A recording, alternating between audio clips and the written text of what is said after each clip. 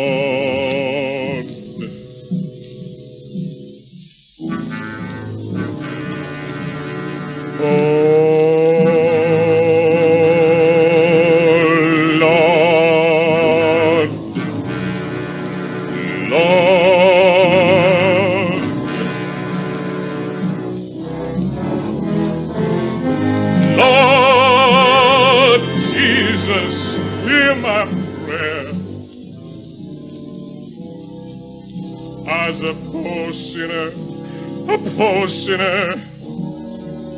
I knows I done wrong, I knows it. When I catches Jeff cheating with loaded dice, my anger overcomes me and I kills him dead.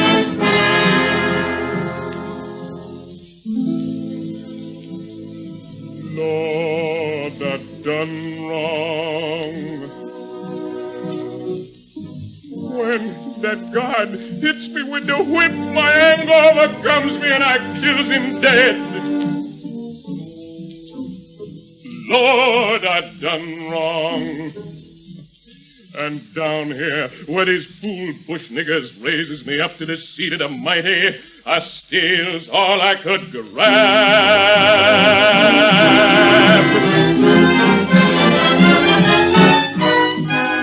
Lord, I done wrong. I knows it. I'm sorry. Forgive me, Lord.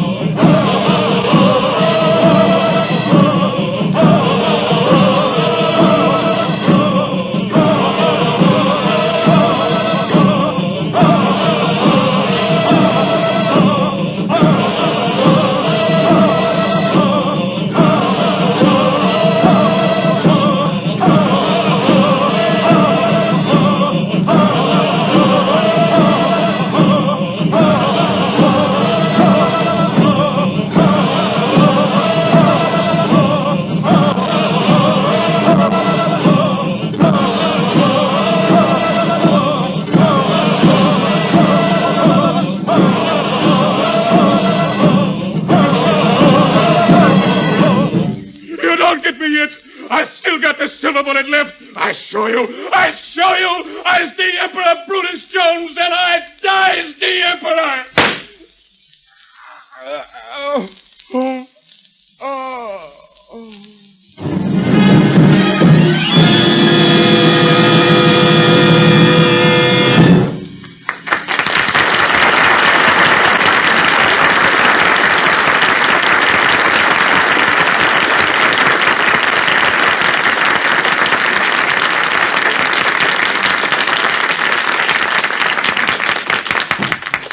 Thank you, Mr. Middleton, and thank you, Werner Jansen. That was really lovely.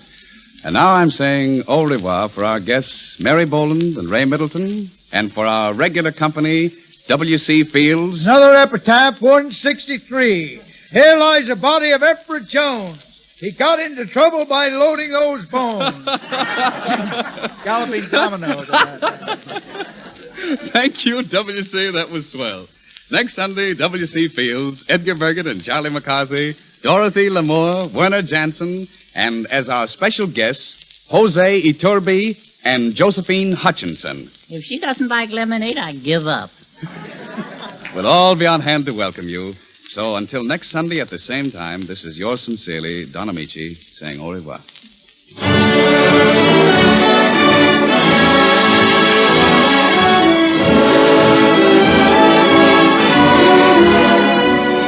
Heard on this program were Easy on the Eyes from Turn Off the Moon.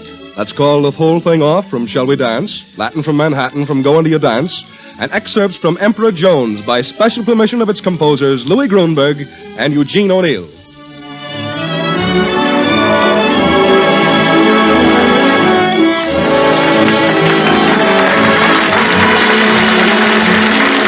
This is the Red Network of the National Broadcasting Company.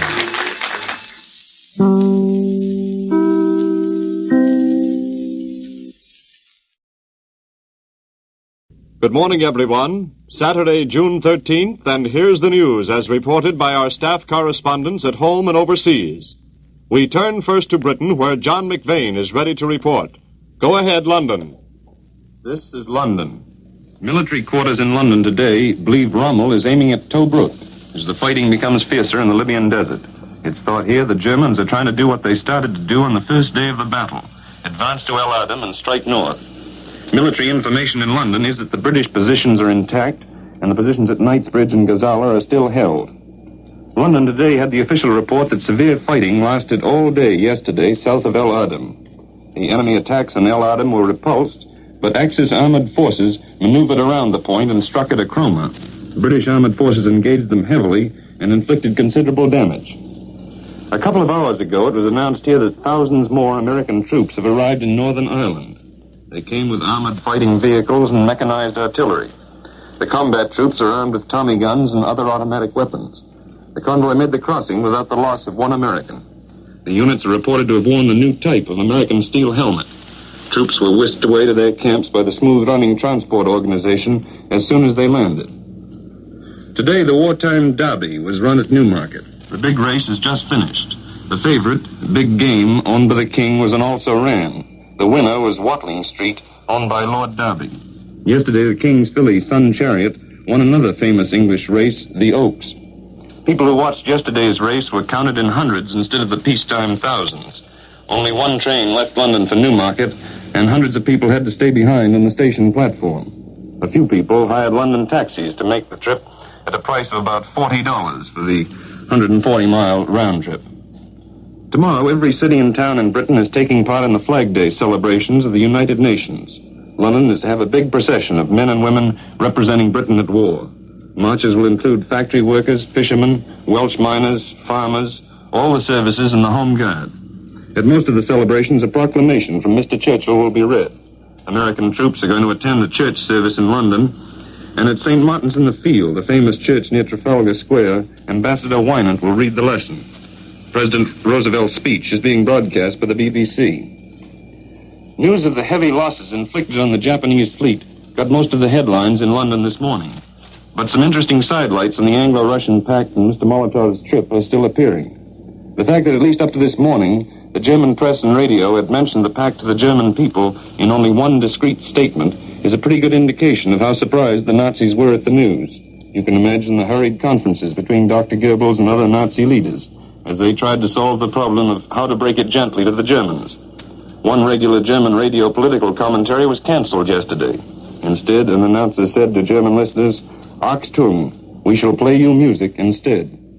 The Germans haven't yet made any mention of the Second Front statements in Washington and London. Germans in Norway, however, got the assurance from their country's radio that the Anglo-Russian pact would never have any practical significance.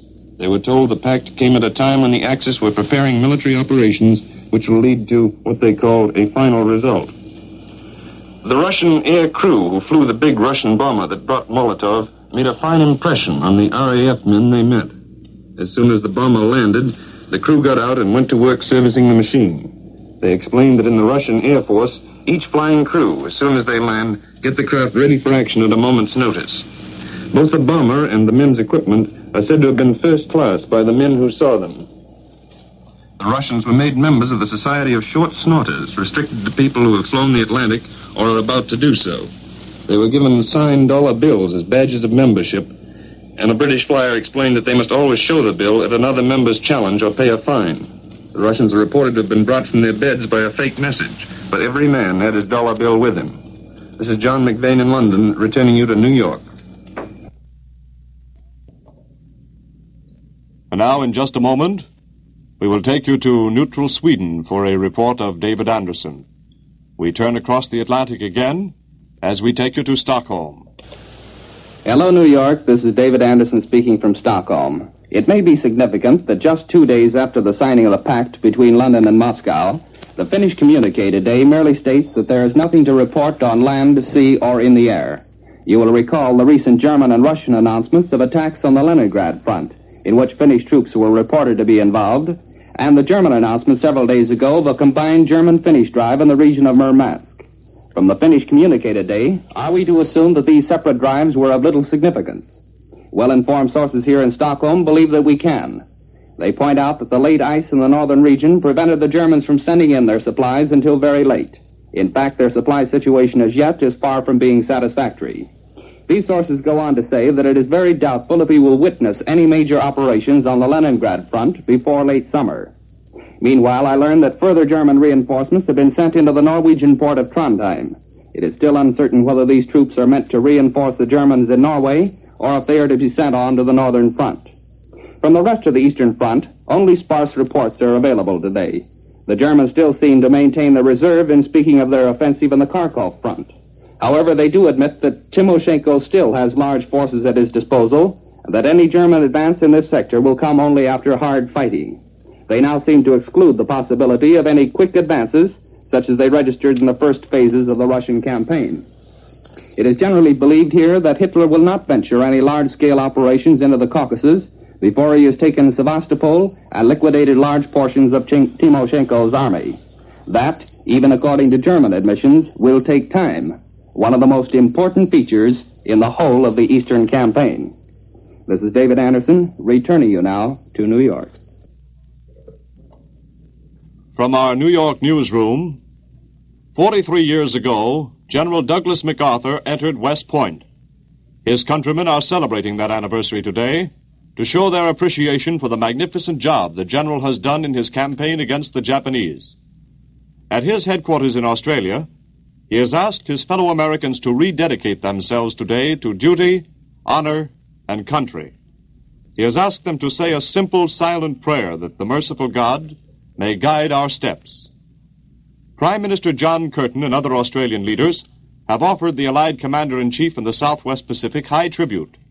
In a broadcast last night, Curtin recalled that General MacArthur has said he will one day return to the Philippines, and the Prime Minister said the General's word was a solemn pledge Australians are going to help him keep.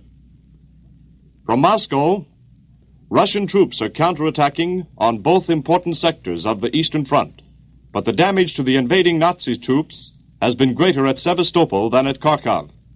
The Soviet Information Bureau says heavy toll has been levied on German manpower and materiel in the battle in the Crimean port. 62 German tanks have been knocked out and damaged, and 10 artillery and mortar batteries have been leveled.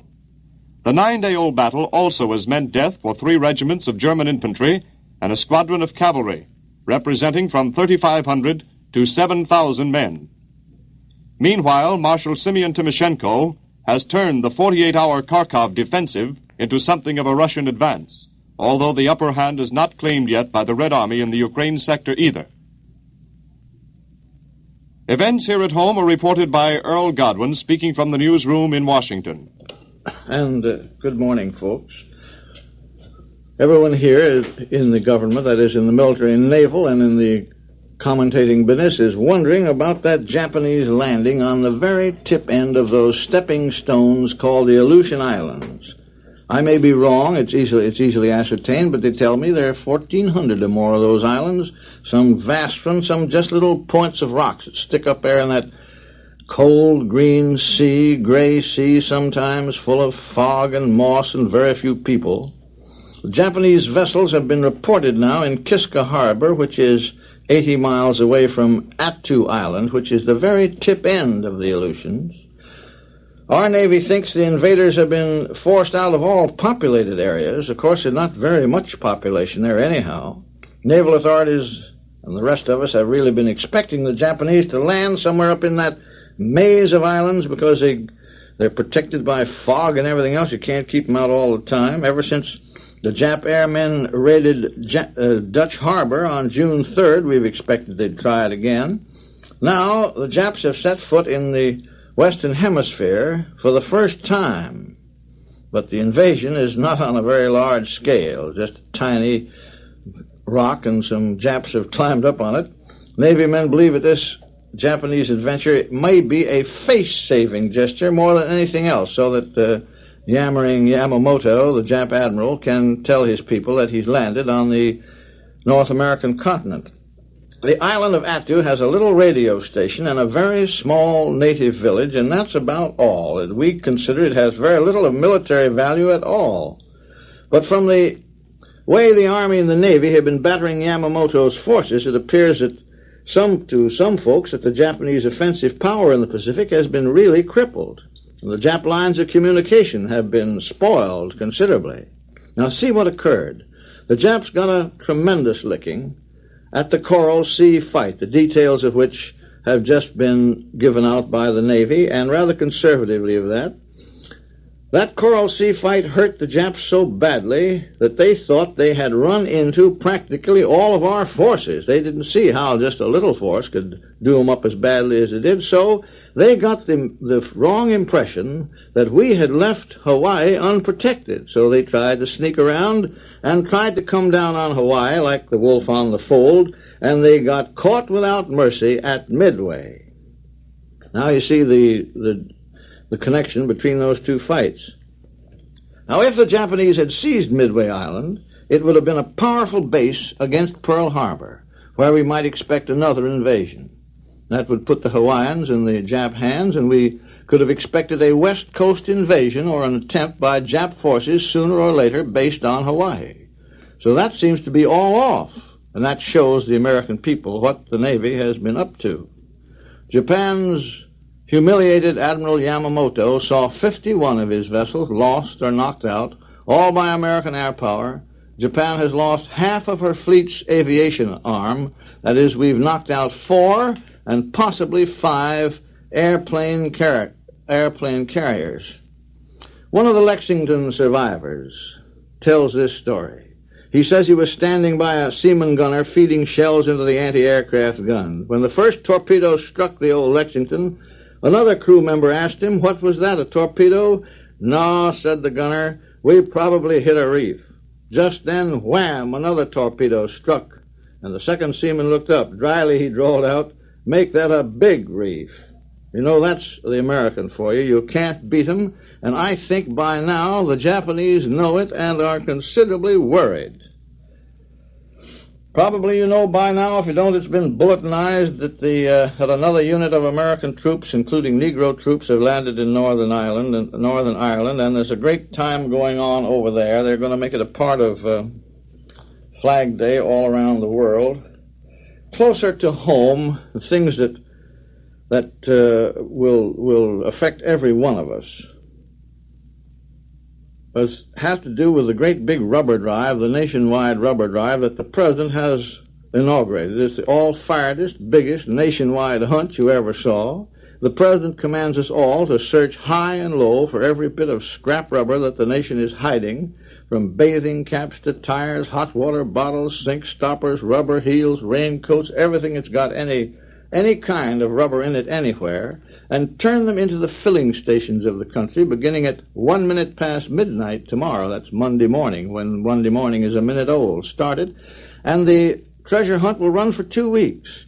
You know how you really have no idea how important it is or how badly your country needs that rubber. The way these Army fellows talk, actually we may lose or win a major battle on the amount of rubber we collect, because rubber puts speed into the Mobile Army. It puts 25 more speed in the American tanks than the Germans have with their lack of rubber.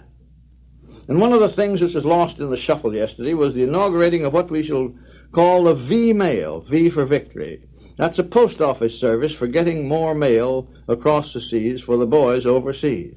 It is a micro-photographic scheme. Your letter, taken to a post office, is photographed and reduced in size so that much more mail can be sent abroad than ordinarily.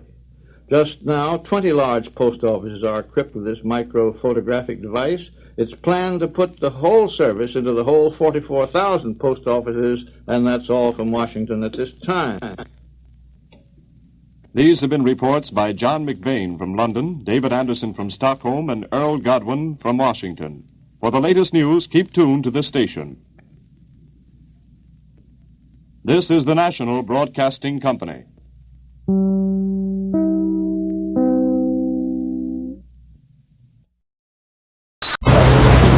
CBS World News brings you the early morning reports of its correspondents for the news of the world on Saturday, June 13th. Today we shall call in London and Washington and attempt to get you a report by shortwave radio from Australia. In addition, Chet Stanton will give you the latest developments from other points. But first, here's the general situation this morning. Japanese invasion forces on the Aleutian Islands are under attack from American planes, while details of American victories in the Coral Sea and Midway battles come from Washington and Hawaii. A new contingent of American troops has arrived safely in the British Isles. The siege of Sevastopol enters its 8th day, and a new Axis tank assault is reported in Libya. And now for more news, here is Chet Stanton. Before hearing from Australia, here is a report on Russia.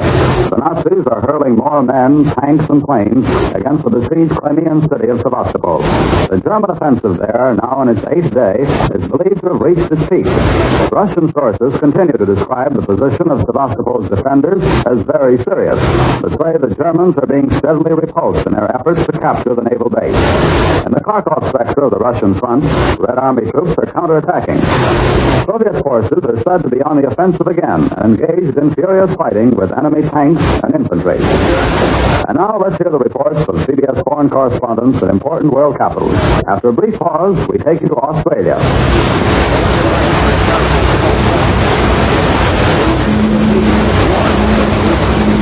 CBS Australia. William J. Dunn reporting.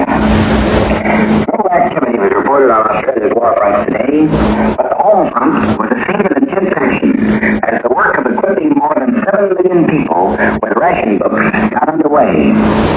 The Commonwealth government is trying to complete this job within a 48-hour period, and although there will be some necessary exceptions, most of Australia will have its individual quota this time tomorrow night. It's Australia's first experience with rationing, and presently at least, only clothing and tea, Australia's national beverage, are affected. Here's the way it will work, briefly. Mr. Blank is married and has 2 children. Each of the 4 persons in his family is issued a small book containing 112 clothing coupons and 26 tea coupons. Of the clothing coupons, 56 are for use any time in the next 6 months, the rest during the second half of the rationing year. Thus, the Blank family now have a total of 224 coupons for immediate use by 4 persons. Mr. Blank needs a clean, unlined overcoat, a pair of shoes, and a cotton shirt. These 3 items will take 54 of his 56 coupons, and if he has to buy a pair of socks requiring 4 coupons, Mother Blank will have to get him 2 of hers. A nun father is through buying clothes until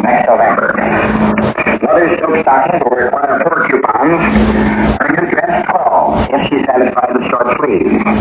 Son sweater with long sleeves will take 5 coupons, and daughter's frock another 10. Each member of the family is entitled to buy 2 ounces of tea every 2 weeks in exchange for a coupon.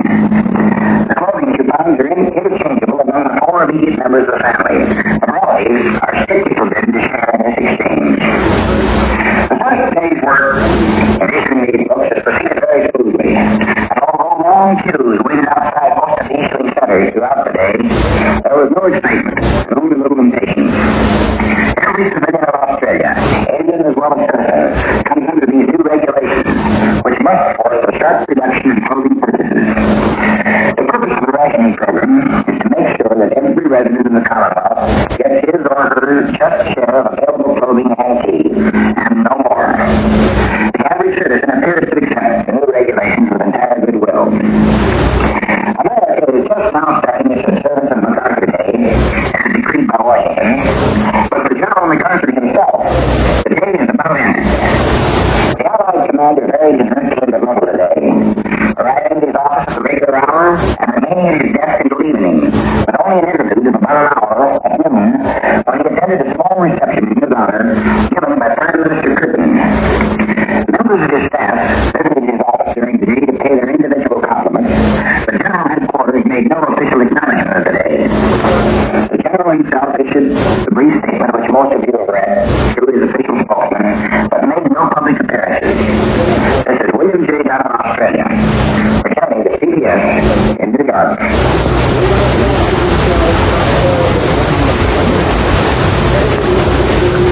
Next, across the Atlantic to the British capital.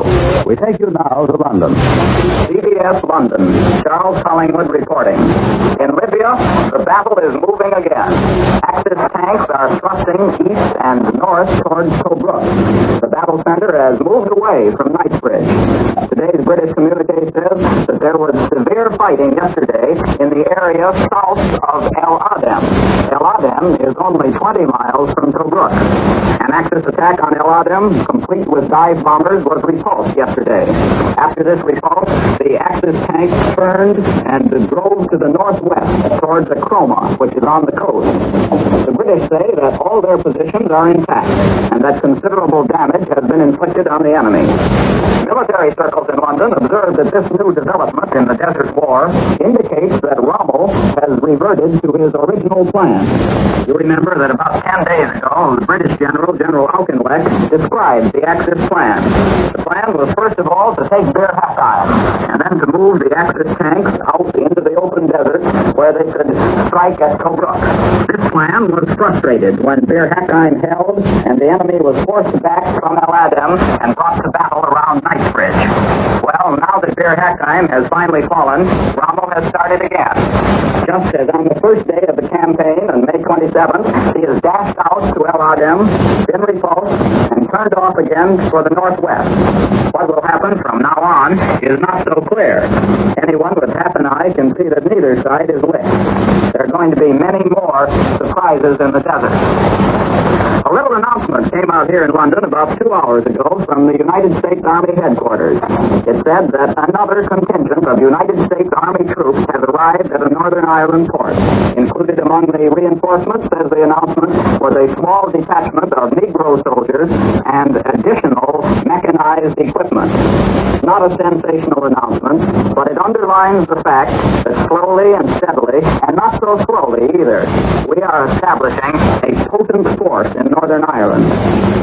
The British are still thinking a lot about the Anglo-Russian treaty. And the more they look at it, the more remarkable a document they think it is. The sober Weekly Economist, a journal which is not given to hysterical judgment, says that the treaty may have as much significance for the future of world order as victory itself.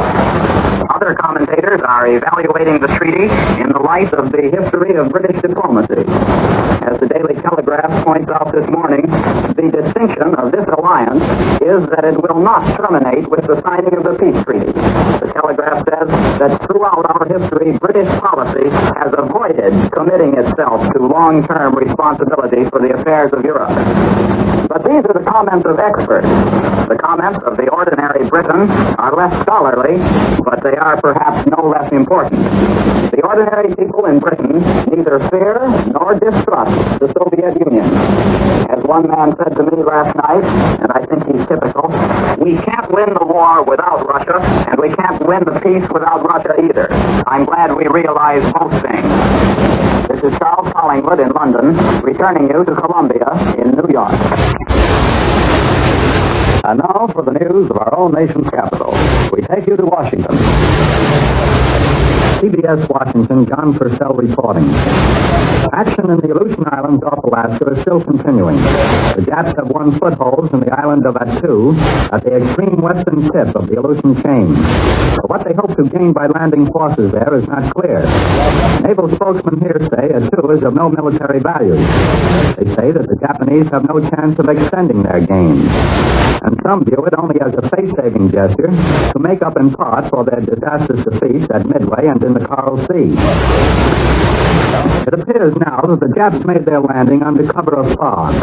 Because of the fog, American reconnaissance planes were hampered in searching for landing parties. But later, Army and Navy forces threw the enemy out of all the populated regions of the islands. The Navy communique of last night announced that weather conditions in the outlying islands precluded aerial reconnaissance until the last 24 hours. If the weather manages to stay clear for a while, we should have more news of operations by our air forces later today. The Jap landing at Attu marks the first time since the War of 1812 that enemy forces have invaded the North American continent. The island is small, not more than 20 miles in width. It is about 800 miles from the Japanese-owned Kurile Islands and the same distance from Dutch Harbor. To maintain an invasion force, the Japs would have to string their supply lines from the Kuriles, but then they would be vulnerable to attack by our land-based bombers. And the Japs have very little carrier protection left to maintain these lines. Officials here believe, too, that the Japanese communication lines in the Southwest Pacific are now in danger because of their heavy naval losses. The Navy is making no exaggerated claims, but military observers believe that the Japanese offensive power has been crippled. The Japs have lost probably half of their carrier units, and as you know, the carrier today is the backbone of the fleet.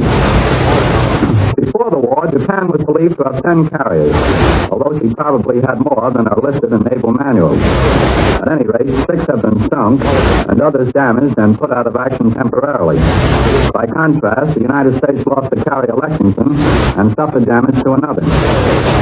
Looking back at the Coral Sea and Midway engagements, military experts are crediting the Japanese Naval High Command with a series of blunders.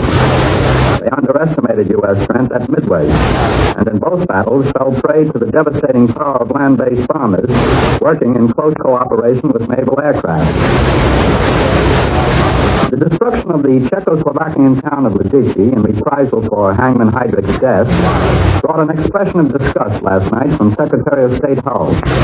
He referred to the Nazi massacre as too beastly even for savages.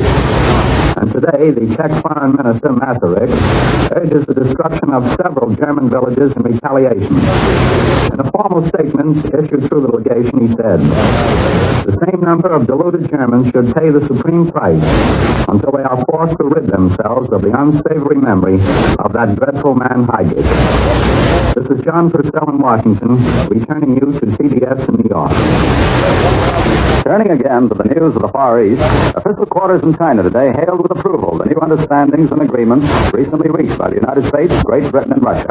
One Chinese spokesman said the Anglo-Soviet 20-year Mutual Assistance Pact and the Lend-Lease Agreement between the United States and the Soviet Union would have an immediate effect on the United Nations war effort and beneficial effects on the peace effort. The arrangements made for post-war collaboration by the 3 largest United Nations also met with Chinese favor. There have been no reports from the actual fighting fronts in China since yesterday's communique describing the Japanese advance westward into Jiangxi province. Chinese defenders of the Zhejiang province capital, Chushen, evacuated the ancient city Wednesday after a gallant defense against heavy odds. Even before Chushen fell, a column of Japanese troops had pressed past the city toward the Nangzhou-Hanzhou Railway. From Mexico City this morning comes word that all Axis business properties in Mexico are now liable to government seizure.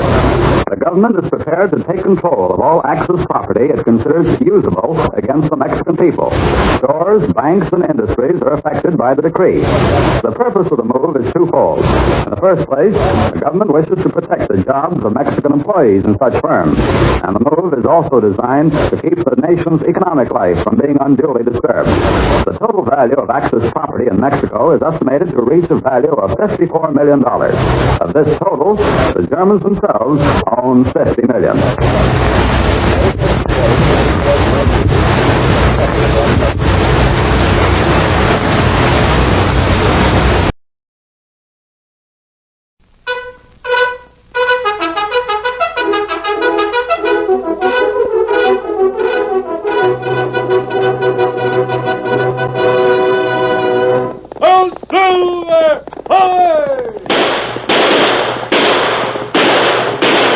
Fiery horse with the speed of light, a cloud of dust, and a hearty hi-yo, Silver, the Lone Ranger.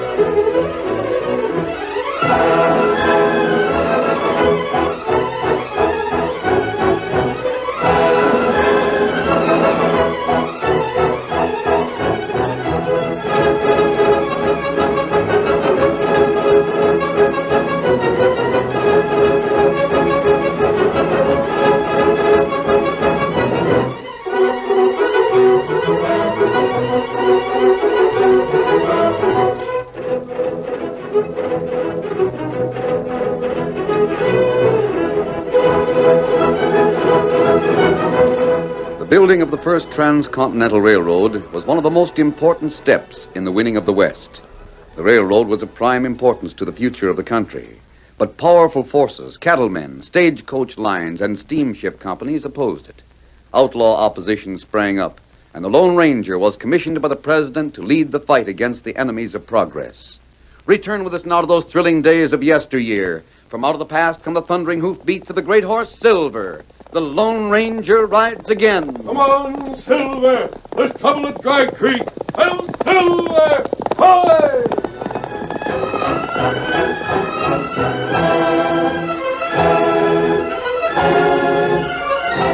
The building of the Transcontinental Railroad was a gigantic undertaking, and as the shining rails thrust further and further into the western plains, the men of the Iron Spur, the powerful outlaw organization which fought to smash the railroads, used more and more violent means to accomplish the destruction of the Iron Horse. One dark night, two grim-faced men waited on the trail that led to Dry Creek. They carried rifles across their saddles. Hold still, you doggone cayuse. Randy, if that railroad messenger hears our horses, he'll savvy we're planning to dry gulch him. He'll light out like a rabbit with a coyote on his tail. He's coming now. Sure it's him? Must be. Who else would be covering the trail this time of night? Grab your horse's muzzle so he don't whinny. Yeah, Keno. I'll cut in front to head him off. You swing in behind so we get him two ways. Whipsawed, huh? Let off a couple of shots into the air. That'll show him we mean business. Get ready. Get along, Dusty. Here, boy. 15 miles to Dry Creek. Cover the ground, boy. Now get Right along. up there. Stand and deliver, mister. This is the Iron Spur.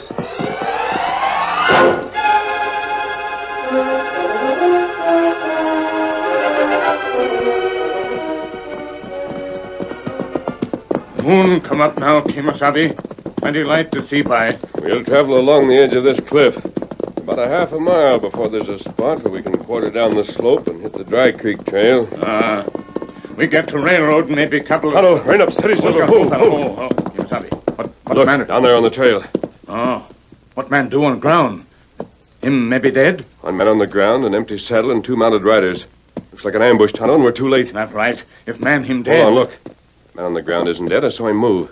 Maybe they his friends. Maybe horse trip and him fall to ground. They're his friends. They wouldn't be ignoring him. They'd... Hello. One man lift gun to shoulder. Kimasabi, he mean to shoot man on ground. We can't get down there fast enough to... Hello. Ride for the path down the cliff. I'll hold them off with the rifle. Now ride. Get him up, scout. Steady, Silver. Range is long, and my aim must be perfect.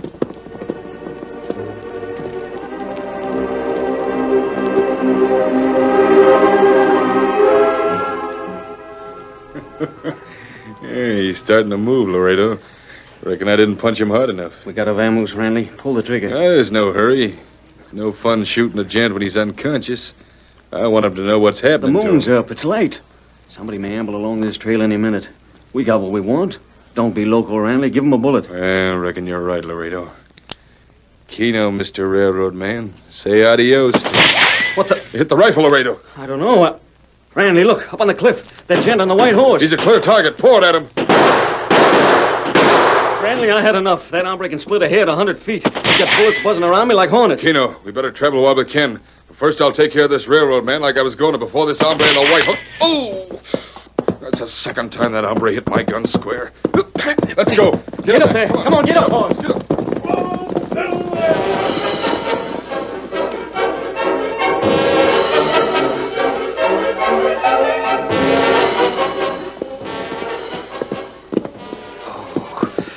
Thanks, Injun. I'm sure glad you happened along. Those hombres were all set. Oh, my jaw. We see him from up there. Top of the cliff? 2 bad men ready to shoot you when you lie on ground. We see him. I heard shooting, but that's a long way off. Injun, you mean you shot from up there well enough to scare those coyotes off? Only me, not the one to shoot. Me right ahead, come down path and cliff. Well, dog me for a lop-eared maverick. Who was it did that shooting? Buffalo Bill? No. Him come now. Hi! Hi, Kimosabe! Say, that's a wonderful horse that gent's got. Steady, Silver, steady. I see you're all right. Yep, thanks to you and the engine. Mister, you sure saved my life, judging by what in tarnation you're masked. That's right. But you can't be outlaws. They was outlaws. Tonto and I are friends. What's that? Tonto. Is this Indian's name Tonto? That's right. And your horse is named Silver? Why, you must Perhaps this will settle it for you. Silver Bullet. The Lone Ranger. Well, no wonder you was able to scare off them Iron Spur outlaws. Just a moment. Did you say Iron Spur? Sure, that's who they was. You work for the railroad. How'd you know? Never mind. What were they after? Well, I don't rightly know. We look in saddlebags. Saddlebag open, but nothing gone. Well, the only thing open was this letter. Don't seem important to me. Yeah, I see that. Oh, sure. Can you read it? The moonlight. I think there's enough light. Oh. All it says is that railroad service between Dry Creek and Wolf Bend is due to start a week from today. 1 train every 2 days. The first trip to be from Wolf Bend to Dry Creek. Yeah. Now, why should the Iron Spur be interested in that?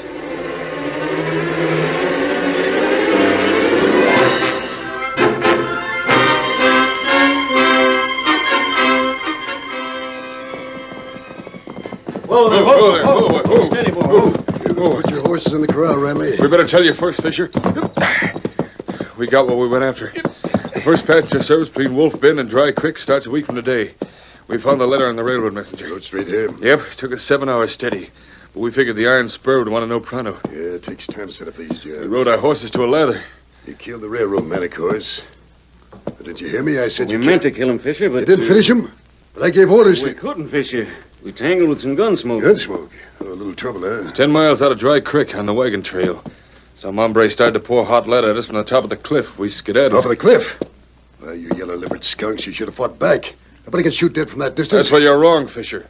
This gent knocked the hand out of my gun twice. He put bullets so close they was singeing my whiskers. Ain't nobody can shoot that. Don't tell us we was there. If you want to make an argument about it, then just... Now, cool off, Ramley. I give him a little on the prod. Forget it. All right. This gent didn't follow you? It's half a mile around to get down the cliff. We had a good head start. We covered the trail, too. Nobody knows where we headed, Fisher. Keno. First train is a week from today, huh? Well, that's just dandy. And what's your scheme, Fisher? The stagecoach company is still running between Wolf Bend and Dry Creek, ain't it? We won't stand a chance when the railroad gets going. You can make almost as good a time. Sure, but the stagecoach bumps around. Passengers get shook up from here to breakfast. Besides, the railroad's a new thing. Everybody wants to ride the steam cars. I heard that old man Larson plans to give up the stage as soon as the railroad starts. He won't even try to compete. Larson don't own the stage line anymore. I bought it from him yesterday morning. You what? You got ears, Laredo. Me, I'm the new owner, and I plan to compete, Savvy. You're wasting your money. The Iron Spurs get plenty of money, and it won't be wasted. Because the stagecoach is going to get the business and keep it. If you cut the rate, so will the railroad. Finally, supposing something happens to that first passenger train. Supposing it runs into trouble. Trouble? What kind of trouble? Oh, I don't know. Only if it does, folks are going to be a mite afraid of traveling by rail. Don't you figure so? Say, that's right. They'll get spookier than cattle in a thunderstorm. So that's your scheme. Just wait and see, Laredo. Wait and see. The Iron Spurs got an ace up its sleeve. When the time is ripe, we play it. Yeah, we play it. And we win.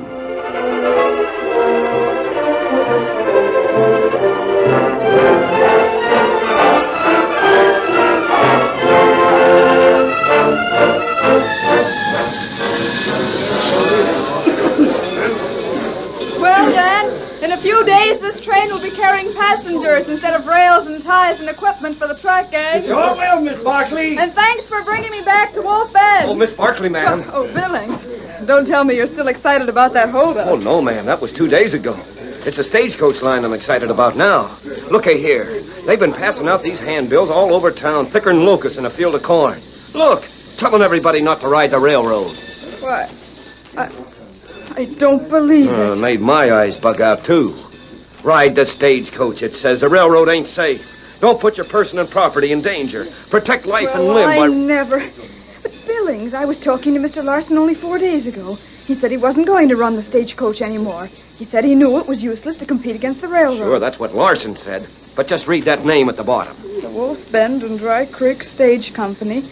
Carl J. Fisher, owner and... Billings. Yes, sir. Fisher's took the stage line over lock, stock, and barrel. I tell you, Miss Barkley, I don't like it.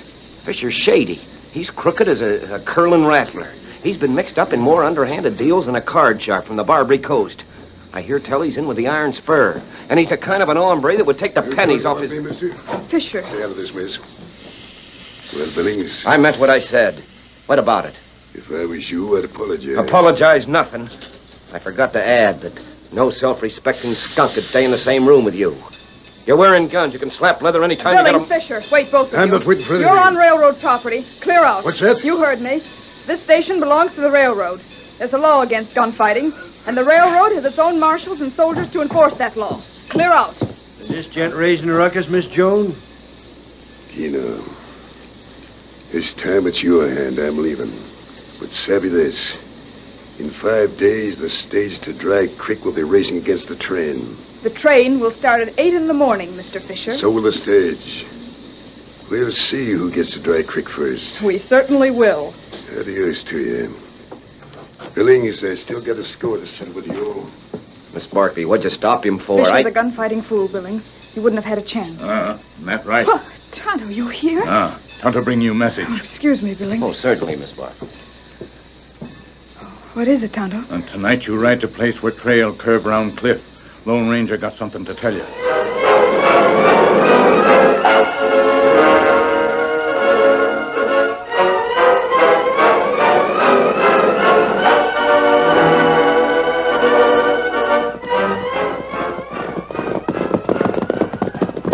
I don't see him, boy.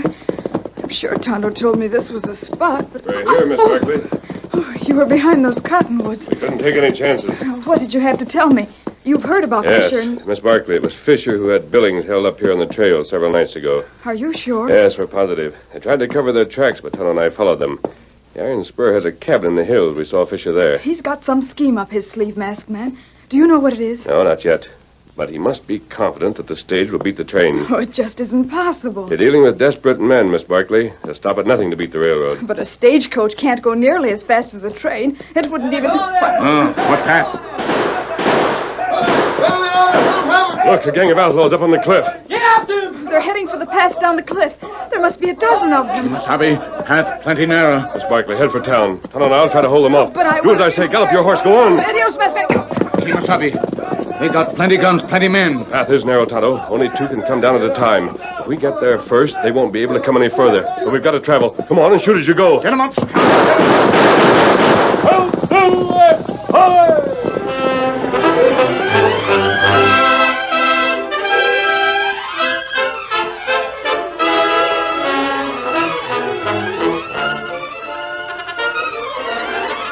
The curtain falls on the first act of our Lone Ranger story.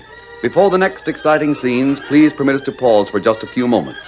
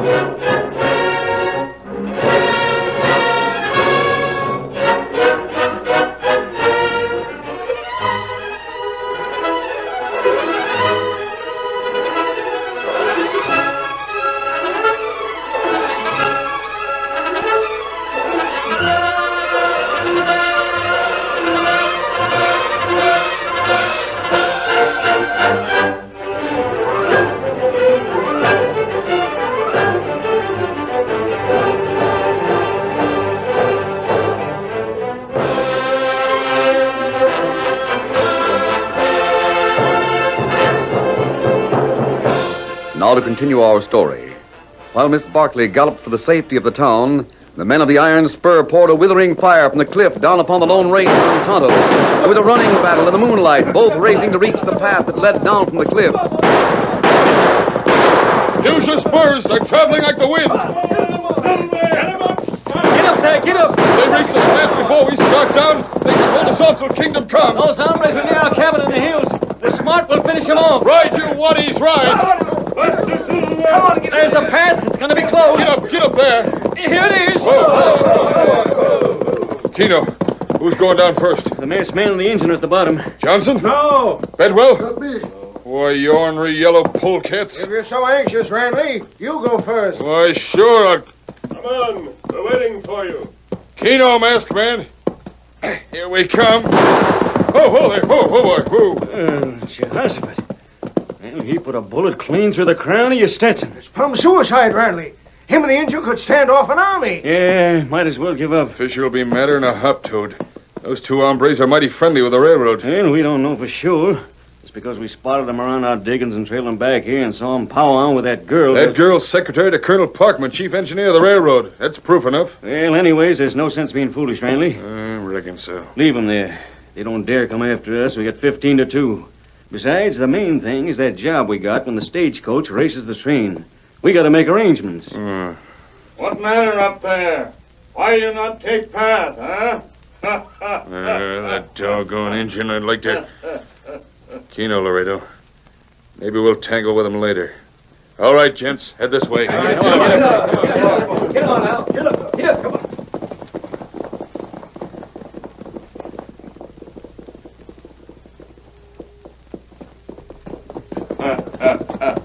They not try to make fight, huh? No, we reached the path in time, Tonto. Steady, Silver, steady. They're heading west. They must have been seen when we scouted that cabin. That's right. We still have no idea what Fisher's planning to do. They work for Fisher? Who else? Oh, that way it must be. But what we do now, Kemosabe? Heading west. The railroad line is out that way, Tonto. I'm going after them. Huh? You head back for Wolf Bend. Tell Miss Barkley what happened. Stay with her till you hear from me. Kemosabe, you not take Tonto? No. But you not fight them alone. 15 outlaw. That too many. Do as I asked, Tonto. Stay with Miss Barkley. If necessary, go out on the first passenger train. You may not hear from me before it leaves. Tonto not savvy what I don't intend to fight them, Tonto. I'm going to trail them, see where they're heading and what they're aiming to do. And this time I'll make sure they don't know I'm after them. Adios. Tonto, do what you say. Me head for Wolf Bend. Adios. Get him up, Scout. Come on, Silver.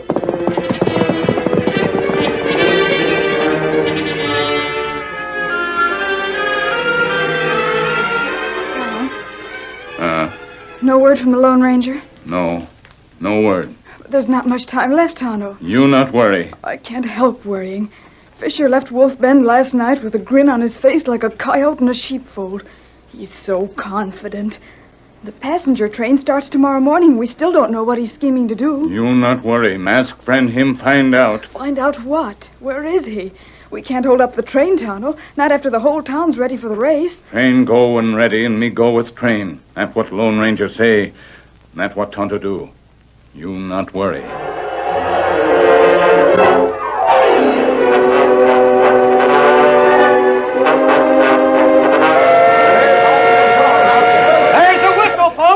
Hop aboard! Hop aboard! First passenger train to go all the way to Dry Creek. It's an historic event.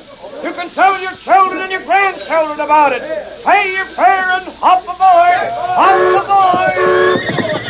Doggone you, railroad man! Tell that hombre to stop blowing that whistle. He's scaring the horses. Don't worry, Johnson. When we start out, we'll leave that coach and horses so far behind they won't be scared at all. They won't even hear the train whistle. Oh, don't pay no mind to him, folks. Ride the stagecoach. Then you'll be sure to reach Dry Creek all in one piece. Why, that contraption's due to blow up any minute. It's full of steam already. We'll see who gets the last laugh, Johnson. Tell your boss, Fisher, that I'll be gunning for him when I get to Dry Creek. That is, if he still wants that fight. Mister, the stage is going to beat the train, and Fisher'll beat you. Maybe they'll use that engine for your tombstone. Oh, here I am, Miss Joan. The spraddle-legged, cactus-eared coyote. Never mind him. Bandying words won't make any difference. It's almost 8 o'clock. Everybody aboard! All aboard! Oh, come on, we better hurry. Get on the stage, folks. We're heading for Dry Creek. No head start there, Johnson. You wait. Sure, I'll wait, and I'll wait for you in Dry Creek, too. Miss Joan. Oh, here you are, Tonto. Me put horse and baggage car. That right? Yes, and we'll be in the engine with the cab crew. Is there any word? No word. Oh. Come on there, it's 8 o'clock. Any second the judge will shoot off the starting gun. Come along, Tonto. We've got to be on the train. I reckon the Lone Ranger failed. For once in his life, the Lone Ranger failed. We go on train. There, the stagecoach is ready. Fire that gun when you're a miser. Shoot off your gun, Judge. Here goes the passenger train. Here we go. Come on, there, Blackie. Come on, Memphis. Get up there. Get up. Get along. First one in the Dry Creek. Get along there, boys. Hurry.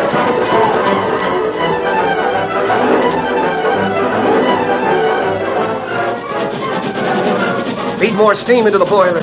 Put more wood on the fire. We're heading for Dry Creek.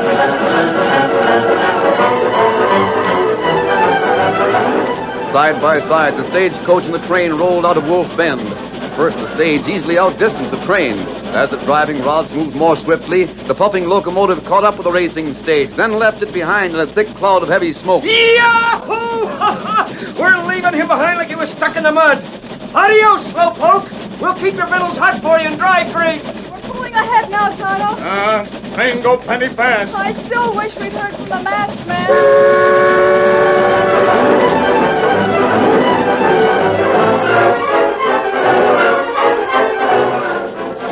A little further along, the stagecoach and the train separated, curving away from each other.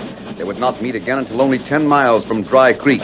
The morning sun rose high and then began to swing down again. In the rocking, creaking cars, the passengers dozed. Joan Barkley and Tonto were up in the engine room with the cab crew. Suddenly, Tonto pointed. Look there! Silver! Over a ridge flashed the great stallion, the Lone Ranger leaning forward in the saddle. More than 20 feet with each stride, Silver galloped over the flat prairie, angling as he ran until he was parallel with the steel rails. The masked man's face and arms were dust-covered from the long ride, but his eyes behind the mask were sharp and keen as ever. Slow down! Slow down! Tonto, can you hear me? Tonto, here! You follow bad men? I followed them and I learned what they're planning to do. Miss Barkley, are there any guns on the train? I reckon there must be. Good. There's going to be a fight. Those outlaws are planning to wreck the trestle as the train crosses. It'll look like an accident. Wreck the trestle? Yes, but we can stop them. Tell the engineer to stop just this side of the trestle. Understand? I'm close, Sammy. All right, then. Now speed up. I'll ride alongside. You can't keep up with us, mister. Speed up. Silver can keep up with you. I'll ride alongside. Come on, Silver.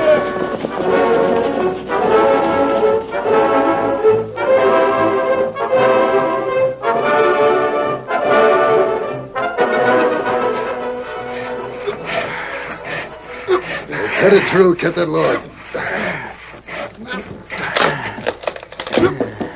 That does it, Fisher. Well, there's 3 logs cut on a trestle. You want any more cut? Never mind, boys. There's plenty. Hey, watch your steps. Long drop down. We climbed up. We can make it down. Here's the ground. Watch it. Take a look at it.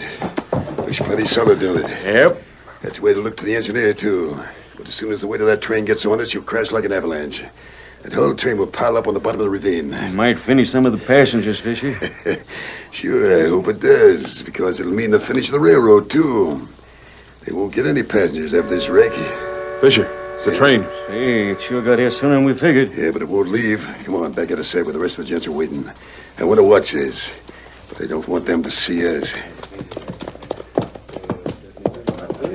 Yeah, gents.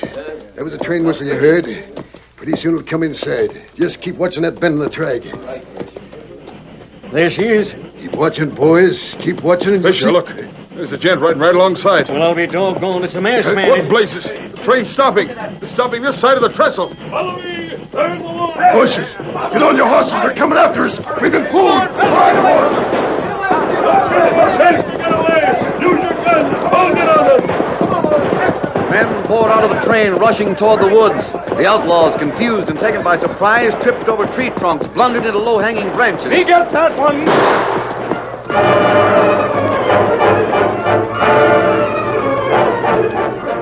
In less than 10 minutes, it was over.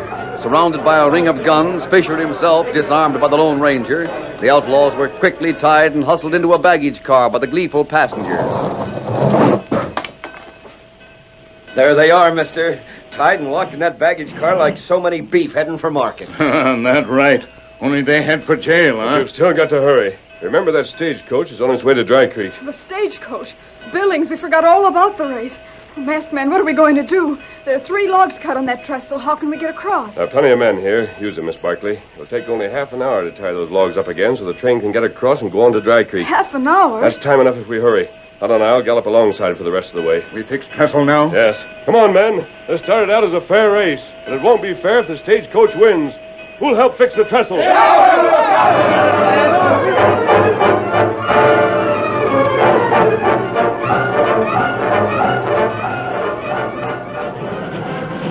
masked man sure helped us fix that trestle in record time, Miss Joan. There's still a chance. Are we near Dry Creek yet, then? Just around the next bend, Miss Barkley. There it is! Yes, the crowd's waiting at the station. That means the stage hasn't arrived yet. It sure hasn't. Look over there. It's the stagecoach, and it's a good mile behind us. We win, Miss Joan. The railroad wins. Yes, thanks to the masked man. Lean out, Billings. Lean out and tell him the railroad won. Oh, I sure will. Well, I'll be doggone.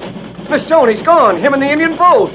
Look, there they go. Well, if that ain't just like the Lone Ranger. He saves a railroad and don't even wait around for thanks.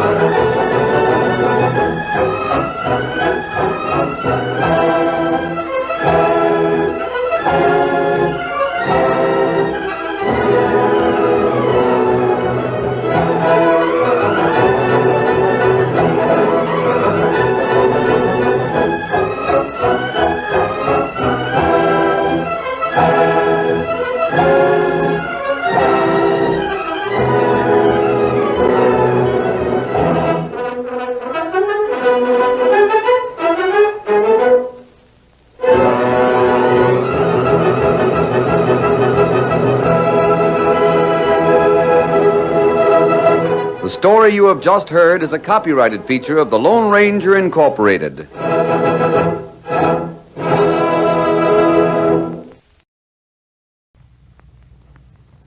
Lux presents Hollywood.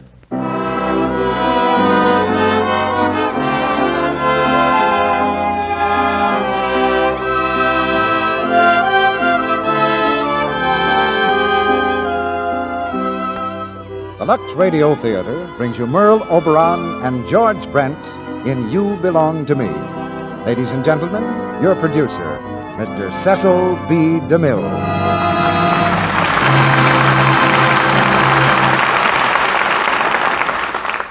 Greetings from Hollywood, ladies and gentlemen. For the next hour, we invite you to lock up your troubles and throw away the key. Tonight's play contains no plan to remake the world, no deep analysis of modern society. But in these or any other times, we believe that good entertainment is its own excuse for being. So sit back and listen to Merle Oberon and George Brent as they bring us the gaiety and romance of the current Columbia picture success, You Belong to Me. It's the story of a doctor, a very glamorous doctor, played by Merle Oberon. George Brent is the wealthy and charming sportsman who marries the lovely medico, but has rather a difficult time competing with such rivals as measles and broken clavicles. You Belong to Me is a fascinating comedy, bringing good cheer tonight to our regular audience from coast to coast, and also to the boys in the American Armed Forces all over the world who hear it too. Women doctors are no longer a rarity, even beautiful ones. As a matter of fact, women have proved their ability at most of the jobs that keep the economic world going round, and in so doing have given Lux Toilet Soap a lot of new jobs too. Glamour used to be considered the exclusive property of the theater and certain upper reaches of the social ladder. We still insist on our theatrical stars being beautiful, but they certainly have no monopoly on that commodity. Some of the women who are doing vital jobs in their country these days might very easily lay aside their welding torches and riveting hammers and step into a screen close-up. Lux Toilet Soap plays no favorites whatsoever. It's the servant of beauty in a mansion or beauty in an airplane factory. Now it's curtain time, and we present the first act of You Belong to Me, starring George Brent as Peter Kirk and Merle Oberon as Dr. Helen Hunt, with Bill Goodwin as Vandermeer.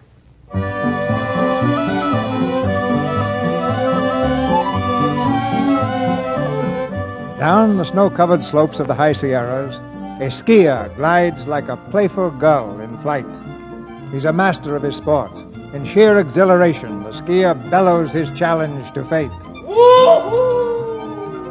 Suddenly, his ski hits a hidden boulder. He zooms through space like a giant pinwheel, bounces off a tree, and dives head foremost into a snowbank.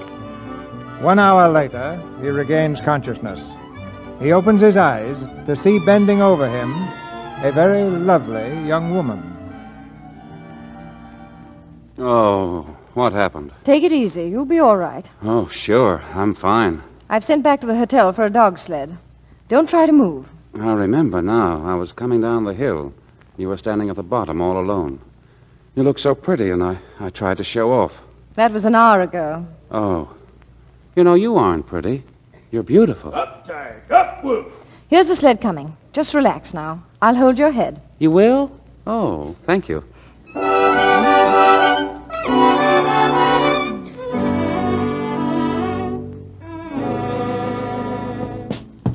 Just put him over here, please. I'll check him over in a jiffy. Okay, Doc. Be careful. He may have some bones broken. Yes, be careful, fellow. That's it, right there. Now, everyone outside, please. I'll make an examination. Hope you're all right, Mr. Kirk. Yeah. Young lady, will you leave, please? I'd rather wait if you don't mind. Are you a relative? No, I've never seen him before. Then perhaps I can handle this better alone. All right. I just thought I might help. I'm Dr. Hunt of Los Angeles. A doctor? You? Dr. Hunt, a specialist? General practice. I see. Frankly, you can be of no help. And now, if you'll be so kind as to leave me with my patient... Oh, wait a minute. Doesn't the patient have a right to select his own doctor? Naturally. Well, all right, then. Hello, doctor. Hello. I'm at your mercy. You're the boss, Dr. Hunt. Thank you. Just lie back, please. Dr. Hunt, Mr. Kirk is an important man. I intend to call in specialists. For what? Yes, for what? Dr. Hunt, the Medical Association shall hear about this. Well, what will you tell them? That I picked another doctor in preference to you? You want the other one hung? We'll engage your services immediately, Doctor, for X-rays. What? Let me see. At the scene of the accident, I noted contusion and a small hematoma of the right posterior parietal region. The absence of bradycardia indicated very little concussion, but take a shot of his head to make sure. There may be a Pott's fracture on the left side and a crack in the tibia and fibula higher up. So we'll take a shot of the whole leg. As soon as you're ready, Doctor. Very well. We told him that time, didn't we?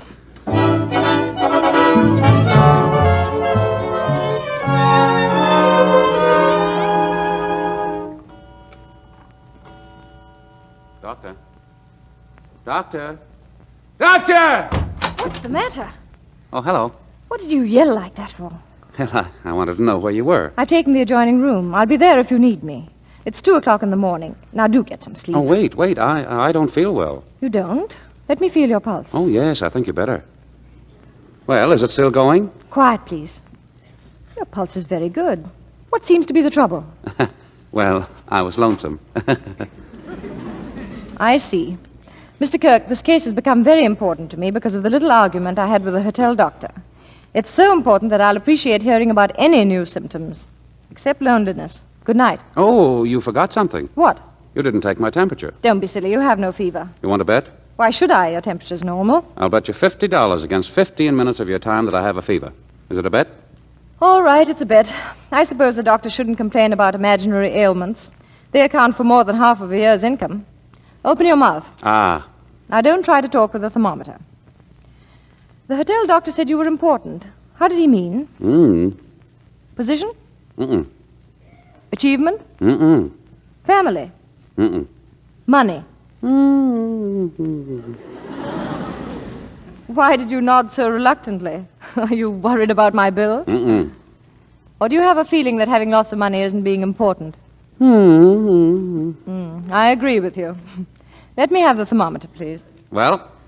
It isn't much, but it's 99.6. It's a fever. Yes, it is. Well, make yourself comfortable. I own the next 15 minutes. Well, Doctor, Wait. Open your mouth again. What for? Open it. Say ah. Ah. Ah. Ah. You seemed pretty certain about that fever, didn't you? Anybody knows a thing like that. I'd say that throat's been sore for several days. What would you say? Maybe. You had a fever this morning, didn't you? Oh, it was nothing. Now, Doctor, Open your mouth. Say, listen. Open. I own this 15 minutes. I want to talk. You can talk after I swab that throat.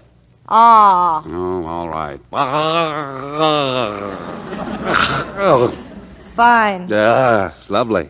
If there's anything I enjoy, it's having a beautiful woman swab out my throat. Why were you skiing with a sore throat? What should I do? Lie around waiting for her to get well?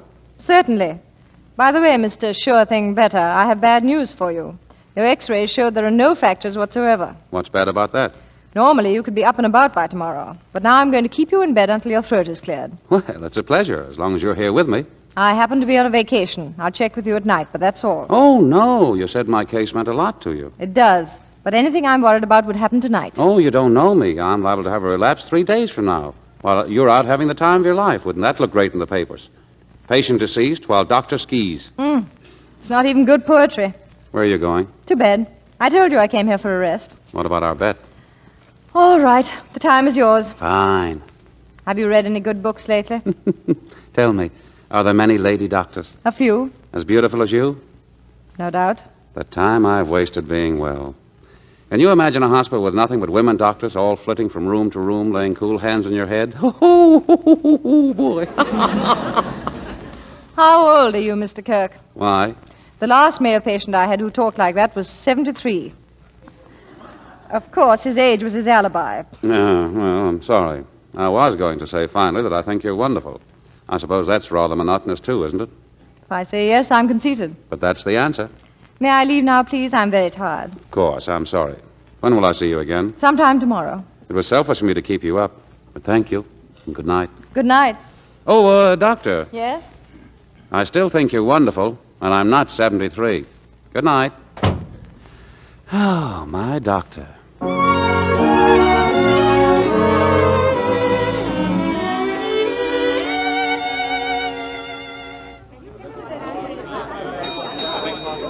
Front, boy. Room 216. Oh, clerk, if my patient wants me, I'll be out in the skating rink. Yes, Dr. Hunt. Oh, Miss Hunt. Yes? May I speak to you a moment? If you'll step over here, please. What is it? Miss Hunt, I am Mr. Barrows, Peter Kirk's attorney. Oh, yes? Yes. I see now why my client has been acting so strangely these last 3 days. Strangely? Of course, you know that Mr. Kirk is able to afford the finest medical care money can buy. I've heard insinuations to that effect. The resident doctor says you refuse to let him call in specialists. Mr. Kirk may do that any time he sees fit. And that isn't the point. I've checked your record and found that you've been in practice only 3 years. In general practice at that. I'm quite willing to turn the case over to any physician Mr. Kirk may name. He has already refused to see 3 of the finest specialists in Los Angeles. Why? He says he has a doctor. Then what am I supposed to do? My client is quite impressionable, Miss Hunt. Doctor. As I said, he's very impressionable. To put it plainly, Miss Hunt. Doctor. All right, doctor. To put it plainly, you appeal to him not as a doctor, but as a woman. Oh, and how did you decide that? Well, I have eyes, and I know my client. Dr. Hunt. As an ethical member of the medical profession, will you explain to Mr. Kirk that he needs more specialized attention than you are able to provide? No. Why not? Because Mr. Kirk's chief ailment right now is a sore throat. There are no broken bones, his head isn't cracked, and as long as he wants to be my patient, he'll be my patient. Furthermore, Mr. What's-Your-Name, you'd better stop worrying about your client and consider yourself, because you're an incipient alopecia if I ever saw one. What's that? You'll find out. Good day.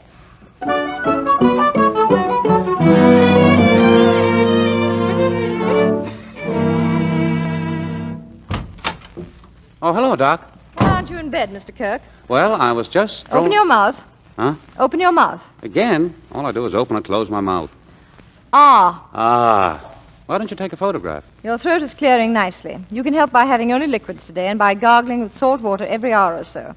You probably still have a slight temperature, but that's to be expected. Say, what's the matter with you? Apparently there aren't going to be any after effects from your fall, so if you feel well tomorrow, get up and do anything you darned well please. But if Mr. Barrows decides that your financial position necessitates calling in 18 specialists with long beards, let him call them in, because I'm through with this case right now. Oh, so you talked to Barrows. That has nothing to do with it. You're well, and I have work to do back in town. I'm leaving right now. Well, won't you stay? I'll be glad to pay you for your full time. Mr. Kirk, that's exactly what I don't like about this case. Mr. Barrows announces that my ability is inferior to your bank book, and you seem to think that my services can be bought by someone who doesn't need them. I apologize. That was stupid of me. I guess I should apologize, too. But I definitely don't like your Mr. Barrows. Well, forget him. Will you stay? I have to go back, honestly. Goodbye. I'm glad I was able to help you. Oh, wait. Will I see you in Los Angeles? No. Why? I'll be very busy at the hospital. I could get run over. No. Goodbye, Mr. Kirk. Wait, please. You can't just walk out on me like this. What do you expect me to do? Well, I mean, haven't you got anything to say except goodbye? All right. Goodbye, Mr. Kirk. And don't forget to gargle.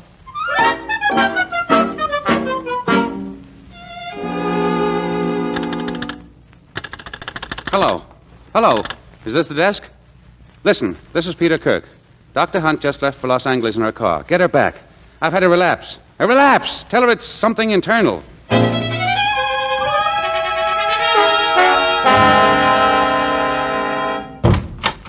Oh. Mr. Kirk, what's the matter? Oh, doctor. What happened to you? Where's the house doctor? Why isn't he here? Huh? The house doctor, where is he? Oh, he's sick. Are you in pain? Oh, terribly. Where? All over. First it's in my chest, and then it's in my head and my arms, and it sort of travels. Oh, I see. And just where is it now, Mr. Kirk? Now? Oh, I can't locate it now.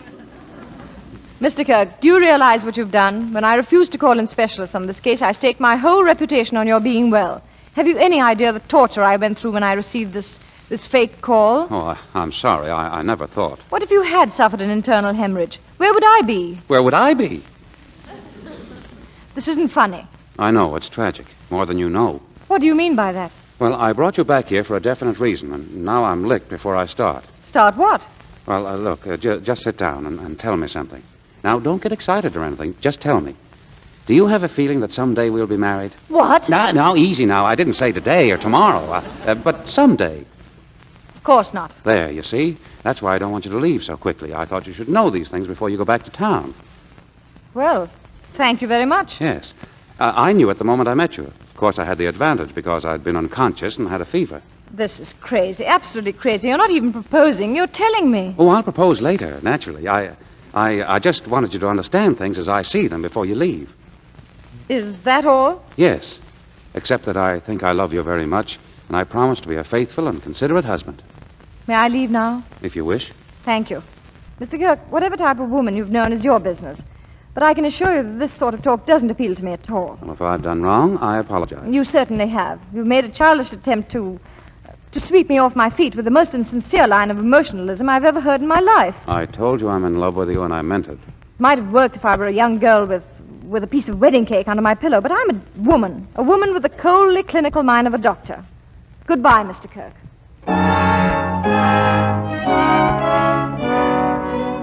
Peter Kirk marries Lady Doctor. Playboy weds female medico. She looked down my throat, says young millionaire. It was love at first sight.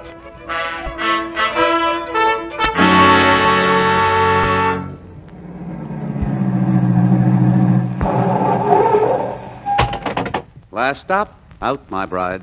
Oh, Peter, I'm still terribly confused. Perhaps we shouldn't have come home so soon. That's nice talk from a married woman. A married woman. 4 hours. It'll take longer than that to get used to the idea. Well, come on, darling. I want you to see the house. Peter, is that it? That's it? You mean all this is yours? No, yours. But how can 2 people actually live in so many rooms? Is it too big? Well, I worked in a hospital that was smaller. Oh, don't you like it? Of course.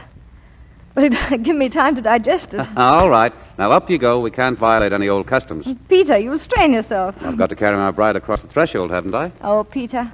Just you and me, darling. Our honeymoon. Darling. Ready? Come on. Be careful. Congratulations, Mr. Kerr. Very much happiness to you. I hope that you'll be... Oh. You'd better put me down, Peter. We are very happy, Mr. Kirk. Well, thank you, Moody. So am I. Helen, dear, this is the staff. Our butler, Moody. Welcome, Mrs. Kirk. Thank you, Moody. Ella, It's so happy Eva, for you, Mrs. Doris, Minnie, Josephs, and Billings, the caretaker. Pleased to meet you, madam. Oh, the grounds look beautiful, Billings. Oh, thank you, Mrs. Kirk. We'll have dinner at 8, Ella, upstairs. Yes, sir. Dinner. And Joseph, Mrs. Kirk's car is being driven here from the lodge this afternoon. Very good, sir. And now, Moody, if you'll get the things out of the car, I think... Immediately, sir. Oh, pardon, Mrs. Kirk, your office call. Thank you, Moody. And a Mr. Vandermeer. Vandermeer. Oh, thank you. Yes, ma'am. Say, how did they get our number? I wired my office. How about Mr. Vandermeer? He got the number from the office, probably. Peter, I'd like to see the rest of the house. Oh, sure, but say, this man who called, who is he? Van? Yes, Mr. Vandermeer. One of my patients. Well, is he 73, too? No, a few years older than you. Oh, I didn't know you had any younger men patients. I had you, didn't I? Oh, darling, this is wonderful. You really like it? I love it. But for the first few days, I'd better travel around with a map. Oh, some of the rooms are closed. Maybe we can turn one of them into a study. We already have 2 studies. What about moving your office here? Oh, no. My work stays out of the home. A laboratory, then. Don't you do things with test tubes and... Not around the house. Oh, Peter, it's so wonderful. Peter, promise me one thing. Anything? Never let me do what I've dreamed about. Never let me sleep till noon and have breakfast in bed. Make me get up early and brush my teeth and shower and dress and sit down at a table like a good, honest human being. Promise? Promise. Oh, darling.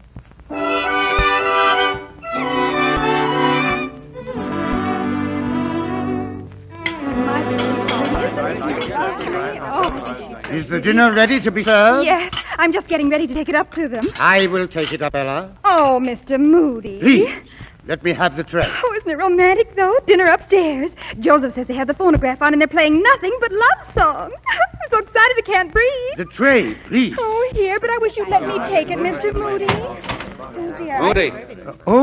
Mr. Kirk. I was just about to bring the tray up, sir. Never mind the tray. Joseph, get the car out. The car, sir? Mrs. Kirk has just received an emergency call. She's leaving immediately. Leaving? Now? Tonight, sir? Tonight. Oh. Oh, Ella, what are you crying about?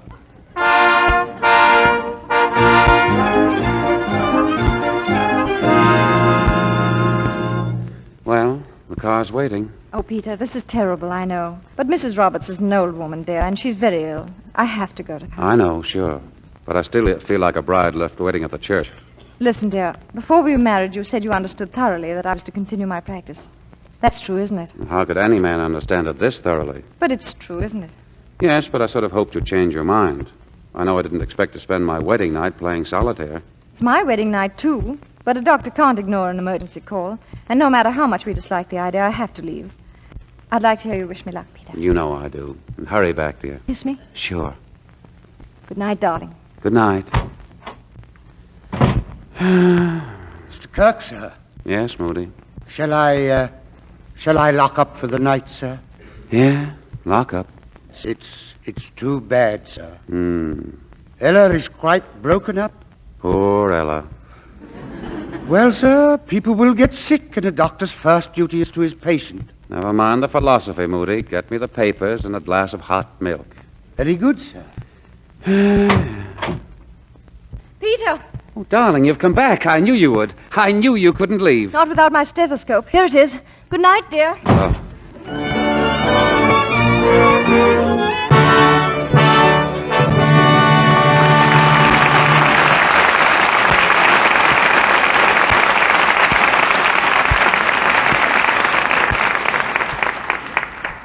In just a few moments, Mr. DeMille and our stars Merle Oberon and George Brent will bring us Act Two of You Belong to Me. Now, for a moment, a little domestic scene that could happen anywhere. Well, look at my little wife. Must be a special occasion, eh? Hello, dear. What makes you think it's a special occasion? I'm not dressed up, really. Just these bows in my hair. Yeah, I see now that's not a new dress, but you look awful good somehow. Oh, Bobby, you're a darling. You never let me down. As a matter of fact, tonight is a sort of special occasion. Know why? Can't even make a guess. Well, you see, I've been making an experiment. A 30-day beauty experiment. Active lather facials with Lux soap every single day without fail. And this, my nice observing husband, is the 30th day. Well, from where I sit, I'd say the whole thing had been a big success. Come here a moment. What is it, dear? Oh, want to look closer? Look, nothing. I want a kiss. Famous Hollywood screen stars and lovely women everywhere say of Lux toilet soap, it's a wonderful beauty aid. This luxurious white soap has creamy, active lather that removes stale cosmetics, every trace of dust and dirt. You'll love the gentle way it caresses the skin, gives it protection it needs to look smooth, soft, lovely. Here's what Loretta Young says. I never neglect my daily active lather facial with Lux soap. Here's what I do. First, I pat the creamy lather lightly in. Rinse with warm water, then a dash of cool. Then with a towel, I pat my face gently to dry. That sounds simple, doesn't it? If your skin isn't as lovely as it might be, why not start tomorrow on a 30-day trial of this gentle, effective, active lather care? Get some Lux toilet soap tomorrow. Now, our producer, Mr. DeMille. Act Two of You Belong to Me, starring George Brent as Peter Kirk and Merle Oberon as Dr. Helen Hunt, with Bill Goodwin as Vandermeer.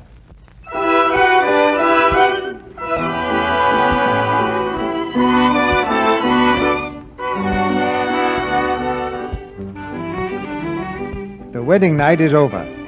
At 6:30 the following morning, Peter Kirk is awakened by a movement in the next room. Stumbling from his bed, he flings open the connecting door and finds his wife having breakfast. Breakfast for one. Well, good morning, darling.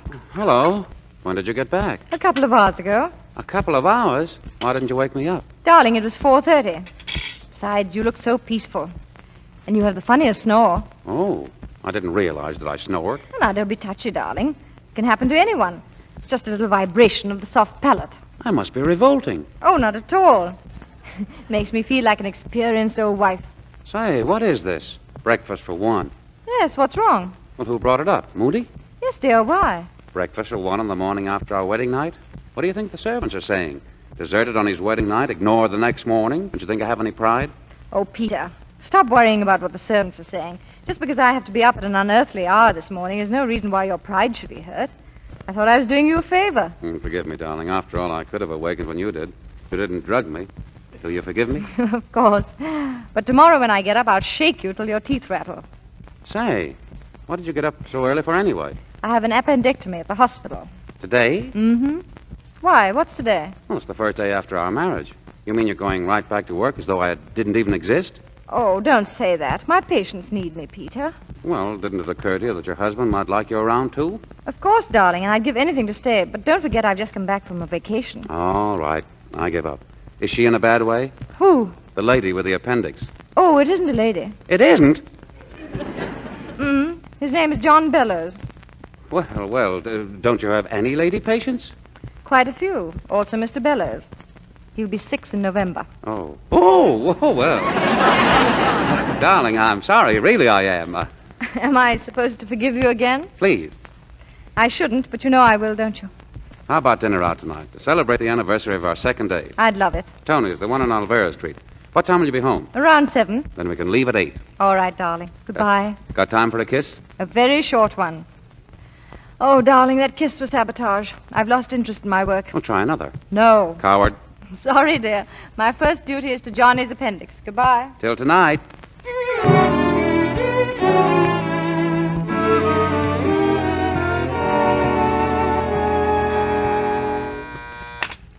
Good morning, Lakewood Country Club. Mr. Kirk, I believe he's out on the golf course, but I can give him a message when he returns. Very well, sir.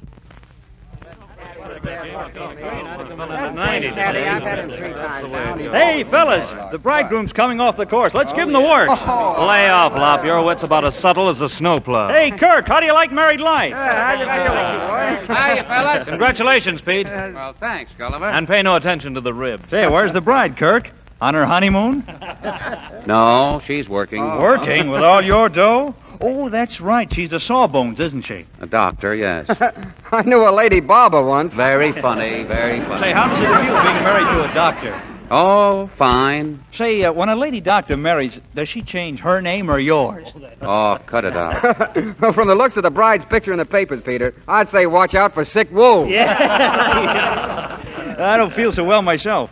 Say, do you take appointments for the bride? That's enough, Lop. It was enough before they started. Come on, guys, break it up. Say, wait a minute. Dr. Helen Hunt, of course, sure. What about her? Well, Jim Vandermeer. What? Yeah, Jim Vandermeer. Well, he's been raving about Dr. Hunt for months. Well, I'm complimented. Well, you know him, don't you? He's a member here. No, I don't. Sure, that tall, good-looking guy. He's the best-looking fellow in the club. Oh, yeah? Strictly a lady's delight. That's him. He's been leaving here early every afternoon. For a treatment. What's wrong with him? I don't know. I do. What? Nothing. All right, Lop, stand up. Huh? Why? Stand up. What for? I don't like you, Lop. Oh!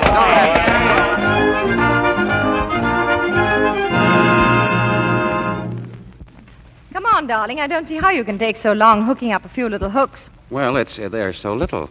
We'll be awfully late for dinner. What did you do today? Oh, nothing much. Played a little golf. Is that what you do every day? Well, it keeps you in condition. Oh, sure. Mm-hmm. How was business? Business? Oh, as usual. Many customers? You mean patients. About the same. Somebody mentioned one of your men patients today. Who? Jim Vandermeer. Oh, Van. Yes, we talked about him yesterday, remember? I've been treating him for some time. Is he what you'd call nice-looking? I don't know. Why? Well, don't you know him very well? Peter, what did you hear? Oh, nothing. You've heard something, obviously. I'd better set you straight. Before I met you, Van asked me to marry him. I said no. That's that, and that's all. Oh, it went that far. What do you mean? Well, what's wrong with him? I mean, what are you treating him for? A fractured scapula. Oh, well, how did it happen? He was skiing. Huh? Skiing. Oh, don't tell me he fell practically at your feet. He did. I thought I was being original.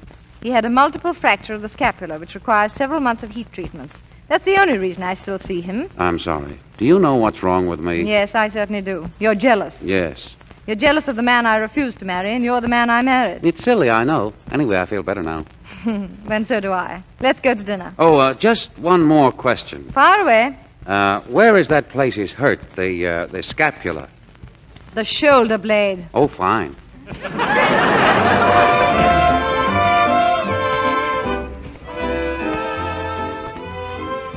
It's quite a surprise to find that your husband dances well. It's the inspiration. I surprised myself.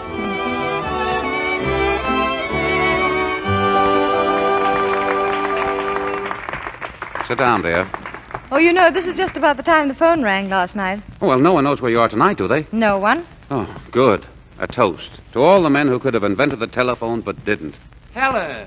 Oh, hello. Well, how are you? Did you get my wire? Well, I'd like to repeat my congratulations in person. Congratulations, Helen. Why, thanks. This is my husband, Peter Kirk, Mr. Vandermeer. What? Well, how you do? How are you, Kirk? I'm fine. How are you? Oh, I'd say that's for the doctor to decide, huh? Well, honestly, Helen, this news was the surprise of my life. Really, I had no idea, positively no idea. Well, it was rather sudden. Sudden? I had tickets for the theater for the night you were to return, and that morning when I picked up the paper and saw you looking down the groom's throat... have you known him long? Long? Oh, long enough. There's one for the book, Kirk. I asked your bride if she'd known you long, and she said, long enough. Oh, I didn't mean it that way at all. Oh, of course, Helen, I know you didn't. Can't a poor old bachelor have his joke? I'm resigned to the inevitable, Helen. Just a purely professional appointment now and then for bare consolation.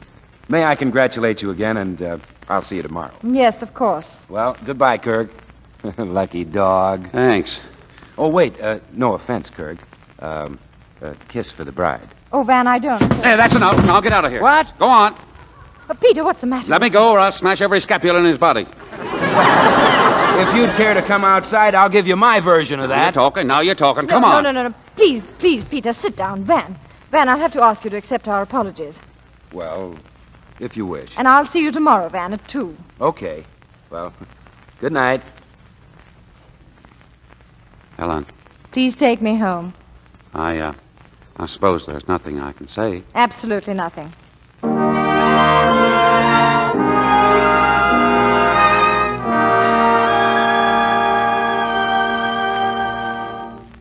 Good night, Peter. Good night. Well, what do you mean? Why are you going in the guest room? I'm sleeping there tonight. Oh. May I say something? May I say it for you? You've acted like a child. We've been married 2 days, and you've violated every rule in existence as to how to treat a wife. But listen, it was Vandermeer I was going to sock, not you. What are you trying to do? Insult my patience so I'll be driven out of practice? Well, darling, tonight you saw me as I am. Jealous, short-tempered, and acting like a fool. I've never been this way before. And the only explanation is that I love you so much I don't know what I'm doing. How long it's going to last, I have no idea. Maybe if marriage becomes a matter of fact with me, I'll return to normal. But I honestly hope not. I want to feel this way about you forever. Will you be patient and forgive me? Oh, but Peter, this can't go on, this suspicion. I'll do everything in my power to make you forget how I've acted. I don't know. Please. Well, let me think. I can't think with you here. Go outside a minute and close the door. Anything you say.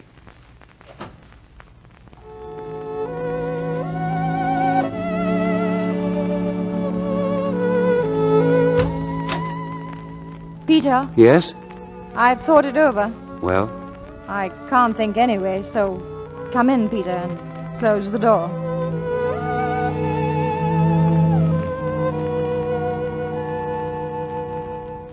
Breakfast is served, Mrs. Kirk. Thank you. Good morning, Moody. Good morning, madame. Good morning, Moody. Good morning, sir. I'll serve, Moody. Yes, sir. Coffee, darling? Please. Oh, I've got a busy day ahead of me. Well, will you be home for dinner? I hope so. So do I. You have Mr. Vandermeer, too. Yes, I know. Yes. I just mentioned it in case you'd forgotten. Thank you, Peter. I hope he's all right. I hope so. Will you convey my apologies again? If you wish. Dum-de-dum, 2 o'clock. What? Did I say something? You said dum-de-dum, 2 o'clock. Oh, did I? Well, I must have been thinking of something. Peter, you're acting very strangely this morning. I shouldn't be. I'm the happiest man in the world. Your mind's miles away. My mind's on you. That's why I'm happy. Oh, Peter, it's much nicer this way, isn't it? No silly jealousies cropping up. I love you. Darling. At any hour you can name, I'll be thinking of you. 10 o'clock, 12 o'clock, 2... Remember that in your office. Here at home, there's a husband who's thinking of you every hour of the day. 12 o'clock, 1, 2... Darling, you're worrying about nothing. Oh, me worrying? What? Listen, I'll be thinking about you. At 12 and 1 And 2. Darling.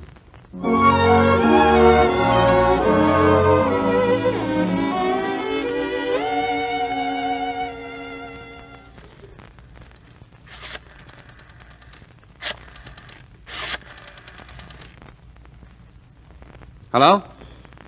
Mr. Vandermeer's secretary, please.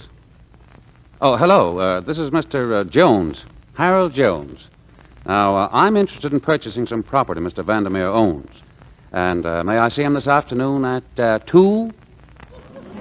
Oh, well, 2 is the only time I have open. He has? With his doctor, huh? I see. Well, he couldn't cancel that appointment. Uh-huh. All right. Goodbye. 12 o'clock. 1 o'clock. 2.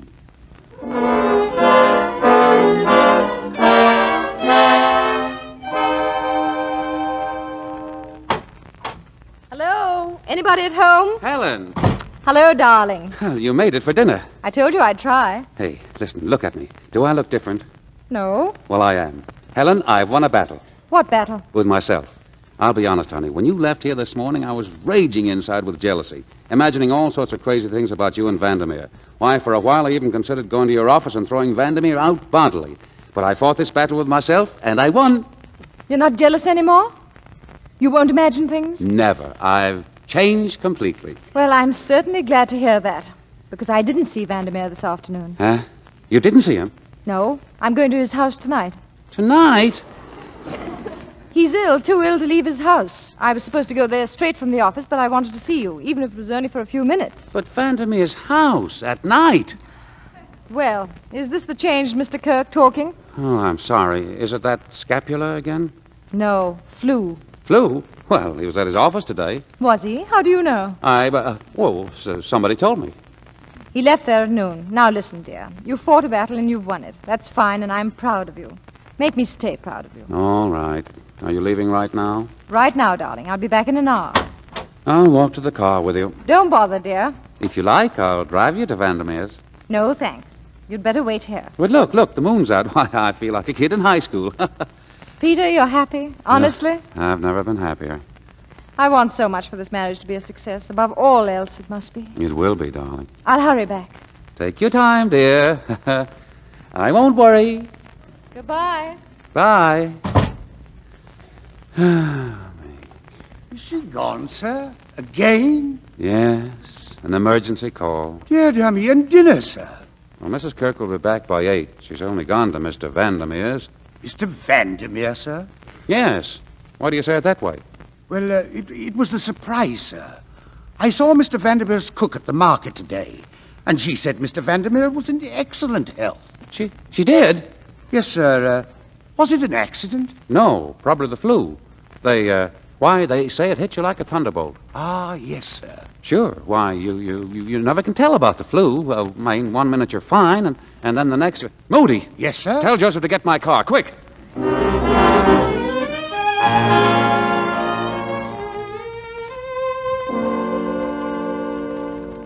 Nurse, make that 1 teaspoonful in a glass of water. Yes, Doctor. Right away. Oh, how am I? Van, you're about as original as a piece of carbon paper. Along with some 30,000 others, you have a plain old case of flu. Feel like a dish rag. Naturally. How's your back? Oh, all right. If it hurts, it's the flu, not your scapula. I saw your x-rays and you're all right. Mm-hmm. Dr. Hunt. Well, nurse, where's the medicine? Doctor, there's a man climbing the ivy outside the window. What? A man. I saw him from the bathroom. He's looking in this window now. Well, don't look. Nurse, call the police. Yes, sir. No, wait. If he sees her go out now, he'll get suspicious and leave. Just go about things normally, and maybe I'll be able to get a look at him. Good idea. We can give a complete description to the police. Sit down, nurse. Yes, sir. I'll work around to the side of the bed here, then I'll take a quick jump and open the window. Well, be careful now. Don't worry. He's there. I saw something. Don't look. Are you sure it wasn't the cat? A cat with a hat and coat? It was a man. All right. Here I go. Oh, hello, Helen.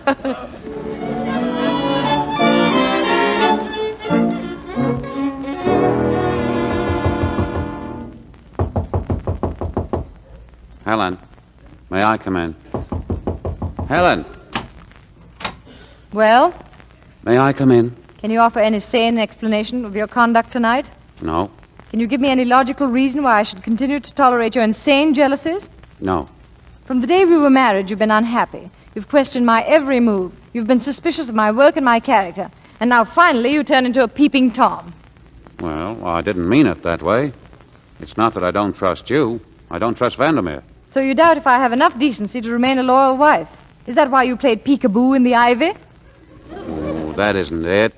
Peter Kirk, you're the most tragic case I've ever met. Just because money has been dumped into your lap, you choose to be completely without purpose or ambition. Was having money a crime? No, not when you can point to something you can be proud of. You haven't a single useful activity.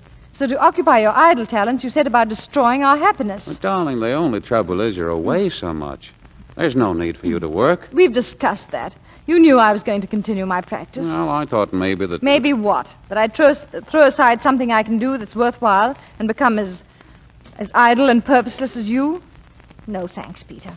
I have to have a reason for being on Earth. Oh, is that the way you feel about me? Well, it's nice to know. Much as I love you, Peter, we can't go on like this. But I'm in no mood to make a calm decision tonight. For the sake of both of us, we'd better leave that till the morning. Good night. Oh, wait, Helen, listen. No. Helen, open the door. Helen! I said good night, and I meant it. Oh, all right. Good night.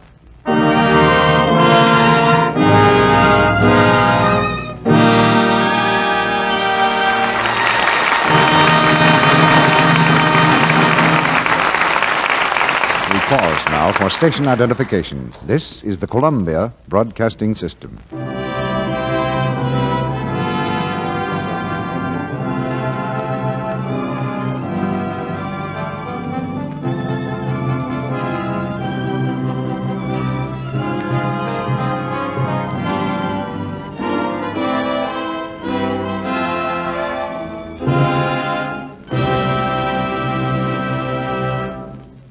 After a brief intermission, Mr. DeMille presents Merle Oberon and George Brent in Act 3 of You Belong to Me. Once upon a time, a young man sent a young lady a box of flowers. They were roses, long-stemmed and fragrant. And when the young lady said, Johnny, what gorgeous flowers. The young man said, Flowers always remind me of you. I wish I could send you roses every day. You're so sweet. And that little story expresses the way many a man feels about the girl who's won his heart. She needn't be beautiful to make him think she's the loveliest girl he knows. But one charm she must have. The charm of flower freshness, of exquisite daintiness. It's such a feminine charm, and always it's a winner. Screen stars know this. They say, when you're sure of daintiness, you're sure of charm. And here's the simple way famous Hollywood stars make sure.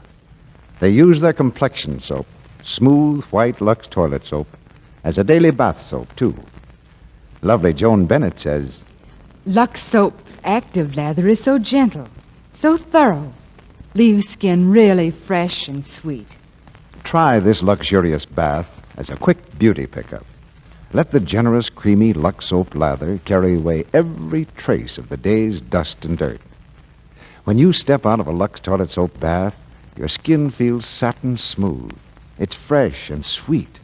Perfumed, too, with a delicate flower-like fragrance. And you'll find Lux toilet soap economical because it's hard-milled, can be used to the last thin sliver. Why not get 3 cakes of this fine, fragrant white soap tomorrow?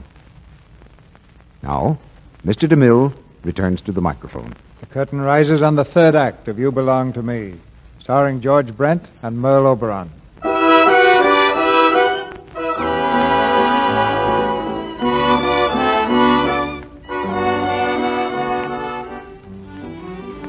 Peter Kirk is out to better himself. Spurned by his wife as a do-nothing, he is determined to do something.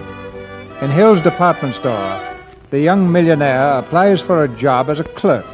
Salary, $22.50 per week.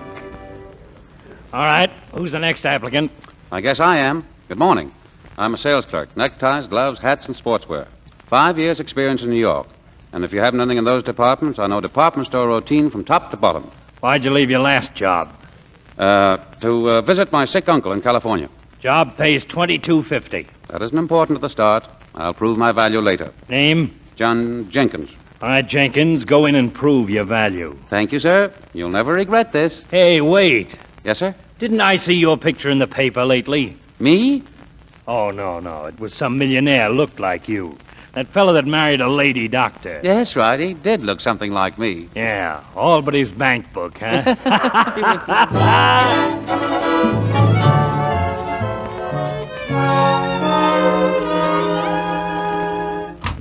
Good morning, Emma. Oh, good morning, Dr. Hunt. Any calls? Yes, Mr. Kirk. Mr. Kirk, when? Just a minute ago. Did he leave any message? Well, he didn't have time to talk. He said he was busy. Where is he? That's all I want to know. He's at Hill's Department Store, counter 7, main floor. And if you can't find him, ask for Mr. Jenkins. What does that mean? I don't know, Doctor. He's your husband.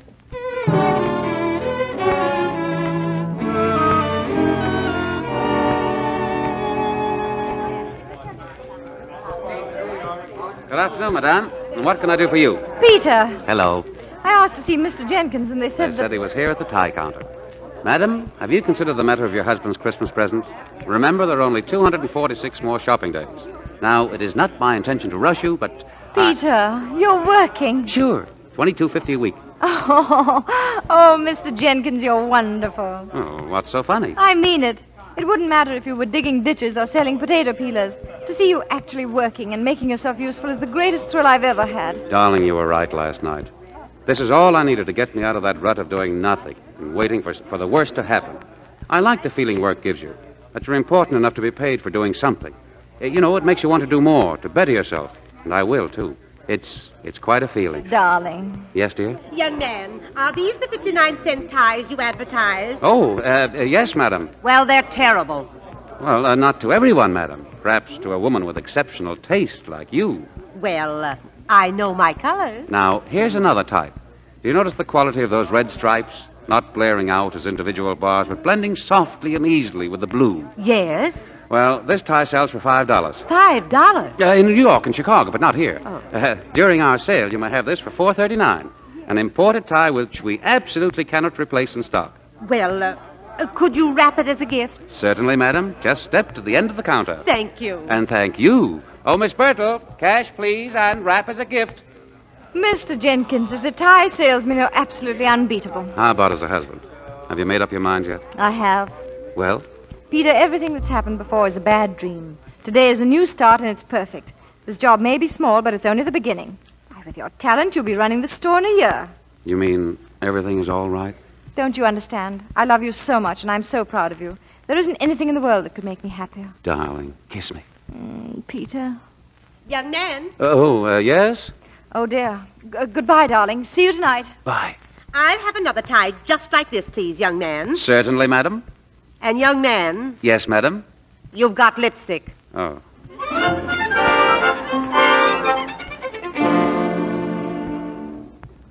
Any more appointments, Emma? All through, Doctor. Good. I'm going home.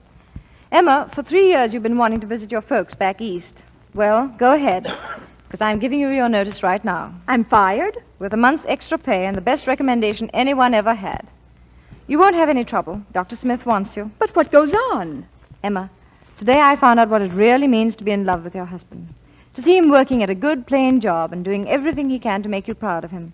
It's a thrill, Emma. The greatest thrill in the world. You mean Mr. Kirk is working? With his money? He's the best necktie salesman in Los Angeles, and he'll be running Hill's department store in a year. But he could buy the store today. Emma, you have no soul. But you can go and visit your folks anyway, because as of today, well, I'm retiring from practice and devoting myself to becoming a good, solid housewife. Well, I'll be darned. What do you think? I think you're crazy, and I'm tickled pink. Thanks.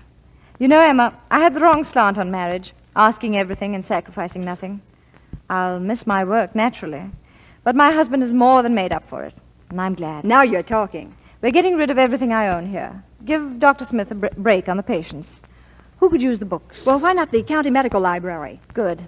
And call the county hospital and turn over all my equipment to any deserving young doctor they name. A great start for a fine young man in a wonderful profession. Gosh, I feel good. You even sound good. Good night, Emma. I've got a date with my husband. Night. There she is. Good evening, Dr. Hunt. Hello. How about a statement, Doctor? What about? As if you didn't know.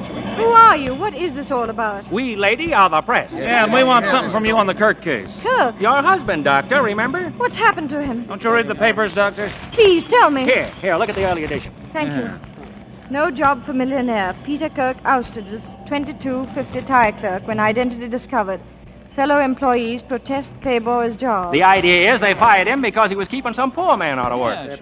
This is insane. We want your opinion, Doc. Should he be permitted to work or not? Of course he should. Any man has the right, no matter how much money he has. Okay, Doc. You're the first one that's been for him.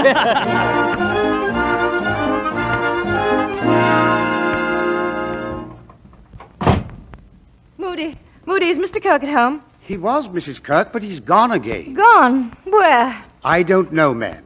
He was upset about getting a job and being fired. I know, but why did he leave?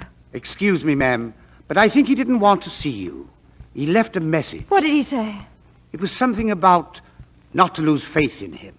He'd make good somehow, and he won't come back till he does. Oh, Peter. Moody, call the newspapers. Get me the classified ads. The personal column.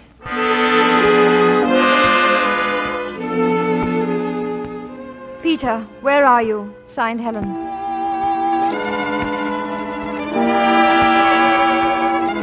Peter, come home at once. Helen.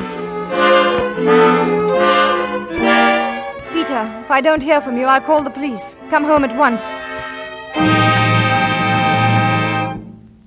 Hello? Hello?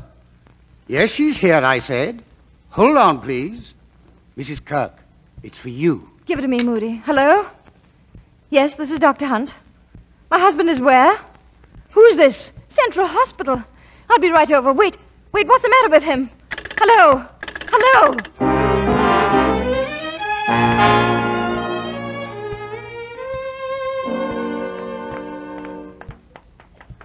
Will you please hurry, nurse? What room is my husband in? Right over here, Mrs. Kirk. Is he bad? What's the matter? What happened? Go in, please.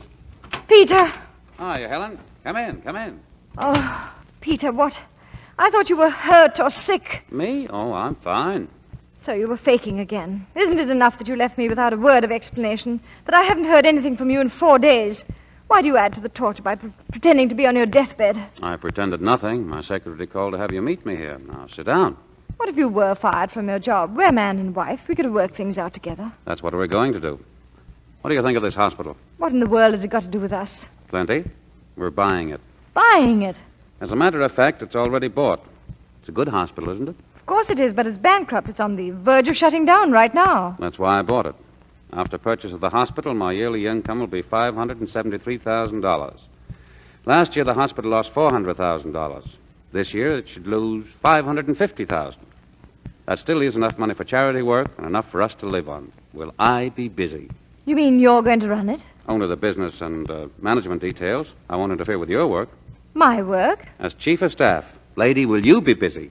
Am I hearing right? Are you throwing every penny of your income into this hospital knowing that you'll get nothing for it? What do you mean, nothing? I'll be helping the sick. I'll be providing work for nurses, doctors, interns, and others I don't even know about. Well, every time I think about it, I get so darn choked up I can hardly breathe. You should see the people in here, the kids especially, with paralysis, broken bones, pneumonia. And we'll make them well or we'll die trying. Peter, this is the craziest thing I've ever heard of.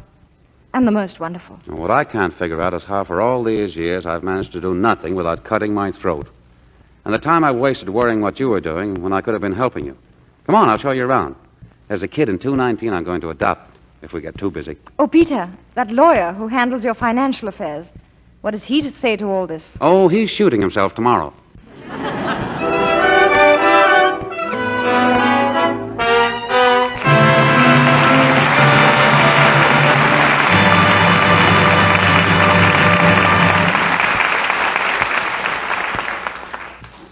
You belong to me, belongs to our pleasant memories now.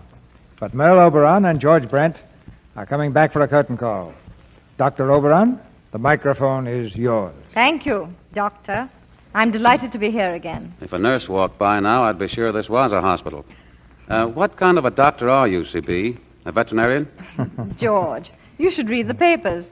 The University of Southern California conferred an honorary doctor's degree on him at the annual commencement. Doctor of Fine Arts. Well, congratulations, C.B. That's a very great honor. Yes, it was quite a thrill, George. And it was a thrill just to see the commencement at the University of Southern California this year. Because for almost all the men graduates, it was an immediate prelude to entry into some branch of the armed service. And that's true at every college and university in the country. Well, the current rapid expansion in the armed forces must be presenting a tremendous challenge to an organization like the USO. The USO has done a great job all along, George. But now it has an international job. And to do it right, they need $32 million Exactly what will the money be used for, C.B.? to take homesickness out of the Army and Navy and make Uncle Sam Jr. feel at home. That's why Sam Jr., when he goes to town on leave, can visit 900 recreational clubs in this country, or 40 overseas. During the next year, while he's in camp, he may see any one of 6,000 shows put on by the USO. And if you've ever seen a lonesome soldier's face break into a grin, you know how important those shows are for Uncle Sam Jr. Well, if 130 million people get behind the USO, that $32 million should come easily. I suppose the best place to make a contribution to is the local USO headquarters. Yes, the USO headquarters where you live. But if you can't find it, send your contribution to the USO at the Empire State Building, New York City. We'll give that address again later. And don't wait for someone to ask you to give. The USO needs money, and Uncle Sam Jr. needs the USO right now. What about next week's play, C.B.? I can tell you something about it, George, what makes it possible. It's a product called Lux Soap, of which you may have heard. Yes, I think I've heard it mentioned in whispers around here. I use it all the time myself. And because so many women have discovered that Lux Soap is a fine complexion care, well, you see it's possible to have a Lux Radio Theater. Like Lux Soap, Merle, that's very sound economics. And next week, the Lux Radio Theater presents a romantic comedy that's been playing a merry tune in theaters all over the country. The Columbia picture, Bedtime Story. And our stars will be Loretta Young and Don Amici. You'll hear Loretta as a famous actress, and Don as her husband, an equally famous playwright. Together, they've produced a long string of Broadway hits, but the most exciting of all is the story of their own life. So next Monday night, listen, my children, and you shall hear Bedtime Story, starring Don Amici and Loretta Young. That's great news, C.B. It should be a fine show. And I'll tell you some other good news. The Lux Radio Theater has entertained a hero in its audience tonight. The Navy doctor who won a radio tribute from President Roosevelt for bringing 9 wounded soldiers through the Japanese attacking forces at Java is right out in front now. Lieutenant Commander Carden Wassell.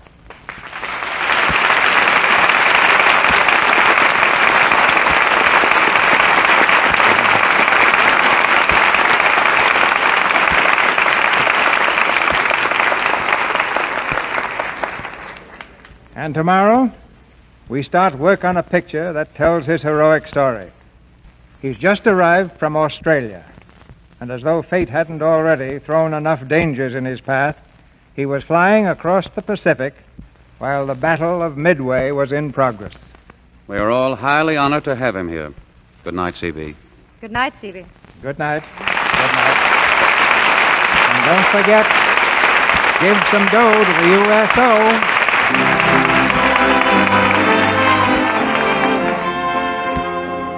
Our sponsors, the makers of Lux Toilet Soap, join me in inviting you to be with us again next Monday night when the Lux Radio Theater presents Loretta Young and Don Amici in Bedtime Story.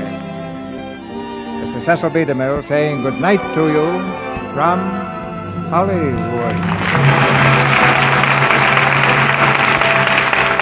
All contributions to the USO should be made at your local headquarters or to the USO Empire State Building, New York City.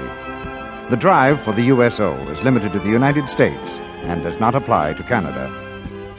Merle Oberon is currently seen in the Alexander Korda picture, Lydia.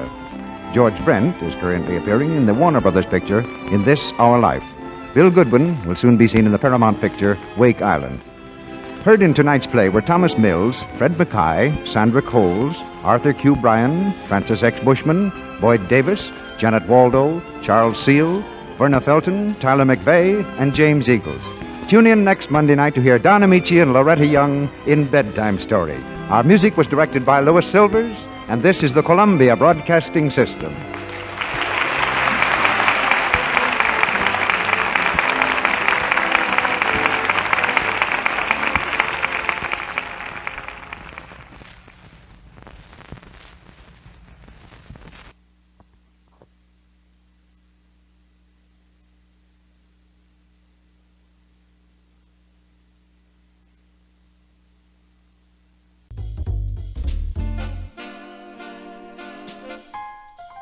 Welcome to The Victory Kitchen, the podcast all about American food rationing during World War II.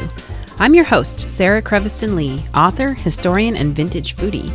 I'll be exploring the logistics of food rationing, featuring wartime cookbooks and recipes, and highlighting real home front experiences.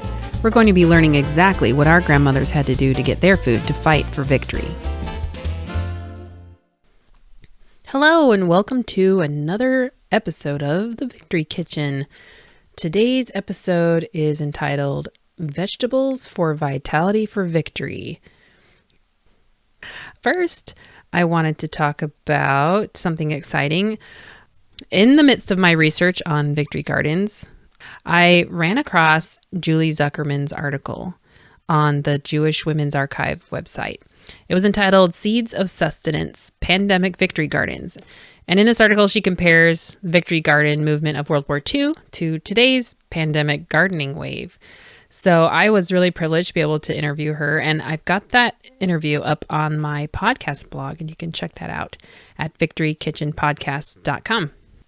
Now, if you listened to the last episode, I was very perplexed at the end when I was reading about the story of the preacher and his garden, his Victory Garden, and how he could possibly be growing mangoes in Indiana. I was just mystified. I'm very grateful that one of my listeners on Instagram, Max Snacks, shared with me an online article from the Indy Star. Indy, for those of you that don't know, is our nickname for Indianapolis, which is my hometown. That article talks about this Midwest phenomenon of quote unquote mangoes. I am so glad they sent this to me because it's just such a mystery. But apparently mangoes are green peppers. Who knew, right? So in this article, it says food historian Karen Hess and author of Martha Washington's Book of Cookery said that in 18th century England, there was a demand for Indian-style pickles, like fruit mangoes, stuffed with spices and kept in a vinegar brine. Mangoes weren't available in England, so they used substitutes such as green peppers. By way of English cookbooks printed in America, the recipe for stuffed mangoes using peppers spread across America. Pennsylvania, Ohio, and Indiana used the dual name, possibly because of the large Amish settlements who were fond of pickling in those states. As time passed, even unstuffed peppers continued to be called mangoes. So technically, it's not our fault, but rather the British. Sorry, British friends. It's your fault. Yeah, growing up, I don't remember ever hearing them called that. But the article also says that this is not to say that all Hoosiers refer to them this way. It's a generational and even a geographic phenomenon. Grocery stores tried to appease both camps by advertising green mango peppers. So, very interesting bit of food history for you there. If you'd like to read the entire article, I'll have it in the resources at the bottom of the post corresponding with this episode. All right, so I have been very excited about this part of the Victory Garden discussion because this is where we get into like the nitty gritty stuff of what do we put in this garden. So yeah, what do we plant? Now, there's this image that I see floating around on the internet all the time, and it is a picture entitled "A Victory Garden for a Family of 5." And it was issued by the Illinois State Council of Defense. And what it is, it's a diagram. It's got a little V picture with a gardener like putting in his garden rake into the dirt. And then it's got the whole victory garden planned out, every row. And it even has like subsequent planting. So the very back row says onions, followed by leaf lettuce, head lettuce, followed by spinach, beets, followed by collards. And then it even has the space between each row. So like 30 inches or 12 inches, 18 inches. It is such a detailed, I don't know, for those of us that love like super organized garden plans, this is like the epitome. It's on a plot that's 25 by 50. And I'm thinking about my current garden. I think it's about 16 by 50. No, that's really narrow. Maybe it is about this size. So theoretically, well, you know, that was before we put the chicken coop in. So my garden's a lot smaller now. But before the chicken coop was there, I think I could have planted this very garden. I'm going to have this image on my blog so you can see. I'm sure you'll recognize it once you see it. But I ran across quite a few of these images in my research, some in some garden books and some online. And I just love looking at them. And I think the gardeners in us love looking at these too. We just dream. It's a good wintertime activity, so we can drool over them as we're getting into the fall and winter season here. So the people who were encouraging Americans to plant gardens, you know, the government, what were they telling Americans to plant? In some articles that I read, they had different advice. One said that to plant according to your family's tastes. Well, that's pretty obvious, right? But to get into specifics, they really wanted you to focus on nutrition. So green leafy vegetables, tomatoes and beans, beets, carrots, onions, parsnips, and salsify, which can be left in the ground all winter. There's some plants you can do that with. I've heard even you can do that with the carrots. Cabbage, potatoes, sweet potatoes, and sweet corn are better suited for larger gardens. Oh, so those last three, sweet potatoes, and sweet corn, are better suited for larger gardens. And that's recommended for gardens a quarter acre or more, just because they do take up a lot of space. Green and yellow vegetables were especially emphasized. More than just planting a garden, you were planting nutrition at your kitchen door. After all, a healthy population was a working and happy population. And we've talked about this before. The health of the population was like really top of the list, because if you're healthy, you're working, and your morale is probably higher up there too. Other things that were recommended were fruits like strawberries and raspberries, leaf lettuce, and leaf lettuce was valued more than head lettuce for use in salad because of nutrition. Now, this is an interesting side note that some seeds were used for consumption as food, like peas, beans, and lentils. And these were rationed, which got tricky for those wanting to plant them for their garden. So in March of 1943, the OPA, working in conjunction with the Department of Agriculture, created an exemption. Rationing was lifted for peas, beans, and lentils when they were bought exclusively as seeds for planting. So that's really interesting. I guess we don't really think about that aspect of rationing, that there might have been a shortage of seeds. I also came across an article in the May 1942 McCall's magazine that discussed that since spices were scarce to grow herbs, and it has a suggestion of getting one of these old wagon wheels and planting a different herb in between each spoke of the wheel. And I thought that was a really cool idea. That's another thing that I guess doesn't really get talked about with rationing, is that a lot of spices we imported, things like cinnamon, vanilla and things like that. If we weren't getting shipments in, there was going to be a shortage of spices. Now, all the ration recipes that I've seen, they use spices. So I'm sure they're available on some scale, but that they were, like this article said, that they were scarce. Now, the Victory Garden was a huge support for rationing. The more that you grew, the less you had to worry about finding at the store.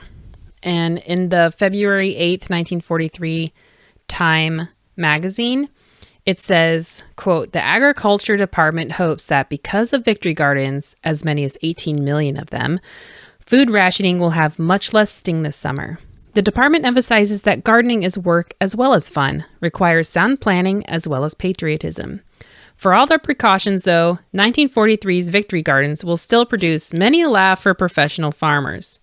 One Dallas newsman bought a pound of turnip seed, enough for an acre, for his modest backyard.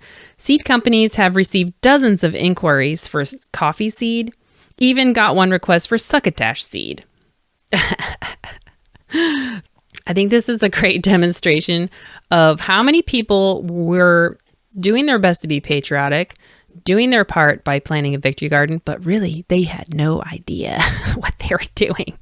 Oh, I love that. Succotash seed. Succotash is a dish that's mostly sweet corn, but it's mixed with things like lima beans and other shell beans. And sometimes you can add other ingredients like corned beef or potatoes, turnips, salt, pork, tomatoes, multicolored sweet peppers, and okra. Like, it just depends on probably the region and, what they like to put in it. And this is usually considered, I guess, a Southern dish. But I've seen it served at like buffets at the county fair and stuff like that. So it's pretty popular. But there are no seeds for succotash unless, I guess you could just kind of plant a mixture right there and it all grows together. You could plant a succotash garden if you really wanted to, but it doesn't come as a mix in a garden seed packet. That's for sure. Okay, so what tools were needed? Like, what did they consider essential garden tools? And I was interested in this because, there's all kind of fancy garden tools out there. And apparently back then too, they had all kinds of fancy stuff that you could get. But for a small garden, they suggested a spade or spading fork, a steel rake, a regular common hoe, and a strong cord. And this was for aiding in planting straight rows. I probably should get some of that for myself because I usually don't bother. But really, if you want a neat, tidy looking garden, then using that strong cord for planting your straight rows is the way to go. They also say that a trowel was handy, but not necessary. Also, a wheelbarrow is very handy. In a newspaper article entitled "Backyard is Victory Gardener's Homefront," this is from the Kingsbury Recorder, it says that, quote, "It is always pleasing and sometimes helpful to own a great variety of garden tools, plain and fancy. However, a large assortment is not necessary, and very simple tools may do quite as good work as fancy or elaborate gadgets. During wartime, gardeners are reminded metals and tools are scarce. They are thus advised to buy only their minimum needs," close quote. So that's another good point to make, that, metal was scarce, and to just buy the bare minimum of tools that you required for your size of garden. Garden cultivators and wheel hoes were great labor savers, but they were not essential for small gardens. And I actually bought a wheel hoe this year because I was seeing diagrams of them in my Victory Garden books, and I really have been wanting to try them out. I really like the idea of a hand plow, is another word for it, because we don't have any fancy or heavy duty gardening equipment like a tiller. So we got one this year. It's a double wheeled hoe, and it is a very cool thing. I felt very old timey using it. They've been around for quite some time, and but dang, it's hard work. Obviously, because there's not a horse or even a goat pulling it for me. So yeah, really working those muscles. But it does a fantastic job. Like, it's really great tool to have around. But really, it's not necessary for a small garden. Another thing they suggested was helpful was a garden hose. If there's running water available, a garden hose is very useful in staving off the drought. In many regions, every householder has been advised to have a hose available anyway as a means of handling emergencies threatened by incendiary bombings. So that's another suggestion they say. It's good to have a garden hose on hand because, that was a real fear, especially on the coasts, that they were going to be bombed. So having that hose available to put out any fires was a good plan. And that's something we don't really think about either. I mean, we know that England got a huge brunt of the bombing and the U.S. didn't get what they expected. So it's just interesting to see, especially early in the war, some of the things that they're suggesting people do to protect their homes, have bomb shelters, even in America. So very interesting topic to study. Okay, another thing they suggest are cotton plant covers to keep off frost and bugs. This one really fascinated me because I planted my tomato seedlings, I think in mid-May, which is when you're supposed to, but we got some late frosts and I just had plastic, but plastic is the worst because it just keeps moisture in and then it condensates on the plastic and then freezes and your plants are doomed anyway. So when they say cotton plant covers, I was just like, oh, yeah, that makes more sense. It's breathable. You'd think I have not been gardening ever, and I have been, but there's so much I don't know. And so I've actually been learning so much. These cotton plant covers could look like little tents. They also suggested that wheelbarrows or cultivators could be shared by a neighborhood. So share the wheel tool plan.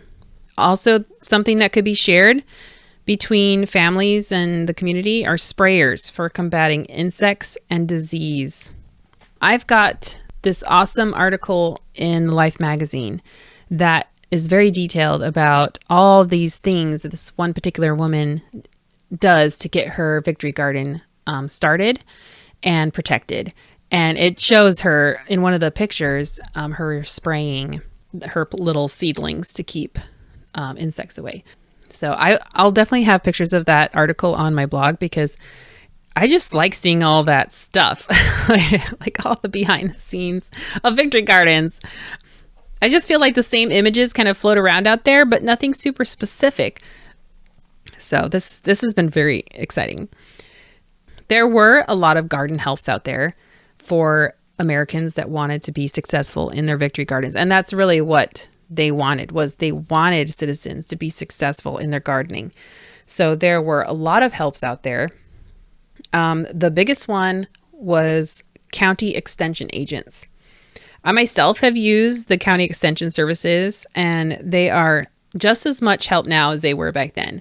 They're really the go-to people if you've got questions about gardening. And they usually have master gardeners on staff. So that's, a really great resource that's free that, anyone can access. And they did that back then as well. They also had literature, of course, gardening magazines, gardening books. In fact, I found a list in one of the articles that lists like the books you'd want to check out to help you with your victory gardens. The first one is The Practical Encyclopedia of Gardening by Norman Taylor. Second is Garden Guide, an Amateur Garden's Handbook. The Food Garden by Lawrence and Edna Blair. Vegetable Gardening in Color by Daniel J. Foley. And some other books, Vegetable Growing Business, Pruning Trees and Shrubs, Rose Garden Primer, Our Shade Trees, Gardens for Victory, Landscaping the Home, Garden Flowers in Color, Our Nation's Cacti, Garden Bulbs in Color, 5 Acres, and Independence. So this list I found in the Rochester Democrat and Chronicle in February of 1943. This list of books, it seems kind of random, and some of them don't have anything to do with food, but we will be getting into that about why this list is really important. Next, another really great resource were garden clubs. I found some articles about the Boston Globe Victory Garden Club. It was open to men, women, and children living in or around the greater Boston area who were planning to plant or help plant, cultivate, or help cultivate a 1943 Victory Garden. And with the membership, you got a card, and that card could get you entry into the Fenway, where the Boston Globe's 4 model Victory Gardens were planted and cultivated. So they had these model gardens that you could go and see and get some inspiration from, which I think is really cool. I haven't found photographs of these, but I'm sure in Boston newspapers or documents there that there are pictures. Also with the membership, you could enter produce you raised into the Boston Globe Victory Garden Country Fair with prizes of victory bonds and war savings stamps. The membership card also served as ticket admission to the Victory Garden Country Fair. So that's really cool. These garden clubs, they sound like really encouraging.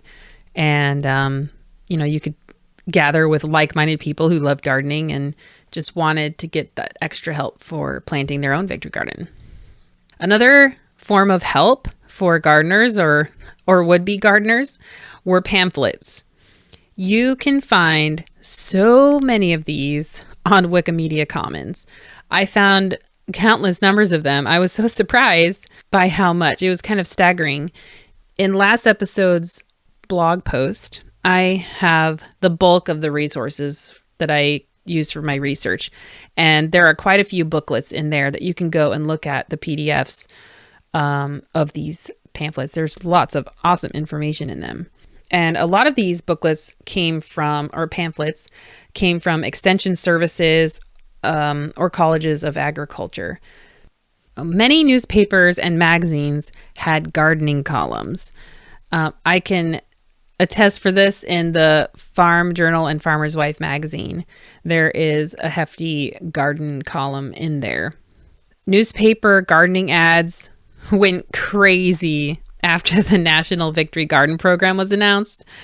Seeds, tools, and even quote-unquote victory fertilizer were hawked with abandon. Newspapers in 1942 especially are full of these types of ads. If you want to go take a look, 1942 is the key year for the most exciting victory garden ads. And really, it's very similar to now with the pandemic. I've seen things marketed as with the pandemic theme in mind of, disinfecting and protecting yourself from the virus. So it was the same with this victory garden where everything was labeled Victory Garden. And all of a sudden it was different, and it's exactly what you needed for your garden. Like I mentioned about the Farm Journal and Farmer's Wife magazine, they had this garden column with endless tips and advice, and their column was called Your Garden and Mine. Besides that, in the March 1942 issue of Farm Journal, it has this really cool article about farm victory gardens. This is where I got the story for the Preacher's Garden from the last episode. But I wanted to read this little bit from the article because it brings up some really interesting things. The National Victory Garden Program, now only 2 months old, has gone into action. State garden conferences have been held here and there, and many local garden clubs have met and reshaped their plans where necessary to help guide new gardeners. Essence of the program as it relates to farm families is not just more food, but gardens so planned that there will be no deficiencies in the diet. More farm gardens are asked for so that more of the vegetable and fruit crops grown commercially and put up in canneries and packing houses can be used for men in service. Better planned gardens are asked for so that the health of the farm family can benefit from a variety of vegetables and fruits to provide the proper balance of protective vitamins and minerals year-round. The garden program even suggests the use of a vitamin chart when planning the garden, and the idea is good. Seed catalogs ought to carry such a chart. With less labor available and hardly enough time to do other farm work, some gardens are likely to be neglected after planting. A garden cultivator can help a lot in keeping weeds down. That's one piece of farm equipment given a relatively high manufacturing quota for 1942. The allotment is 111% of the 1940 calendar year. So I really like that the garden program suggests that people use a vitamin chart when planting their garden. And then also that garden cultivator was given higher priority for manufacturing to help people out. So that's really cool to know that they were thinking of not just the big farms, they were also thinking about the smaller gardeners. Along the same lines of the model Victory Garden in Boston, I came across this article that was from New Jersey that had a realistic window display depicting a Victory Garden with actual plants, tools, and a mannequin woman dressed in coveralls with a hoe in hand. I'm sure there were many other instances of this type of thing that was modeling a garden for people. Because if you're not a gardener, you've never thought about gardening, where are you going to start? You wouldn't even know the questions to ask or like what to do. Having something visual, that's really inspiring. I mean, you can see the tools that they put in the display. They can see what was planted. They can see even like the proper clothes to wear. I don't know if that was the problem, but it's just very fascinating that these displays were created. And I've really enjoyed looking at them. Another cool aspect that was geared towards these civilian gardeners were gardening contests. My favorite one is the Green Thumb National Garden Contest. And the mascot for this particular garden contest was Mickey Mouse. He's holding a hoe and sporting a green thumb, and this was the official emblem. There's a 3V in the background with the words vegetables, vitamins, vitality. I also found in the Honolulu Star Bulletin, they had this announcement of the winners of the Chunhoon Market's Victory Vegetable Contest. And this was in November of 1942. I also found a newspaper application form for a Victory Garden contest in Detroit, Michigan. You could enter a farm vegetable garden, an urban vegetable garden, home grounds garden, whether you did the work yourself or hired maintenance workers, a school garden, a junior garden for under age 18, 4-H club member garden, and there was a special entry for Michigan Horticultural Society members only, a trailer camp vegetable garden, and a vegetable garden in an industrial plot. So these were all different categories you could enter under. I think that's really cool. A trailer camp vegetable garden. That's awesome. If you'd like to see the actual Green Thumb National Garden Contest entry booklet, it is available online. I'm so excited that this is available for you. You can download it. I will have the link on my blog, of course. And you can take a look at it. It's so awesome. I really love seeing these famous characters used in a propaganda kind of manner. I just love that they used Mickey Mouse for the official emblem. I think for obvious reasons, they used it to appeal to people, especially kids. They really wanted to get kids involved in the gardening effort. And Mickey Mouse was definitely a help, I'm sure.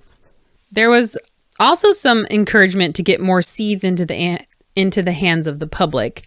And in 1945, the American Seed Company from Lancaster, Pennsylvania, had a marketing program where people could sell seeds for Victory Gardens and get a prize.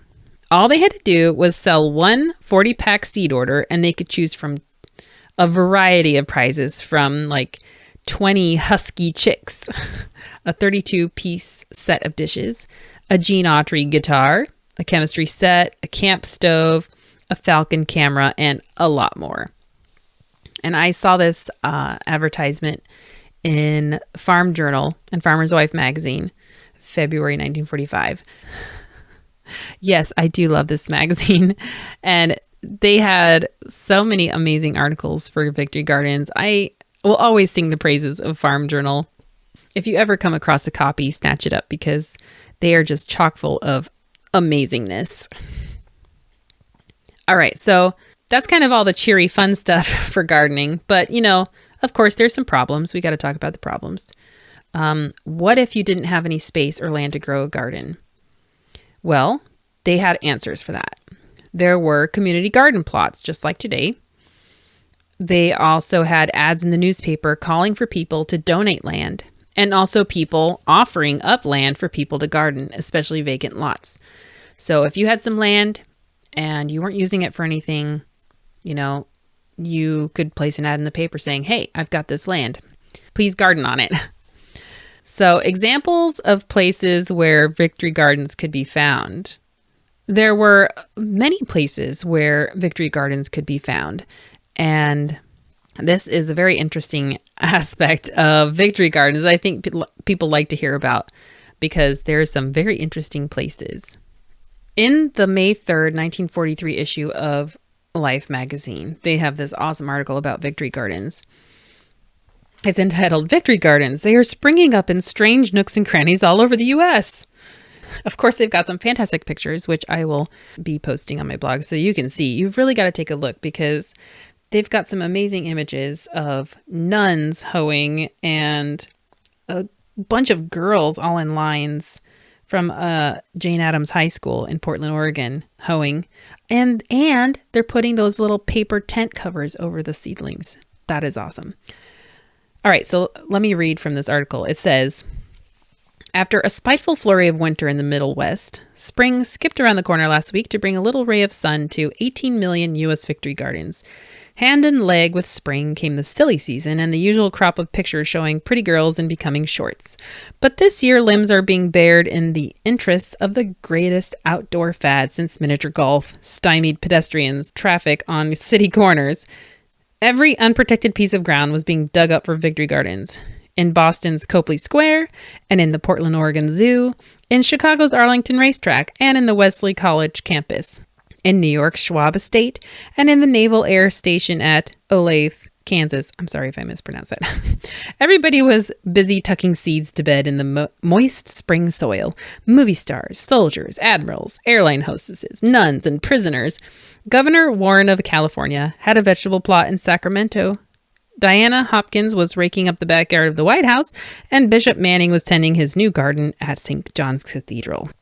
On these pages, in this article, are some new amateur farmers cheerfully working to increase the nation's food output. Many are unaware that although gardening victories are planned in April, the real heat of battle does not develop until July, when the gardener must struggle against incessant weeds, bugs, the hot sun, and laziness. Oh my gosh, I love that. It shows a picture of the plaza in front of San Francisco City Hall, and that it has been converted into a victory garden. Also in downtown New Orleans, just a block from Canal Street, it shows a man that has a flourishing victory garden that he started 8 months ago from May 1943. It is producing cabbage, lettuce, tomatoes, and radishes. Then there are some nuns of St. Patrick's Home for the aged in the Bronx using hoes, rakes, and shovels to prepare their garden. And they expect to raise most of the home's vegetables for summer. At a swank townhouse in Los Angeles, Jane Weeks, a tenant, and Bert Brown, swimming instructor, take care of the vegetables now growing where flowers once reared their lovely heads. And last is a picture of prisoners in the Cook County Jail, Chicago. They tilled the soil in the walled-in yard. The prisoners cannot plant corn, which might provide a hiding place when tall. So I've seen that referenced another place where the prisoners are able to plant gardens, but they're not allowed to plant corn because they could hide in it. Very interesting. I know there's lots of stories of crazy places, people planted gardens. And I have a picture in the last blog post that shows a garden in a rail yard. And that looks like it's a very bleak picture, but it's a really good demonstration. Like, people had gardens at their workplaces. They had them at schools. They had them at churches. They really put them so many places. One other problem to mention that I kind of touched on before is that there were scarce materials. Metal was scarce, so tools, kind of were a little harder to come by.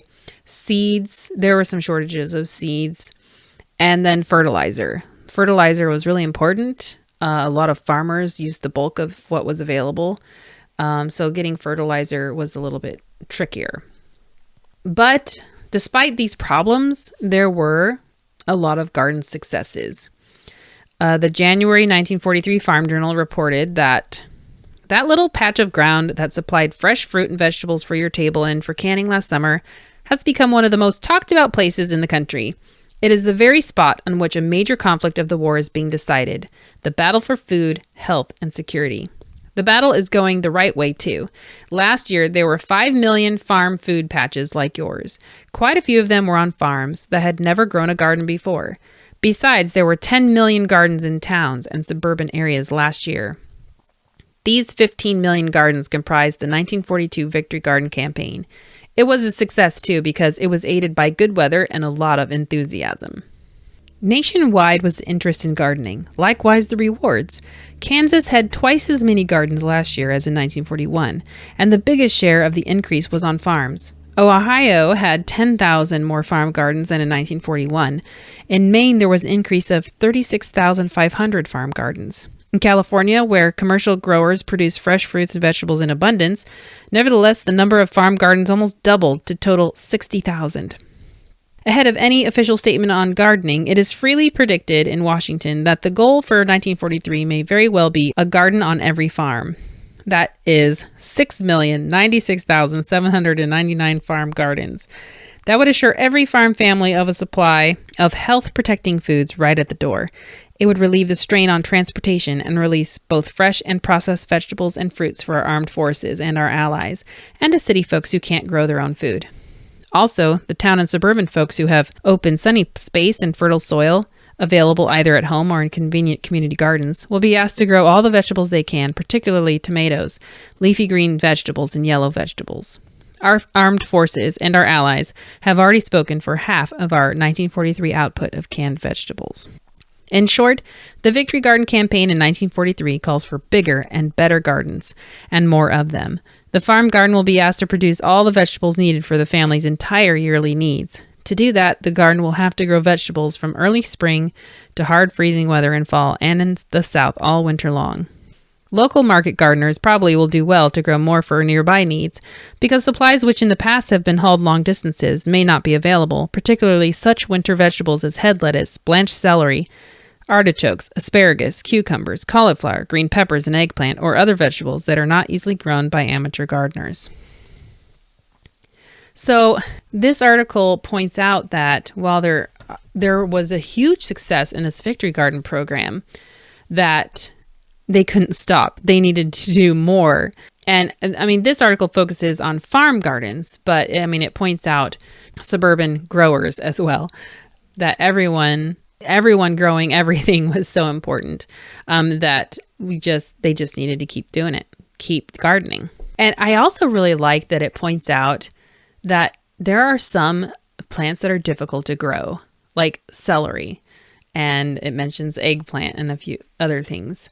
This brings up this very funny article I found in Life magazine from the June 14th, 1943 issue. It's called, "Speaking of Pictures, These Show That Monkeys Are Not Good Gardeners."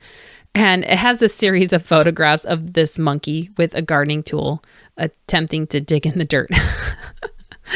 I'm not sure why they thought to give a monkey a garden tool and see what he would do. But this particular monkey was called Cookie. And it says, "Cookie's performance will seem painfully familiar to a great many Victory gardeners. They can see themselves as Cookie sees them, standing out in the heat, toiling with a trowel, chained to the good earth.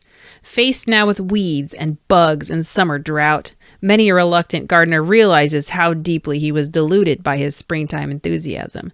From these photographs he can draw a moral, to wit, that it is easier to make a monkey out of a Victory gardener than make a Victory gardener out of a monkey." Oh, goodness.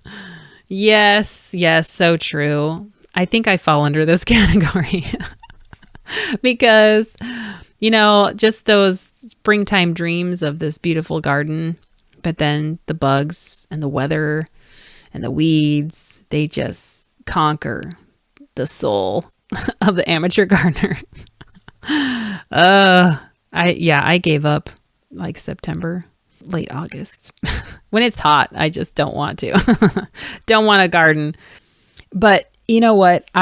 This also reminds me, when I was going to college, I rode the bus to campus and I passed this lawn early every morning. I went to campus that was immaculate, just gorgeous. I mean, the grass was always perfect and just the landscaping was amazing. I mean, it was a simple, small house. And occasionally on these mornings, I would see an old woman out there on her knees in her house dress with a pair of scissors, trimming little pieces of grass. And I was instantly a fan of hers. I was like, this is why this yard was amazing. Is because she put that time and love and effort into making it beautiful. And she was probably out there every morning working on this garden, just little by little. And I think that's a really great lesson to us aspiring gardeners, that you really just have to put in the time. Even if it's 15 minutes every morning or whenever, we can have beautiful gardens if we just put in that effort. Don't let the days slip by and then the weeds take over. That's always stayed with me. And yeah, it's a really good lesson. I aspire to be that lady someday, I hope. This kind of brings us to the last topic that I saved for last because it is the most fascinating to me. And that is that gardens were not just for the food, which of course was very important for the war effort, but it was also for the morale. I've talked a little bit about morale before, like when it came to food items, like ice cream and things like that. But gardens for morale was finally understood in World War II time. And I think this is one of the most fascinating aspects of victory gardens. So unlike in World War I, during World War II, growing flowers was encouraged for their beautification and morale building value.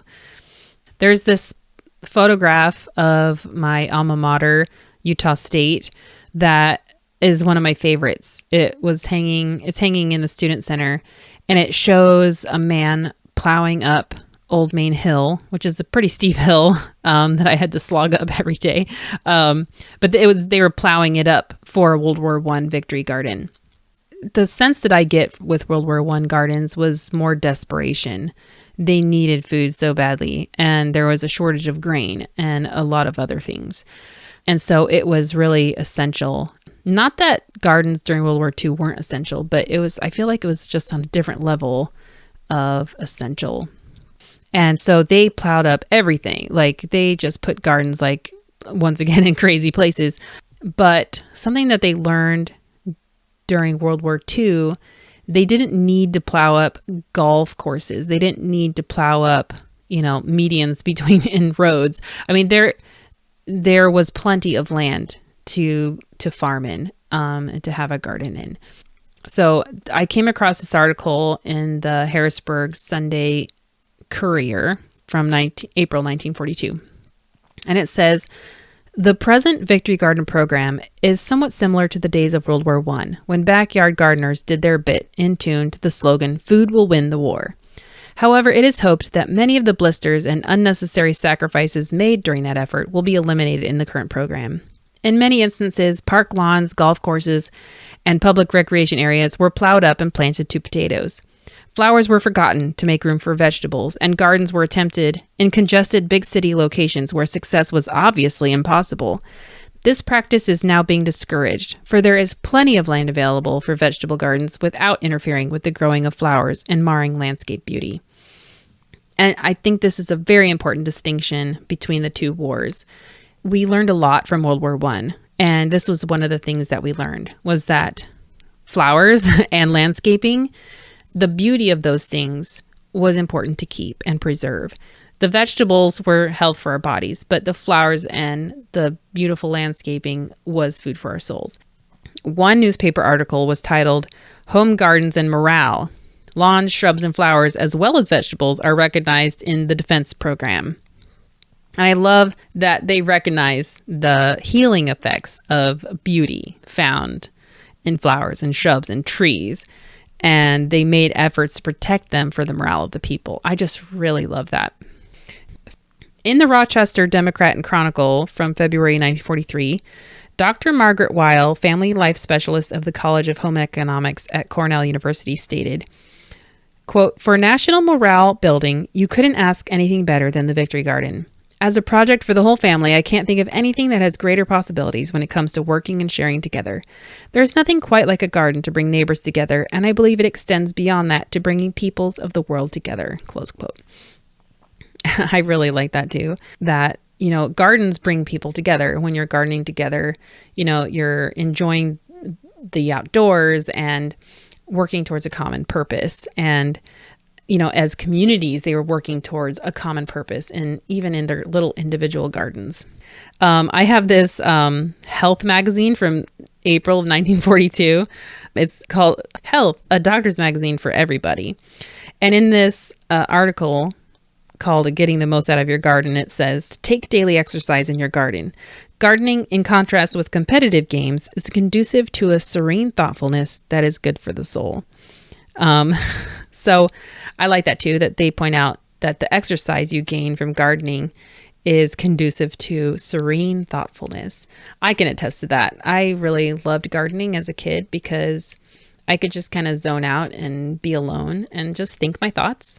And I loved weeding as a kid. I just loved it. I would even weed in the rain, and I didn't care. I guess I was a very muddy child, but it's just important to point out that they thought these things about Victory Gardens. It wasn't just about the vegetables.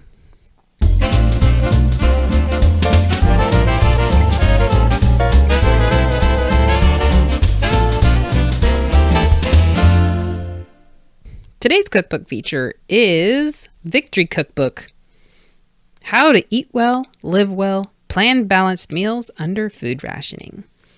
This booklet was free with the purchase of Lysol, because disinfecting and food goes hand in hand. That's what someone said when I posted this on Instagram. I love that.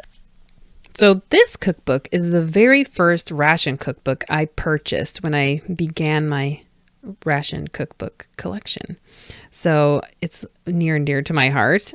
On the cover is a woman showing a huge platter of something she has made. They look like fish molds on a beds of lettuce. Underneath the caption, it says photo courtesy of McCall's magazine. Nice. So in the caption, it says, "Simple recipes that save ration points, show you how to feed your family well without scarce and expensive foods. Every housewife's job is to maintain her family's health and spirits. This book is published to promote healthy eating and healthy living in every home." Thanks, Lysol. You're the best. Inside it also says, "Healthy eating and healthy living are more important than ever. Every day you read the urgent warning that Uncle Sam needs us strong. It is the patriotic job of every wife and mother to keep her household well-nourished, and well-prepared for the strain of extra work and wartime worries. Good food is a vital part of strengthening a nation for war. A healthy home must be a clean home, too. That's why the makers of Lysol Disinfectant offer this timely book for homemakers. The text matter on nutrition, the suggestions for balanced meals, the recipes have all been prepared by Demetria Taylor, nationally known home economics consultant. The rules for thorough cleaning, the use of a disinfectant in the kitchen, bathroom, sick room, etc., are by the staff of Lysol Disinfectant." The thing I really like about this little cookbook pamphlet is that it has a section on one-dish dinners for housewives who work. So really practical. I mean, they don't have that many recipes. Like this section has 5 recipes, but they have a nice variety though. They've got a section for soups full of vim, vigor, and vitamins. Oh, gotta love the alliteration. And what's really cool is each section has, an introduction to it. It talks about and teaches you about why each thing is so important. There's another section on main dishes that spare the ration coupons, making meat rations stretch, fish dishes that save ration points, eggs are good meat substitutes, get acquainted with soybeans and peanuts. And then it goes into some of the food wheel, I should say, of nutrition. So green and yellow vegetables for vitamin A. So that's in its own section. Then leafy vegetables provide vitamins, iron, and bulk. Bread and cereals for energy. Citrus fruits and tomatoes are put together in their own group. And I really love the recipe in here for Florida milkshake. It's super good. Milk and cheese for calcium, and desserts that spare sugar. And then a very helpful section on keeping your home clean with Lysol.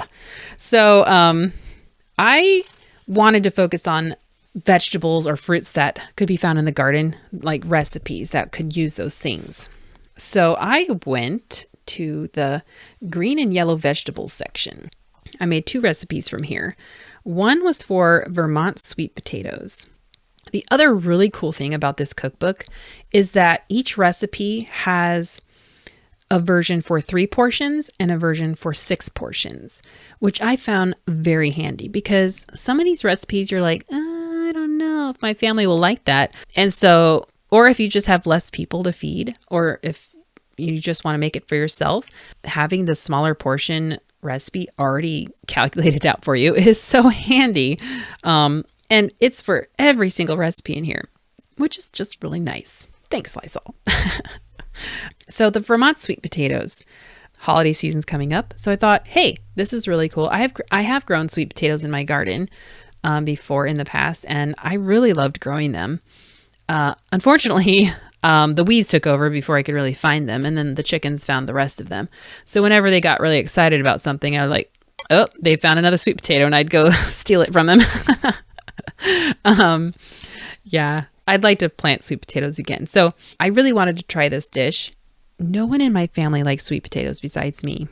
But honey, thanks for for trying them anyway when I make them. It uses 3 medium sweet potatoes, some hot milk, butter, salt, a dash of pepper, dash of nutmeg, some orange rind, and then melted butter and maple syrup. So what you do, you boil the potatoes. What I did, I peeled them first and then boiled them like you would like making mashed potatoes. But they suggest to boil the sweet potatoes, then peel and mash. But I found it was a lot easier to peel them first.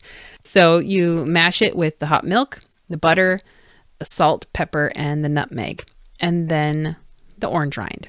You put it in a dish. Then you put a pat of butter on top, or I guess melted butter in this case, and maple syrup. So, I have to mention, I did not have butter. I actually ran out, which I never do. I was so shocked.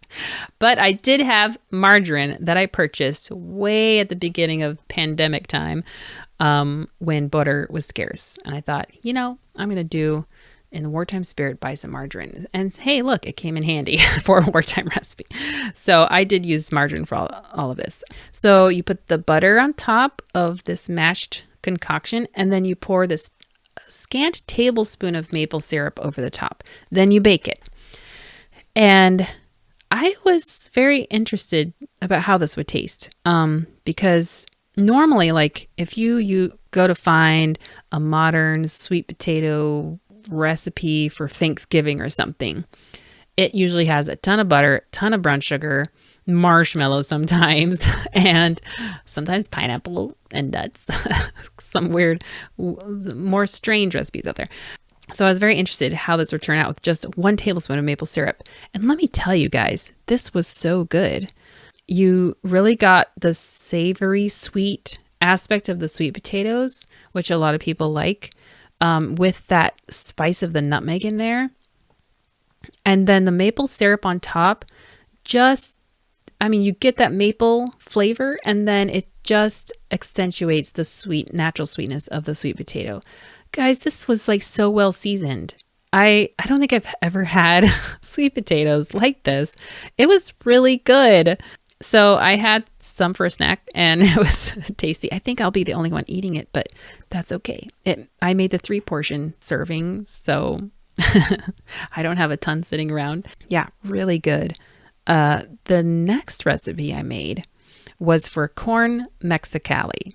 I don't know if this is supposed to be a combination of Mexico, California, or something, but it is a corn dish, obviously, corn Mexicali. And I also made the 3 portions serving. It calls for 1.5 cups of yellow corn cut from the cob. I used frozen corn because that's what I had. A tablespoon of butter, aka margarine. That's what I had. A tablespoon of chopped green pepper, tablespoon of chopped pimento, 1/4 teaspoon salt, some chili powder, and water. So you heat the corn in the butter or margarine, add the remaining ingredients and simmer 10 to 15 minutes and it's done. So I had to make a little substitutions here. Well, kind of. I didn't have green pepper. I had a yellow pepper, but I think the colors for this recipe are really important. So the green pepper and the red pimento really are striking against the yellow corn. So yellow pepper, boring, So what I did have jalapenos from my garden. And so I thought, hey, green jalapenos in here sounds great. So I cut them up and put them in, and they really did look pretty, and they added a bit of a kick. So that was actually really nice. I had a jar of pimentos. I've been hanging on to this jar because, I do ration cooking. So there's a lot of recipes that use pimento out there. So why not have it on hand? But I hadn't used it yet. So yay, I got to use it this time. Threw that in there, and it's so pretty. The yellow and green and red together look awesome. Heated it up, and guys, this also was so good. It was perfectly seasoned once again. Thank you, 1940s. You are awesome. I think maybe I tend to over season things. I just like a lot of flavor in there. I mean, it doesn't have garlic like, in a modern recipe. It doesn't have onions. I really was tempted to throw some in there, but I didn't. And I don't think it needs it. This corn really shines with the pepper and pimento. And that chili powder, just a 1/2 teaspoon, and the 1/4 teaspoon salt go such a long way for this recipe. So highly recommend. 5 out of 5. I will be putting both of these recipes on my blog so you can try them too.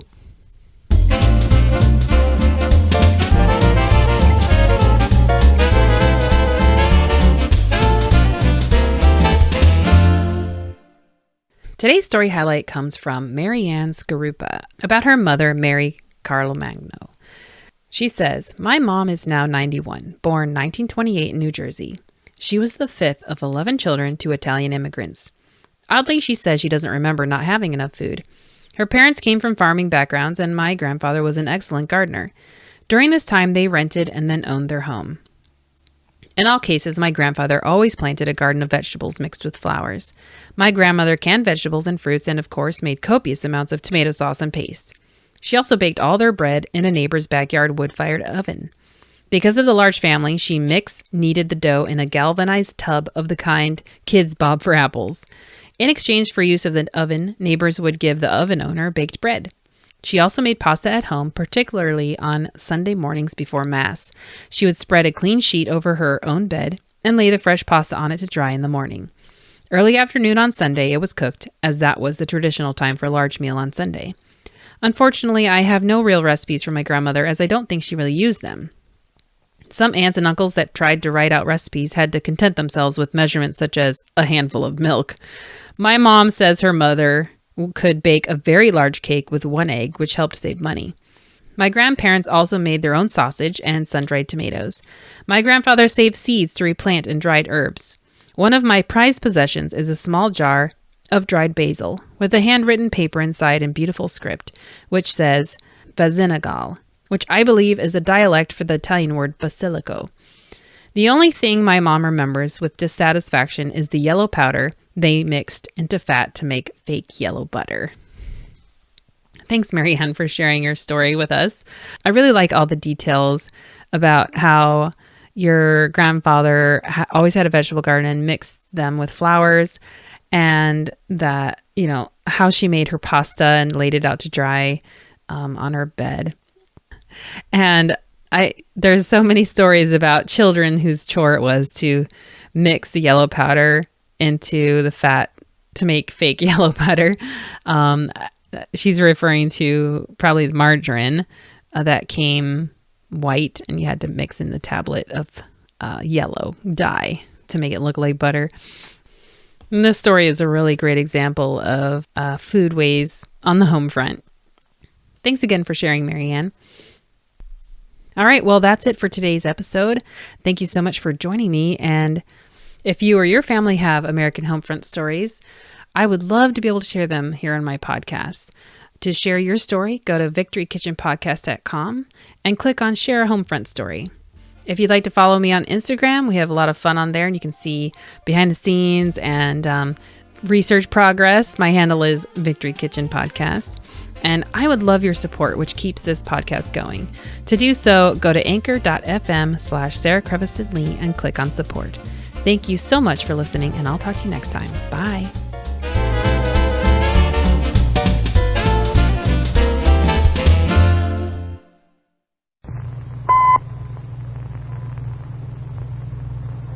The Johnson Wax Program with Fibber, McGee, and Molly.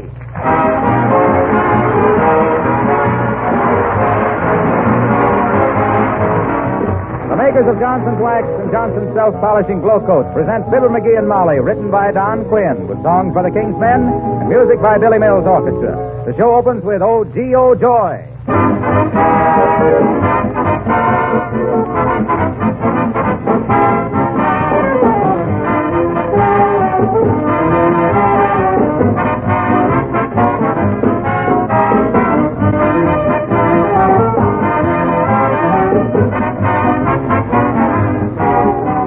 Is there sabotage in your garage? You know what I mean? Like the rest of us, you're probably not driving your car as much now as you used to, and it sits around in your garage a lot of the time. But even though you don't use it much, you want to be sure the finish isn't deteriorating by occasionally cleaning and polishing it with Johnson's Car New. If you take care of the finish with Car New, your car is still going to be new-looking with its original showroom shine when it goes back into full service.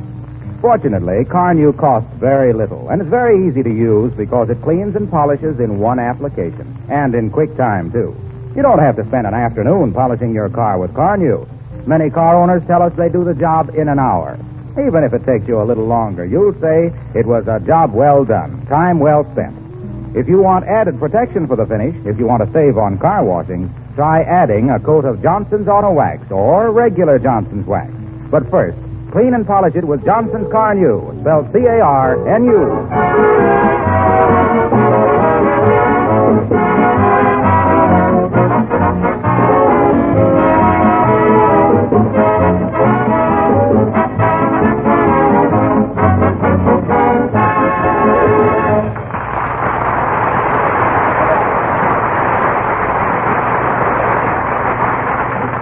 There's a mouse at 79 Wistful Vista. There's also a slight uproar on account of said rodent. And where there's a slight uproar, there's Fibber, McGee, and Molly.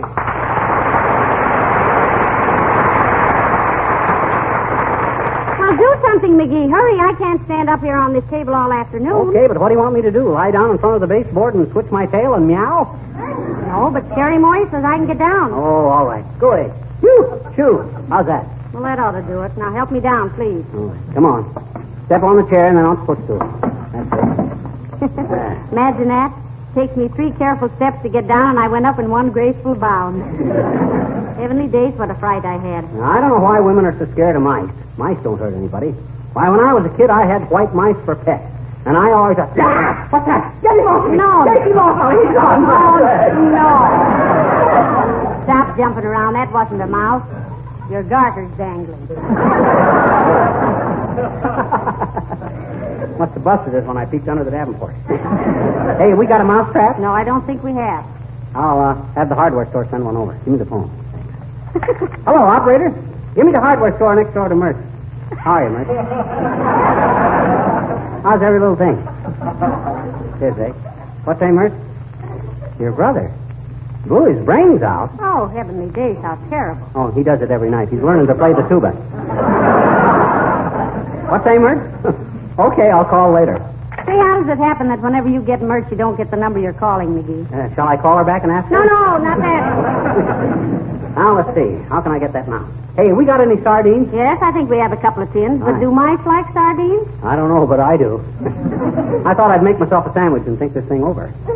Oh, no, you don't, dearie. The first thing on your program is get rid of that mouse. Well, mice are pretty smart little reptiles, so I gotta figure this thing out careful. But I'll outwit the little beggar. When I really map out a campaign, I'm invisible. You're what? Invisible. Nothing can beat me. You mean invincible. I do not. Invincible means something you can't see.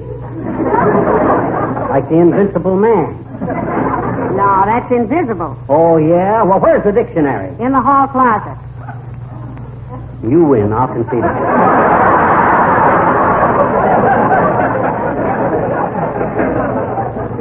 Now, the first thing to do is figure out where that mouse was coming from and where he was going. Then we can waylay him someplace. And how do you go about finding out where a mouse is going? We tail him. You get it, Molly? He says, how do you find out where a mouse is going? And I said, tail him, which is an expression used by detectives. That's very funny, McGee.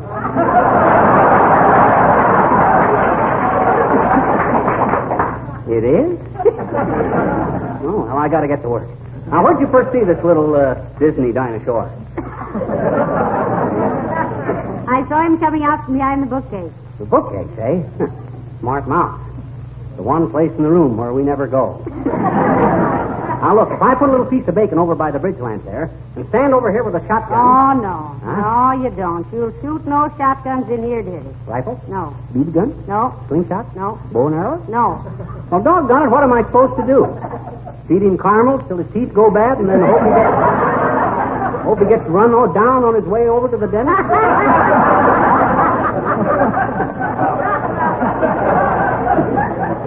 Padding my part. Now, listen, I'll have no violence getting that poor little fella now. So get busy, mastermind. I gotta go clean upstairs.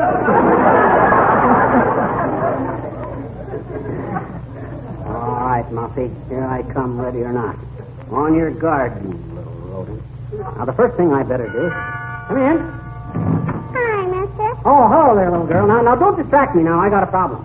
I says, I got a problem on my hands. I got to catch a mouse. How? Well, that's the problem. One way might be to give Uncle Dennis a clarinet and let him march around down here so the mouse would think he was the pie-eyed piper and follow him out. Oh. Okay. Go off if you want to. Remember, they laughed at Edison, too. Yeah, but they're not laughing at you, mister. Hey, what's the idea of holding your hands up in front of you like that? I'm practicing, I betcha. Practicing for what? You entered in a patty cake tournament or something? No. Well? I'm practicing carrying a bride's veil. Oh. I'm going to be at Karen Lee Toop's wedding next week. Oh, you are. Oh, and you're going to hold the bride's veil, eh? Sure. I'm going to walk behind the bride and groom. You mean bride and groom? Have you seen him? No, I haven't seen him. No. So, I'm going to walk behind the bride and groom and hold up the veil so it doesn't get the carpet all dusty. That ain't the reason they hold up the veil, sis. Well, why do they then, mister? Why do they? Why do they? Well, they do that so the veil won't get dusty. Because 7 years later, that veil is going to come in awful handy as a curtain for the bathroom window. Now beat it, sis. I got to catch a mouse. Oh, you're going to use a mouse trap? No, not me. A mouse trap is crude, sis. You see, with me, it's a matter of strategy. I says it's a matter of strategy. And there's 3 kinds of strategy in catching mice. You can trap them, or trick them, or use violence. We ain't got a trap, and Mrs. McGee don't want any violence, so I got to trick him. So, you mean it's the mouse's brains against yours, huh? Yes, sir. And when I get... Hey, where are you going? I'm going out and get you a mouse trap. So on,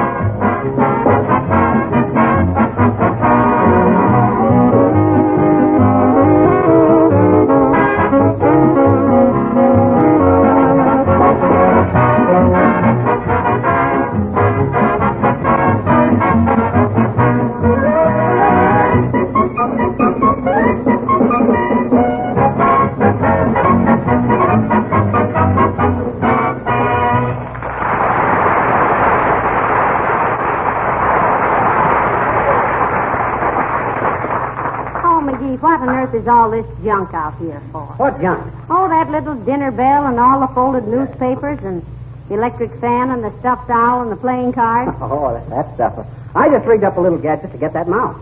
Well, how on earth do you expect... Now, don't be skeptical, Mrs. McGee. It's perfectly logical. Now, look. The mouse comes out of this little hole in the baseboard here, see? Yes. And when he does, he bumps into the little bell. See? Which makes him think it's Sunday and everybody's away at church. See? That gives him confidence. Yeah, but what if he thinks it's the good humor man? That's ridiculous. Everybody's heard of a church mouse, but who ever heard of a good humor mouse? Well, you got me. Okay. So full of confidence, Mr. Mouse comes walking out into the room. See? I got these newspapers folded up, making a path over to the end table here. Yes? And as he walks along, he trips this string, which turns on the electric fan. See? Oh, yeah. Then I suppose he starts doing a fan dance, and he gets arrested, and we're rid of him for 90 days. Now, let's be sensible about this, Molly. As soon as the fan starts, he feels the breeze and thinks he's a field mouse. He looks around, and wow, there's that owl staring right at him, and he dies of heart failure. I tell you, it can't miss. Yes, but what are the 3 playing cards for? Oh, the ace, king, and queen? Yes. I was going to bury him with simple honor.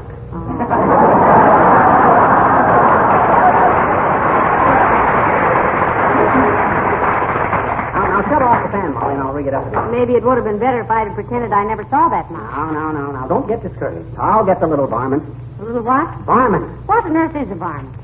Well, a varmint is it's something that lives around the same place you do. You've heard the old argument, which is more important, heredity or environment?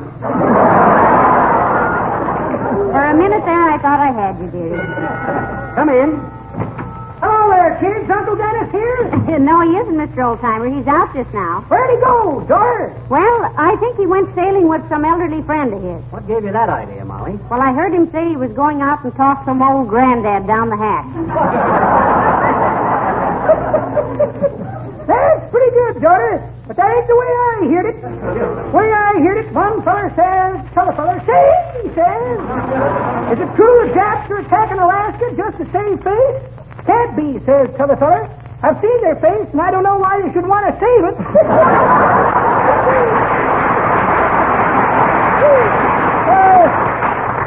You say Uncle Dennis ain't around here, kid? No, he isn't, old-timer. What do you want him for? How much does he weigh? Oh, about 170. Why? 170, eh? Let's see, at a cent a pound, that'd be $1.70.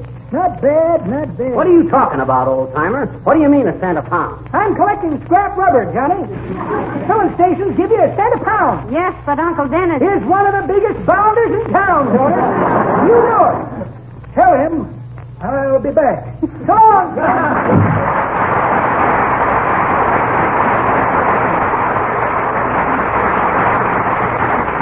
That, McGee. You know, Uncle Dennis is not a bounder. No, he's more of a cad.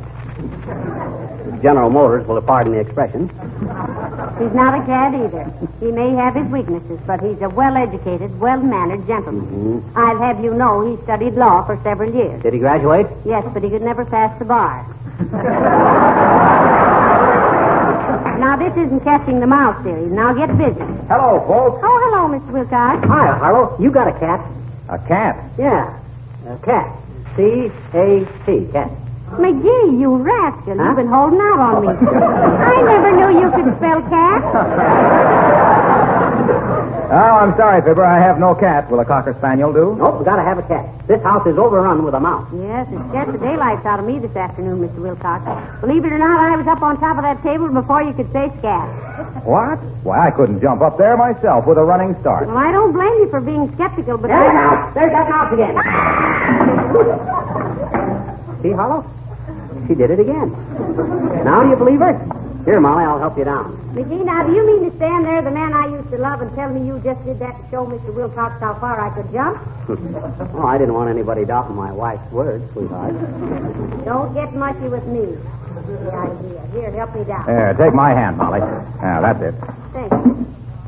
Did I scratch the table? Got Johnson's wax on it? Yes. No, you didn't scratch it. Incidentally, when you go on your vacation this summer, you know what to do first, don't you? Certainly. Hide McGee's mandolin. Then if we go canoeing, he can do some paddling for once.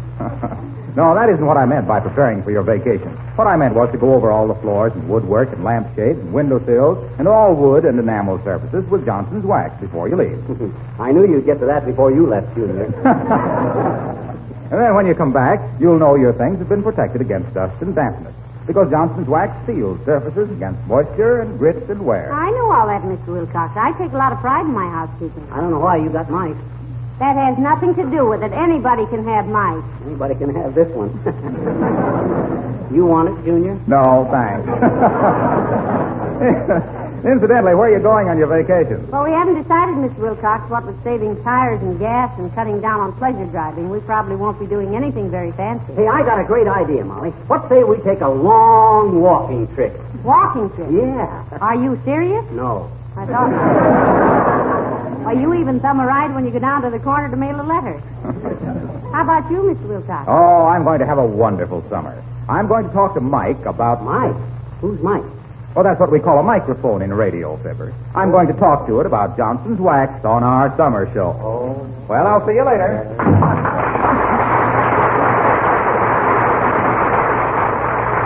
Gee, I've never been so embarrassed in my life. Why did you make me jump up on that table in front of Mr. Wilcox? Embarrassed? Why, I was proud of you, Molly. It ain't every guy that's got a wife that can do a standing high jump of 3 feet 4 inches. No. You just say that. No, really. It's hard to believe that anybody as pretty as you could be so limber. Oh, stop it. In fact, when I saw that last leap of yours, it made me realize how fond I am of you. What do you mean? Well, I mean, you got the kind of a spring that a young man's fancy lightly turns to thoughts of love in. Come in.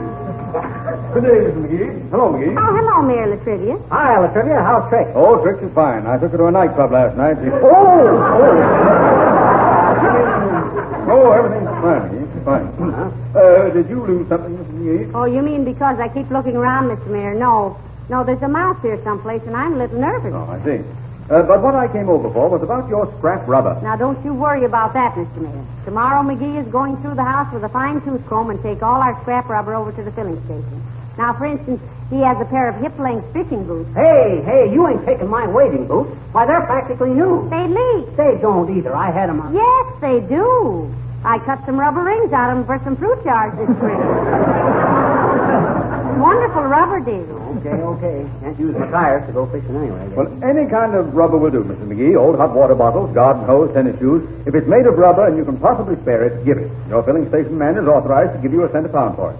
As one of them said to me this morning, bring your scrap over here so we can finish that scrap over there. Oh. Or how about turn in your rubber, a pound or an ounce. It will all help our soldiers give Hitler the bounce.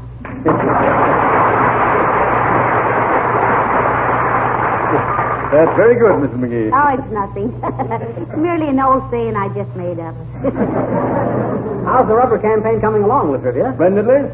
The citizens of Wistful Vista are responding nobly. They realize the time has come to pitch in and help. The time has come, the walrus said, to speak of many things. Of shoes and chips and Johnson's wax and cabbages and kings. We just want rubber, Mrs. McGee, not shoes or cabbages. Oh, she was just quoting from Alice in Wonderland, Latrivia. I know. I'm just saying that cabbages are not pertinent to the subject. Are you accusing me of being impertinent, Mr. Mayor? Oh, certainly not. I merely remarked... You better be careful what you merely remark, Latrivia. My wife is never impertinent. I didn't say she was impertinent. I only said that cabbages... And don't be so snobbish about cabbages either. I like cabbages.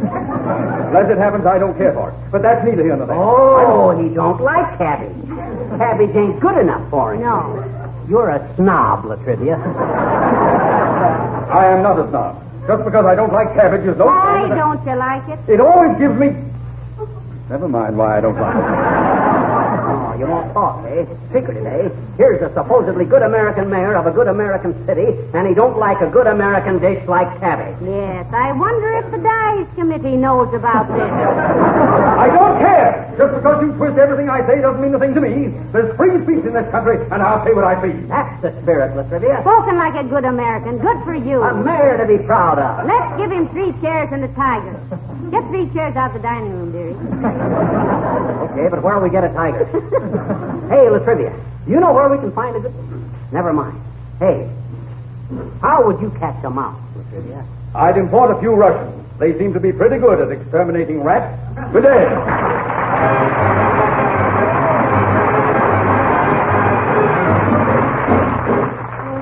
The King's Men sing I Like a Balalaika.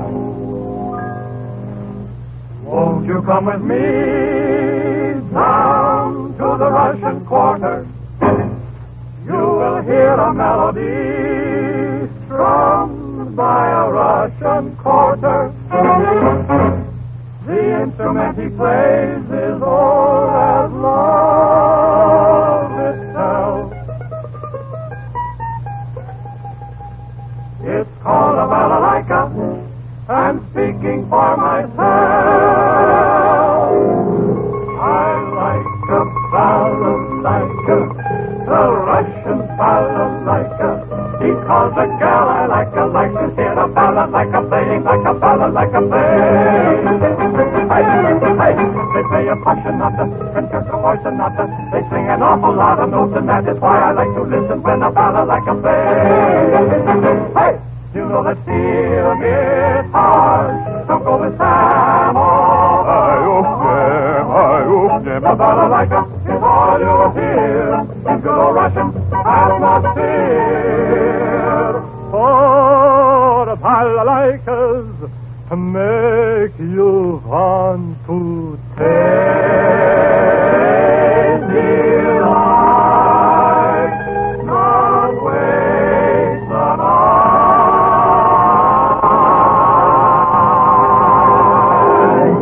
I like a balalaika, a Russian balalaika. I have no special reason why I like a balalaika. Only that the girl I like to hear a balalaika playing like a balalaika play. Let your heart a tingle, let your brain a tingle, let the got to mingle, a fellow can't say tingle. Oh, I like a balalaika song.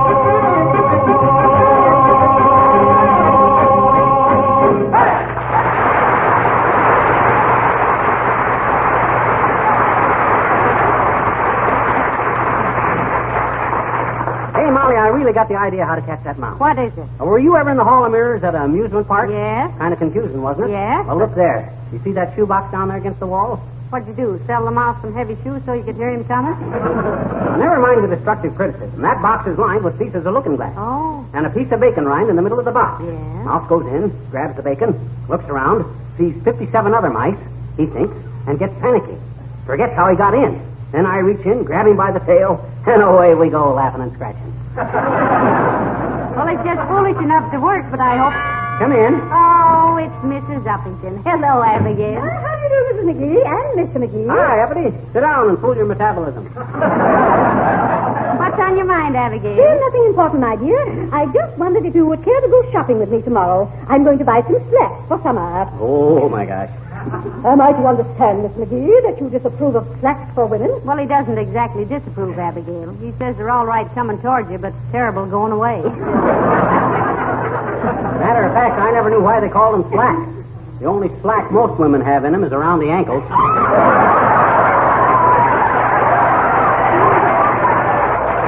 Well, I'm afraid you have a very mid-Victorian viewpoint, Mr. McGee. And besides, people who live in glass houses, you know. Meaning? Meaning that Mr. McGee somewhat resembles Mr. Abbott on his approach and Mr. Costello on his departure. Oh, yeah? I'm just muscular, that's all. Yes, he is, Abigail. He's very much. Oh, I don't doubt it in the least, my dear. But I'm afraid he's confused his setting up exercises with his setting down exercises. Okay, but I'm telling you, I don't like slacks on women. They ain't feminine. Would you expect me to give you my seat in the streetcar if you were wearing slacks, Uppy? Certainly not, Mr. McGee. I should feel very self-conscious taking up all that room by myself. Well, my dear, would you care to go with me tomorrow? I certainly would. Pick me up here about 10 o'clock now. And if we see some good-looking slacks, I might get some myself. Oh. Well, good day, and I'll see you in the morning, my dear. All right, Abigail. And, Mr. McGee, Huh? I might suggest that you modernize your ideas somewhat. You will admit that slacks for women are a great improvement over the hobble skirt. Not for me, they ain't. Between the hobble and the wobble, I'll take them. McGee. Goodbye, Abigail. Goodbye. Goodbye.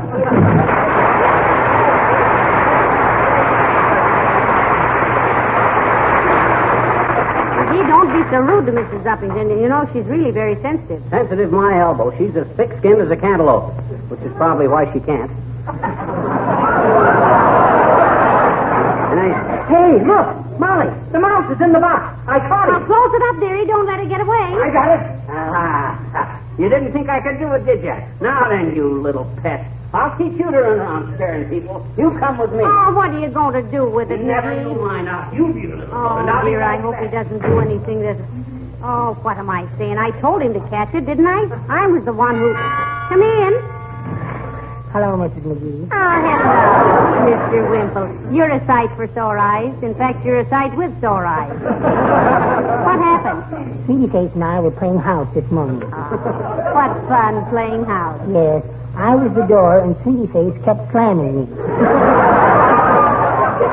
My goodness, but that woman is strong. She must be a regular Amazon. Amazon. That's the river with a great big mouth, isn't it? Say, just how strong is your wife anyway, Mr. Wimple? I really don't know, Mrs. McGee, but this noon she threw a plate 25 feet. 25 feet? Well, that's not very far to throw a plate. Yes, but it was my upper plate and I was weighing it. Well, what was the cause of the little fracas? Oh, we had a little tiff about where we were going on our vacation. I got just what I wanted, too. Good for you. Yes. I told Sweetie Face I wanted to go to the seashore because I love to feel the salt air in my nostrils. Ah, so you're going to the seashore. No, she just slapped me in the face with a wet herring. Well, that's that, Molly. I took the little nuisance out. Oh, hi, Wimp. Hello, Mr. McGee. Well, you're a sight for sore eyes. In fact, you're a sight with sore eyes. What happened? We've taken care of that, McGee. Oh, well, I was outside for a minute.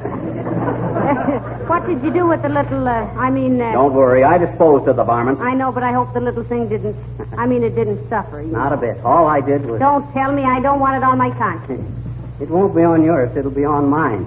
You mean... Yes. I let it go. What? I couldn't hurt the little dickens. He wiggled his nose at me and I couldn't take it. And here I thought I could... Hey, there he is back again. Right under your feet. Oh, now, tell. Hey. Get off this table, Mr. Wimple. I got here first. But I love to sit on tables, Mrs. McGee. Move over. Get away, you son. Oh, sweetie, please.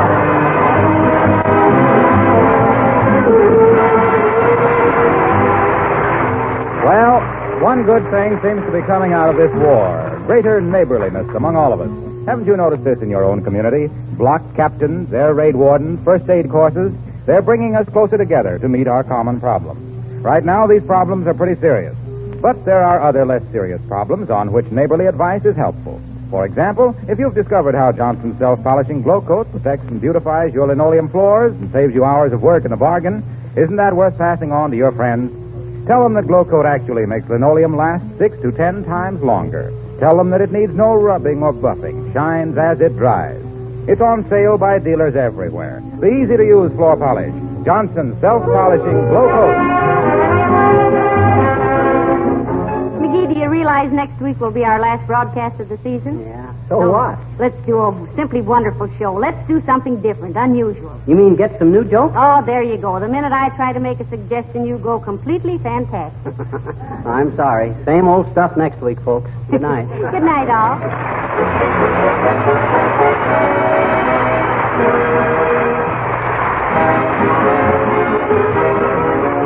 This is Harlow Wilcox speaking and inviting you all to join us again next Tuesday night at this same time. Good night.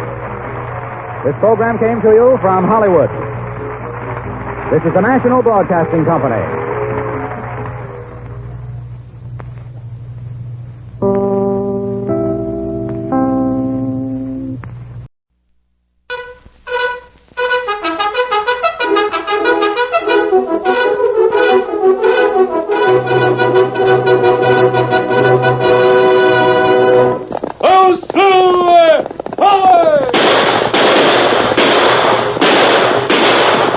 Fiery horse with the speed of light, a cloud of dust, and a hearty hi-yo, Silver, the Lone Ranger.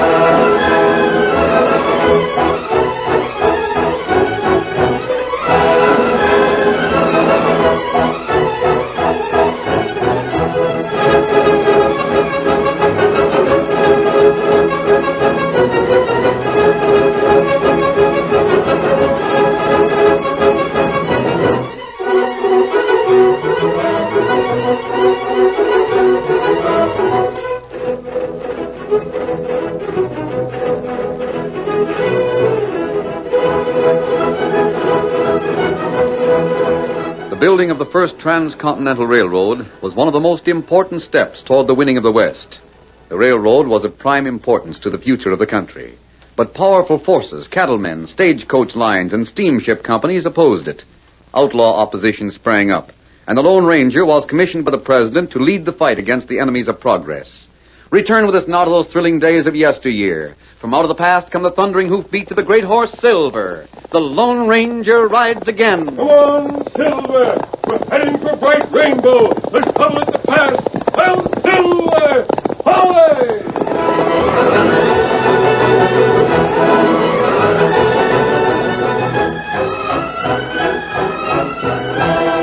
A locomotive pulling 3 wooden coaches puffed around a curve west of the Platte River. 2 miles ahead, just around another curve, waited a group of hard-eyed outlaws. They wore 6 guns strapped low, and across the saddles of their mounts, each of them had a carbine.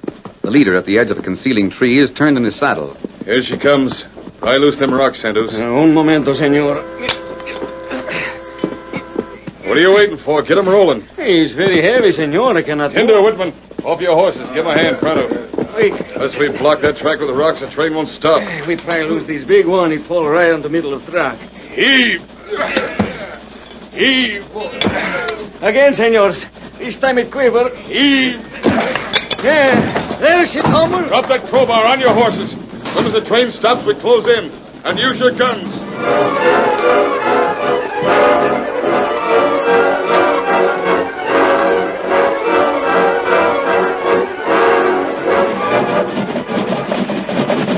Hey, it's a rock slide. Use your brakes. Great jumping cactus needles. Blow the whistle, Josh. Let the conductor know he's got to swing the handbrake.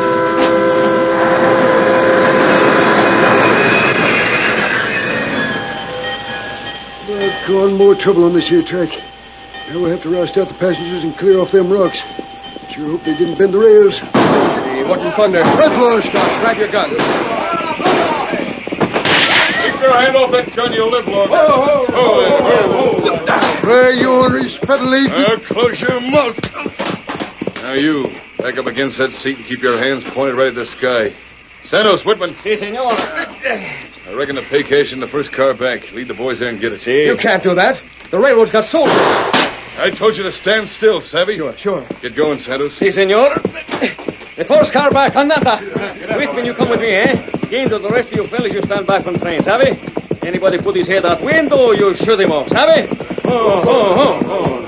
Here, Whitman, off your horse. Jump right in the car, yes? Get off those car, you doggone leeches. I'm warning Whitman, you. he talked too much. You lie on floor, senor.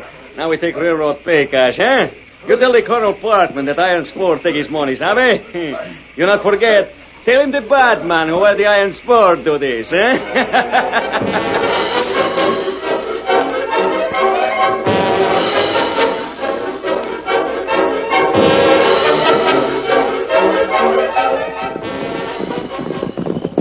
There, near the river. Do you see her, Tonto? I'm not sure it, Miss Barkley. Not much light from the moon, but we were to meet her here. Kimasabi. Yes, that's Miss Barkley. Come on. Hi. Oh, Silver, steady, fellas, steady. What is it, Miss Barkley? We were watching the end of track from the hills this afternoon. Tonto saw your signal. I wasn't sure you noticed the 3 flags I strung up above Colonel Parkman's office. We see him. That's why we come here. Is it trouble at the end of track, Miss Barkley? No, it's worse than that. The train carrying the pay cash was held up. Train held up? Yes, outlaws on horses. 25 miles east of end of track. But Tonto not savvy. Train go plenty fast. How outlaws They could have blocked the track with fallen trees or rocks, Tonto. That would make the train stop. It was rocks across the rails, masked man. Anyone hurt? The paymaster was wounded. He said the outlaws who shot him and stole the pay cash were men of the Iron Spur. Kimasabi. No need to be surprised, Tonto. The Iron Spur is well organized. They're behind almost every attack on the railroad. The outlaws left an Iron Spur in the cab of the engine. But there's one strange thing. Colonel Parkman was wondering how... How the outlaws knew the pay cash would be on that train? Why, yes. How did you know? I guess, Miss Barkley. The railroad wouldn't announce anything like that. The Iron Spur had positive information. Who did they get it from? Not bad. Man worked for railroad, huh? It couldn't be anyone outside of the railroad. Not many people would be in a position to know about that pay cash. Doesn't the railroad know that... Kimasabi, what's that? Miss Barkley! Miss Barkley! Who's that, Miss Barkley? Oh, sounds like Josh Bradley. He must have seen me riding out from the railroad along the river. Tonto, back out of sight. There are trees over here. Miss Barkley, where are you? Josh, over here! Hold there. What's wrong? What's the trouble? That's Dave Clark. Gosh, old fishhooks. I never figured he'd be in cahoots for them ornery outlaws. Dave Clark? What outlaws? The Iron Spur. Who else? Miss Barkley, he told them that the train was carrying the pay cash. Oh, you must be mistaken. Mistaken nothing. Those hombres knocked me kicking, didn't they? They wounded the paymaster and a dozen others, didn't they?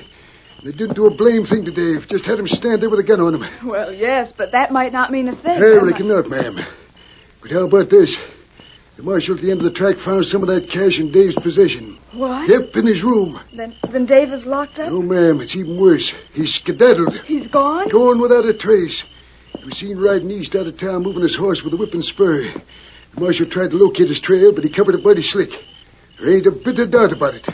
Dave was in with them outlaws, sure shooting. Well, anyhow, Colonel Parkman told me to get you pronto. He's got the reins to get some more cash out to pay the men. You knew I was coming this way? Well, I just took a chance. Somebody seen you heading along the river. Well, come on. You go ahead, Josh. I'll catch you. I got to hurry. Now, you go ahead. I'll be right along. Well, kilo, Miss Barkley. Adios. Get it back. Dave Clark. I can't believe it. Looks bad for him, Miss Barkley. Oh, you heard? We hear him. It seems so positive. Money in his room, his leaving town so suddenly, and yet... Dave Clark. You'll hear from us later. What are you going to do? We're going to find him, Miss Barkley. But the marshal lost the trail. Maybe Marshal not good in finding trail mark. Tonto can follow any trail that was ever made.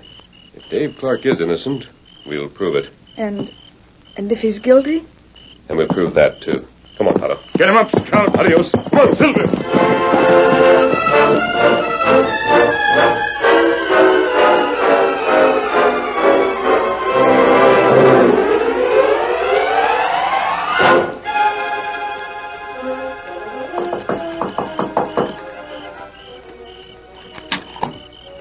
Senor Chiswick.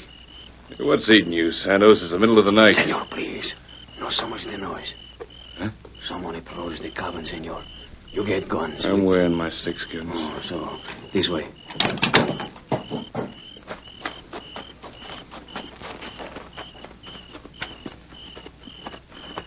Who is it?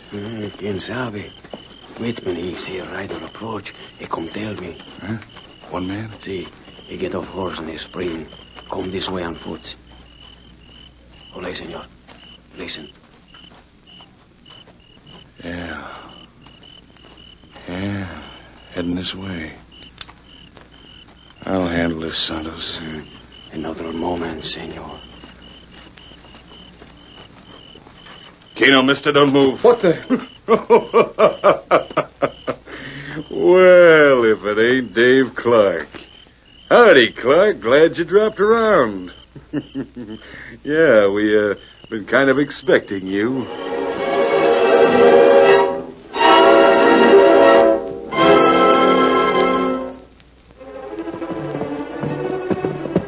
Steady, Silver. Steady, boy. Tonto, easy, boy. Hi, Kimosabe. Any news? Me follow trail over hills like you say. Trail lead to cabin. Outlaw cabin. The Iron Spur? Maybe 10, 12 men. Tonto watch from ridge. They have horses? Corral with horses near cabin. Was there any sign of Clark?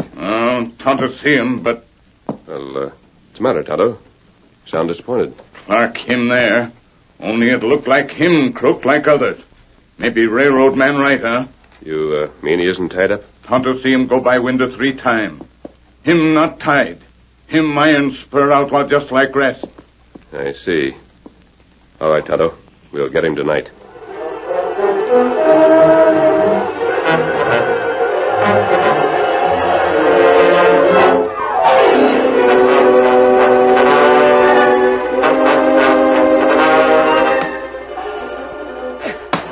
There's guns in this chest. Maybe I can break it open. With a gun, I could stand off those hombres when they come back. Maybe even... That did it. Broke the lock. Yeah. Guns and bullets. Well, now I'm ready for them. Just let them come in and I'll... Hello, Clark. What in thunder? That gun. A masked man. You're an outlaw. Sorry, I had to shoot it out of your hands. You're not hurt. Where are the rest? Huh? Come on, speak up. I want the iron spur, and you know where they headed. 10 horses gone from corral. You know doggone well where they're headed. They're going to rob the railroad again. Oh, they are? Yeah. There's another payroll for the men. Those hombres found out about that one same as they did the last. So you told them, huh? Me?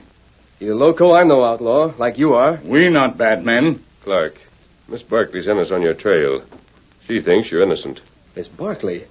Say, who are you hombres? Perhaps this will tell you. What? A silver bullet? Well, you're the... Him Lone Ranger. The Lone Ranger? Mister, you're just the gent I've been praying for. These skunks have got to be stopped. Clark, you talk big for a man who's suspected of being an outlaw himself. Me? An outlaw? The money was found in your room at the end of track.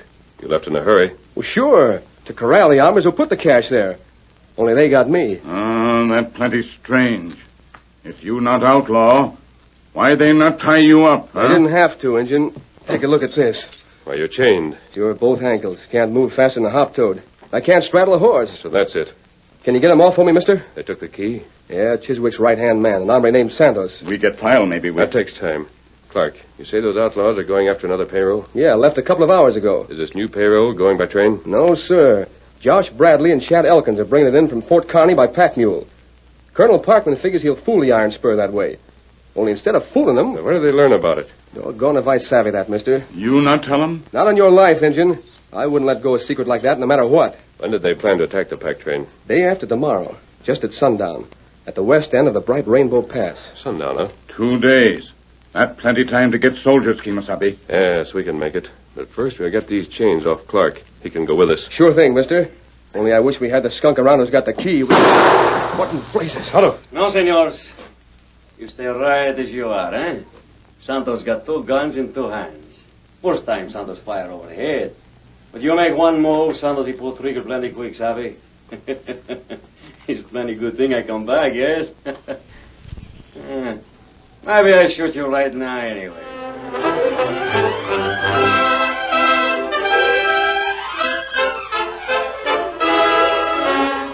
The curtain falls on the first act of our Lone Ranger story. Before the next exciting scenes, please permit us to pause for just a few moments.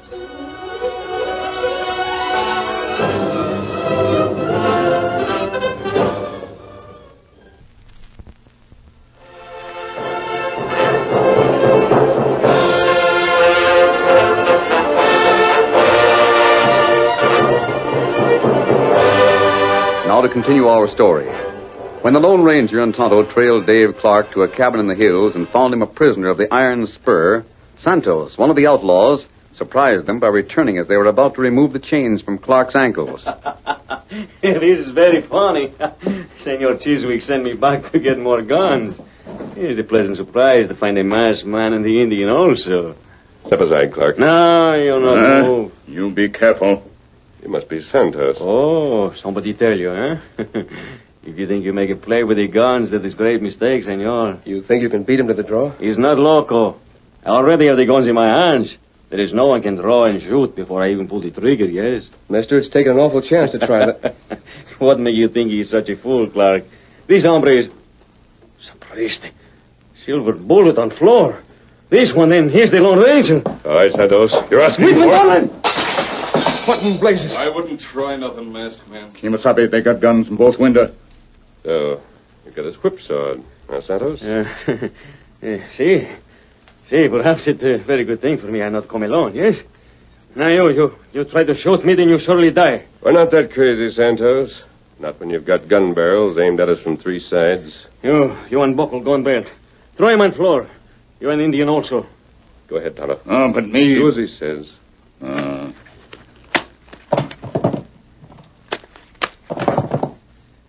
There you are. Now what? Bueno, senor. Wait, Donlin. We put chain on these hombres. Same as with Clark. We locked him in a room. Sees we can come back after getting pay cash. She'd be plenty glad to see Lone Ranger, eh? When she's we come back, we take off mask, yes? Look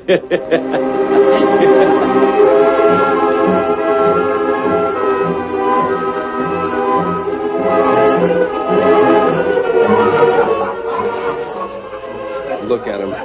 I can see him clear through the window, sitting around that campfire laughing about us. Here we sit chained up. Dave, come here. Huh? Masked friend wants you. Come. Well, these doggone chains are worse than a pair of railroad ties fastened to my ankles. What do you want, masked man? I want you and Tonto to twist these guns in opposite directions. Guns? I don't savvy There were what you... guns in that chest, Dave. I noticed them earlier when Santos held his six-shooters on us. So I didn't try anything then. I don't follow you. I put these two gun barrels through links in the chain. If they're twisted, the links will snap. Well, I'll be jiggered. You take gun. Twist to right. Keno, you all braced, mister? Yes, go ahead. Chain might twist against your ankles. No, go ahead. The gun barrels are set only 2 links apart. They'll snap before there's much strain on my ankles. Go ahead. Now. Go ahead, harder. Oh, me push. I'm leaning on the gun barrel for all I can. Mister, it worked. The chain broke. Quiet, Dave. Listen. Oh, that good. They not hear us. What we do now, Kimasabi? Yeah, mister, your chain's broken half, but you still got the gyves on your ankles. And me and Tonto are still chained up. Yes, Dave, but I can get through the window later on when they're asleep. Remember, Santos has the key to these chains in his pocket.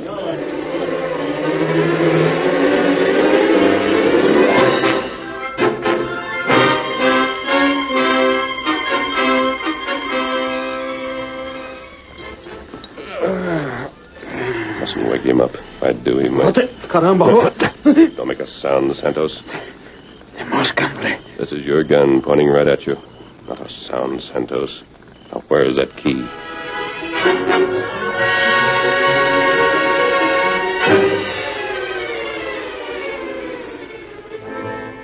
Tonto, you hear something? Somebody walked this way. Is it the Lone Ranger? He can't see. Yeah, that doggone campfire's died down. If it's the masked man, that's fine. But if it ain't... Somebody come now. Who is it? Take it easy, Dave. The masked man. You've done it. Santos woke up. Had to tie and gag him. You get keys to chain? In my hand. Stand still, Tonto. You're free. Now, Dave. Where are the horses, mister? Just outside that door. That does it. Now, hurry. We'll have to get out of here. Sorry. Outlaw, wake up. What in the blazes? They're coming after us. We haven't got any guns. That's where you're wrong, Dave. I picked up your gun belts. They're hanging across the saddles of our horses. Follow me. We've got to get away. Here's Silver. Steady, boy. Scout. Here, Scout. Steady, big fella. All right. Head for the end of the track. There they go. Shoot. Get up, boy. Get him on. Now, hold your fire. No more shooting. Whitman, Donald, quick, saddle the horses. We must ride to Del Chiswick. He must attack the mule train before sundown. The masked man will go on the railroad. Hurry, get the horses.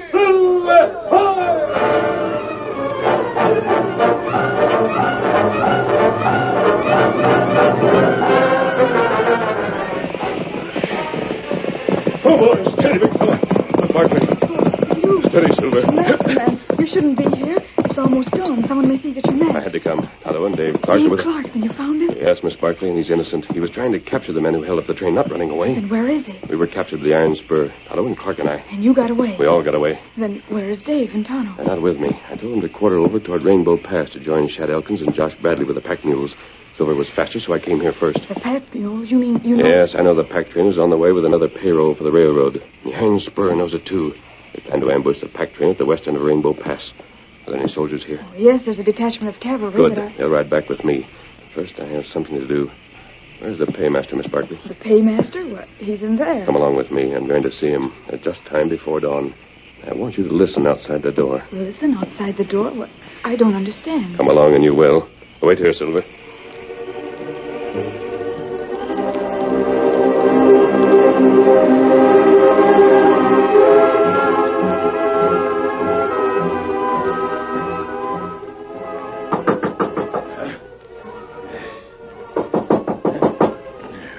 Somebody at the door.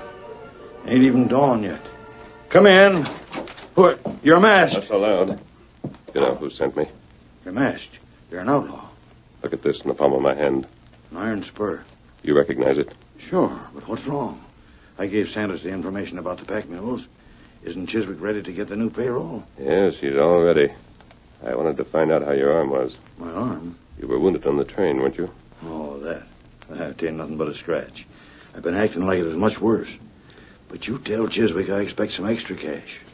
Boys wasn't supposed to shoot me. They was just supposed to make it look good. Thanks, you said enough. Miss Barkley. What in thunder? I've heard every word. So you're the one who told the Iron Spur about the pay cash. Who is this masked hombre? I've been He's fooled the into... Lone Ranger, Murdoch. The Lone Ranger? And I thought he You was... thought I was a member of your outlaw gang. You're going to prison, Murdoch, and so is the rest of the band. Miss Barkley, where can I get that detachment of cavalry? We'll have to ride hard and fast. You'll never make it. You got me, but you'll never save the pack train. Chiswick is waiting for him at Rainbow Pass right now. You'll never lick the Iron Spur, mister. Never. We'll see about that. You'll have company in jail, Murdoch. Now, where are those soldiers, Miss Barkley?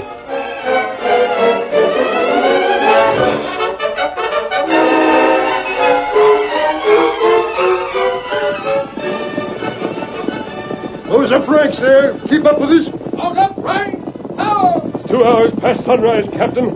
Can't your men go any faster? Not fast enough for your horse, mister. Then there's only one thing to do. Yes? The outlaws had planned to attack at sundown. Now they've been warned. I think they'll attack further up the path. I reckon so. Silver, now go ahead and meet the pack train as fast as we can. We'll be able to hold them off for a little while.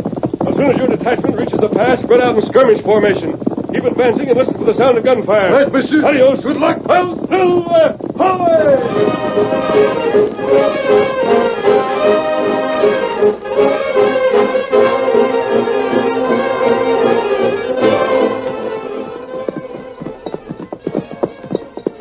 What time you reckon it is, Tonto? Oh, sun plenty high. Middle of day, maybe. I don't see any sign of the masked man. Him right hand the track. Deep long way back here. And I don't see any sign of the Iron Spur. I'm sure glad we got here to the pack train. Josh and Shad are riding rear guard, but still... Plenty trees in Rainbow Pass. Hard to see what behind trees. Yeah, might be an outlaw behind every tree trunk. I sure wish Oh, Silver! Tonto, I got my wish. It's the Lone Ranger. Steady, Silver. Hi, Kimasabi. I came as fast as Silver could carry me, Tonto. The soldiers are on their way. Well, there's no sign of the Iron Spur. No. We've been watching every minute, mister. So far, so good. How far off are them soldiers? Hard to tell, Dave. They couldn't cover ground the way Silver can. Santos must have warned Chiswick of our escape. Instead of waiting for sundown, he may attack sooner. That's right. Santos tell him we know about ambush, huh? Yes. Still beats me how they knew in the first place. If I could get my hands on the hombre who's been tipping off those outlaws about when the pay cash is being sent... Don't bother, Dave. He's already in jail. He's the paymaster himself. You mean Murdoch? Yes. Well, doggone. Kimasabi, look there. The Iron Spur. They're on both sides of us. Surrender! We shoot you down! Surrender! Never, Santos. What we do? We're going to fight as long as we've got a bullet left. Now listen to me. Elkins, Josh, come a running. The masked band's giving the orders. Bring the pack mules into a circle. Swing them around fast. They'll attack us from all sides. We've got to hold them off. Masked band, here they come. Do what the masked band tells you.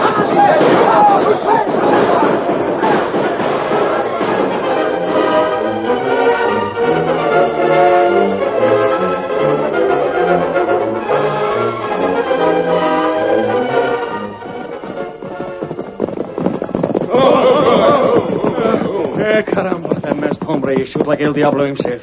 Once more they have beaten us off, senor. They can't hold out. There's only 5 of them, and we got more than 20.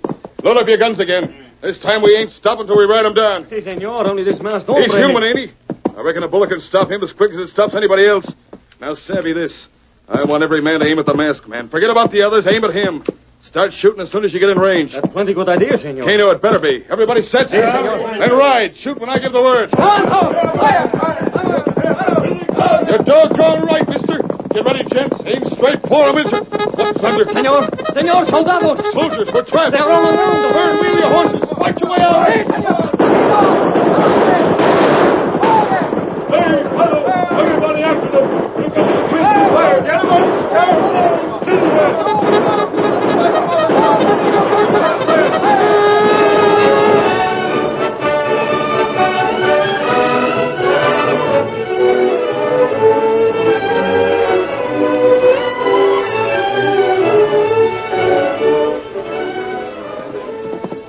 Biswick, you and your outlaw band are under arrest. You got here just in time, Captain.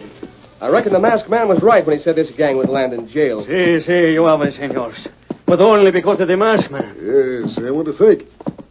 Well, he's gone. Sure he's gone. Him and Tano left as soon as the battle was over. And get this, Santos. There may be a lot more hombres just like you who call themselves the Iron Spur. But by the time the Lone Ranger gets through with them, they'll be hanging from the end of a rope. Yes, sir. Takes more than your kind to beat the Lone Ranger.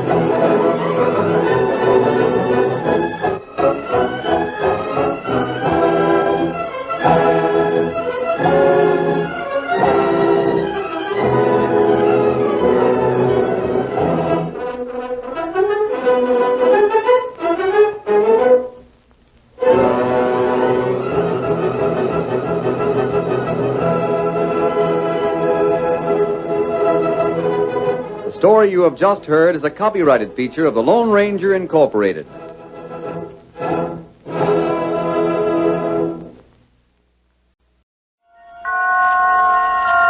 The Columbia Network takes pleasure in bringing you Suspense.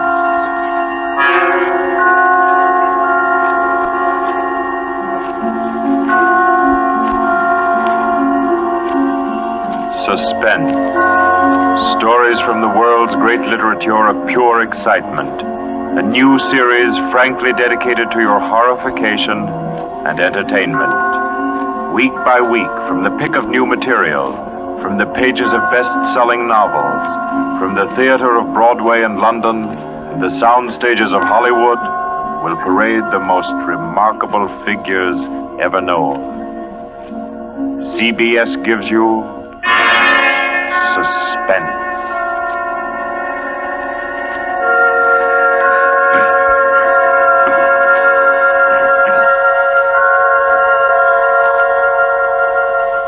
Tonight's presentation is one of the finest of the contemporary stories of mystery and terror. John Dixon Carr's famous novel, The Burning Court.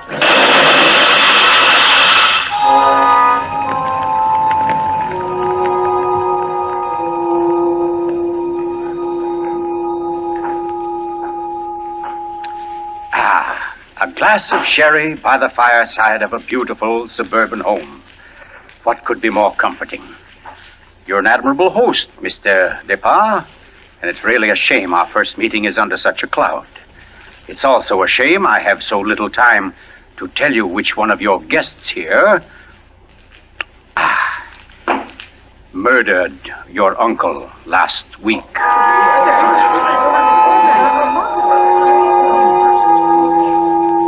Now, let's see now. I believe we're all here. Your wife, your friend Mr. Stevens, Captain Brennan? Yes, and incidentally yourself. Just who did you say you were? Well, no wonder you've had so much difficulty with the case, Captain. My name is Cross, Gordon Cross, the writer. As a matter of fact, it's because of my just completed book, Poisoning Throughout the Ages, that I happen to be here now. And Ted Stevens there happens to be a member of the firm which publishes my work. I'd never seen him until tonight, but I've been told what happened. This afternoon, he began reading my manuscript for the first time, on the train. The commuter's train, which every afternoon deposits him safely and soundly here in Crispin. I imagine he was halfway home by the time he finished the first chapter. Then he turned a page. Attached to the following leaf was a picture. And looking at it, the young man stiffened suddenly and all but cried out his shock.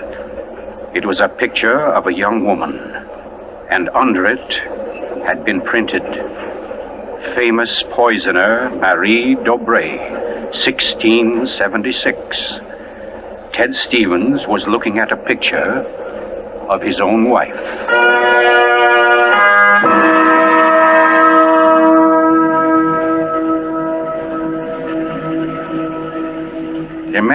Imagine his 25-year-old wife in 17th century costume. The face, the features, even a wistfulness of expression were identical. Even the name, Dobré, was his wife's maiden name. But no, that was ridiculous. This woman in the picture was, well, one of his wife's ancestors. Yes, that was it. Simply an amazing family resemblance. Marie would be waiting for him at the station, and he'd have to tell her about it. He wondered why, however, she'd never told him about. Oh, well, but you don't discuss such an ancestor, do you? Ted Stevens glanced down at the chapter to which the picture had been attached. It was entitled, The Affair of the Non-Dead Woman.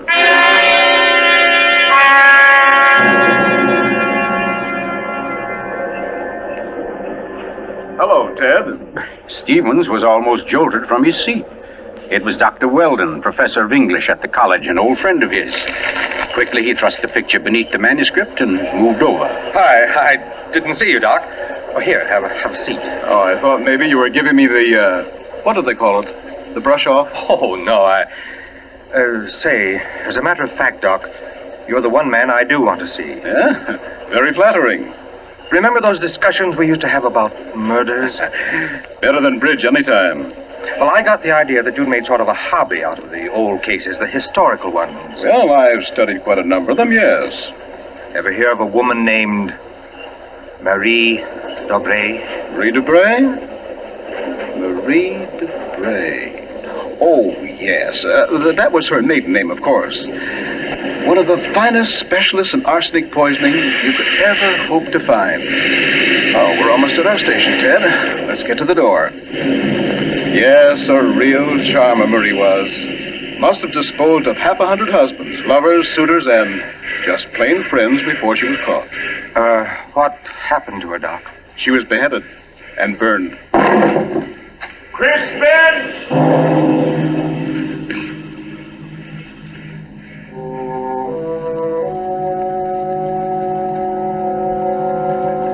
Oh, absurd, laughable. Ted Stevens kept saying this to himself, and yet what he knew was a foolish dread followed him straight through the small suburban station and clung to him as he reached the street. And there in the roadster was Marie, leaning toward him a little to hold the door open and smiling at him. Oh, Ted, what on earth are you staring at? That streetlight shining on your hair. I like that. Oh, you're tight. Come on, get in the car.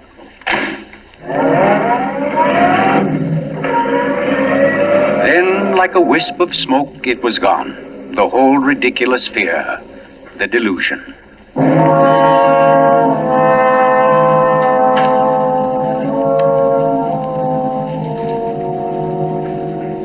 When at home, Marie brought the cocktails into the living room. The logs were burning brightly in the fireplace, throwing a soft, dancing glow upon a room that was darkening with dusk. To you, Marie. And to you, dear. As Stevens placed his glass down, he noticed the manuscript of my book. It was there on the table, right where he'd placed it when he first came in. Deliberately, he turned from it, and then turned back. The manuscript had been moved. Only an inch or so, but it had been moved. Keeping his back to his wife, he thumbed through that early chapter and discovered, just as he knew he would, that the photograph was gone. For a long moment, he thought of what to do. Then slowly, he turned around. This book by Cross I brought home. Yes? There was a story of poisoner in it. Rather funny. Her name happens to be the same as yours. Oh, your maiden name, that is. Oh, that is odd, isn't it? Darling, was she a relative of yours? Why, Ted, you're serious. In a way, yes. Oh, I don't mean it's really important. It's just that, well, when you run across a person who's a dead ringer for your own wife and who lived 300 years ago and was a top-flight poisoner, well, you like to hear about it, that's all. What on earth are you talking about? Darling, be honest with me. Didn't you look at this manuscript when I was out of the room? No. You didn't take out a picture of a poisoner named Marie Debray? I most certainly did not. Oh, Ted, what is this all about? What are you getting at? Oh, just this. Somebody took that picture out of that manuscript since I've been home. Now, who's that? Well, I'll take a look. But I don't feel like... Why, it's Mark Depard. Mark? Ted, wait a second. Yes? Ted, whatever it is he wants, promise you won't do it. Promise I won't do it? I mean, promise you won't get yourself involved. Please, Ted, don't go out tonight. Say, what in the world is... Well, anyway, we can't let him stay outside. Mark, how are you? Come on in. Thanks, Ted. Just thinking about giving you a call later. Oh, let me have your hat. Oh, thanks. Marie, I hope you'll excuse me for popping in like this, but, well, I wanted to talk to Ted. It's rather important. Oh, I don't mind at all. Come on, Mark. We'll step into the library. Oh, you mind, dear? Of course not, Ted. I'll be making the sandwiches for her. Oh, grab that chair in the corner, Mark. Well, let's hear it. What's the trouble? Ted, my Uncle Miles was murdered. Murdered? Oh, the talk hasn't reached you yet, but it's already started. Nothing definite, of course, just that there was something wrong about Uncle Miles' death. But I don't... Mark, are you sure of this? You know he was murdered? I don't know. Of course I don't. I just don't see how it could be any other way. Uncle Miles, you know, had been sick for quite a while, but last Saturday he seemed so much better that Miss Corbett, that was his nurse, decided to take the day off. And, oh, well, you know all this. You and Marie were over that afternoon. Anyway, Lucy and I went to the club that night, to that masquerade party, and we left the old boy completely alone. I've cursed myself 1,000 times since. But what about your housekeeper, Mrs., what's her name? Henderson. Wasn't she around? Oh, sure. In that little house out in back. We told her to look in now and then, but, well, that wasn't good enough. It was after midnight when Lucy and I got back. Uncle Miles was dying. Ted, it looked exactly like one of his regular attacks, but then later, after he was gone, I happened to glance under the chest of drawers in his room. There was a small silver cup under there, almost drained, and Uncle Miles' cat. The cat was still warm, but quite dead. Oh. I managed to get the cat out of the house and buried without anyone seeing me. Next day, I had the contents of the cup analyzed. It was poison? Yes. Arsenic. Well, what do you want me to do? Help me open the crypt. What? I want to have a private autopsy performed. Help me get Uncle Miles' body out of that vault.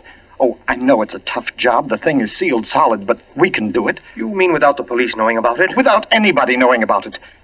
Mrs. Henderson's visiting her sister, and I managed to send Lucy over to the club. You must be crazy. You're playing with dynamite, Mark. This is something you've got to tell the police now. I can't take that chance. But they'll have to know sometime. You're only delaying... I've got to know first, I tell you. You don't understand, Ted. There was somebody in Uncle Miles' room that night, handing him something in a silver cup. Mrs. Henderson was on the porch by the window. She saw her. She saw her? Ted. She thinks it was my wife. Oh, Lucy. It doesn't mean anything to Mrs. Henderson yet, because she doesn't suspect anything, but, well, Ted, you've got to see why I've got to be sure. Why I've got to know how Uncle Miles died. Because it wasn't Lucy, Ted. I know it wasn't. Of course not, Mark. She had an alibi. Well, she was with you at the club, wasn't she? Yes. Except for half an hour. I see. You'll help me, won't you, Ted? When do we start? As soon as you can make it. Okay. Come on now. I'll get your hat. You trot on ahead, and I'll come over as soon as I can see Marie. You're not going to tell her about this? Of course not. I'll think of something. Don't you worry about it. No, thanks, Ted. Thanks a lot. Marie? I'm coming. Darling, Mark asked me to, I know, Ted. Here. You better take these sandwiches with you. You'll be hungry. But you knew I was going out? Yes, I knew. You listened to us? I couldn't help it, Ted. I had an idea what Mark's visit was about. The talk about his uncle's death. There's a lot of gossip about it in the village. That's why I tried to tell you. Why I didn't want you to get mixed up in it. But it's too late now, isn't it? I mean, you're going. I can tell by the way you look. Ted, wait a second. There's just one thing I want to tell you before you leave. And that is that no matter what happens, no matter what you find or think or believe, I love you. You'll remember that, won't you? I'll remember you said so, Marie.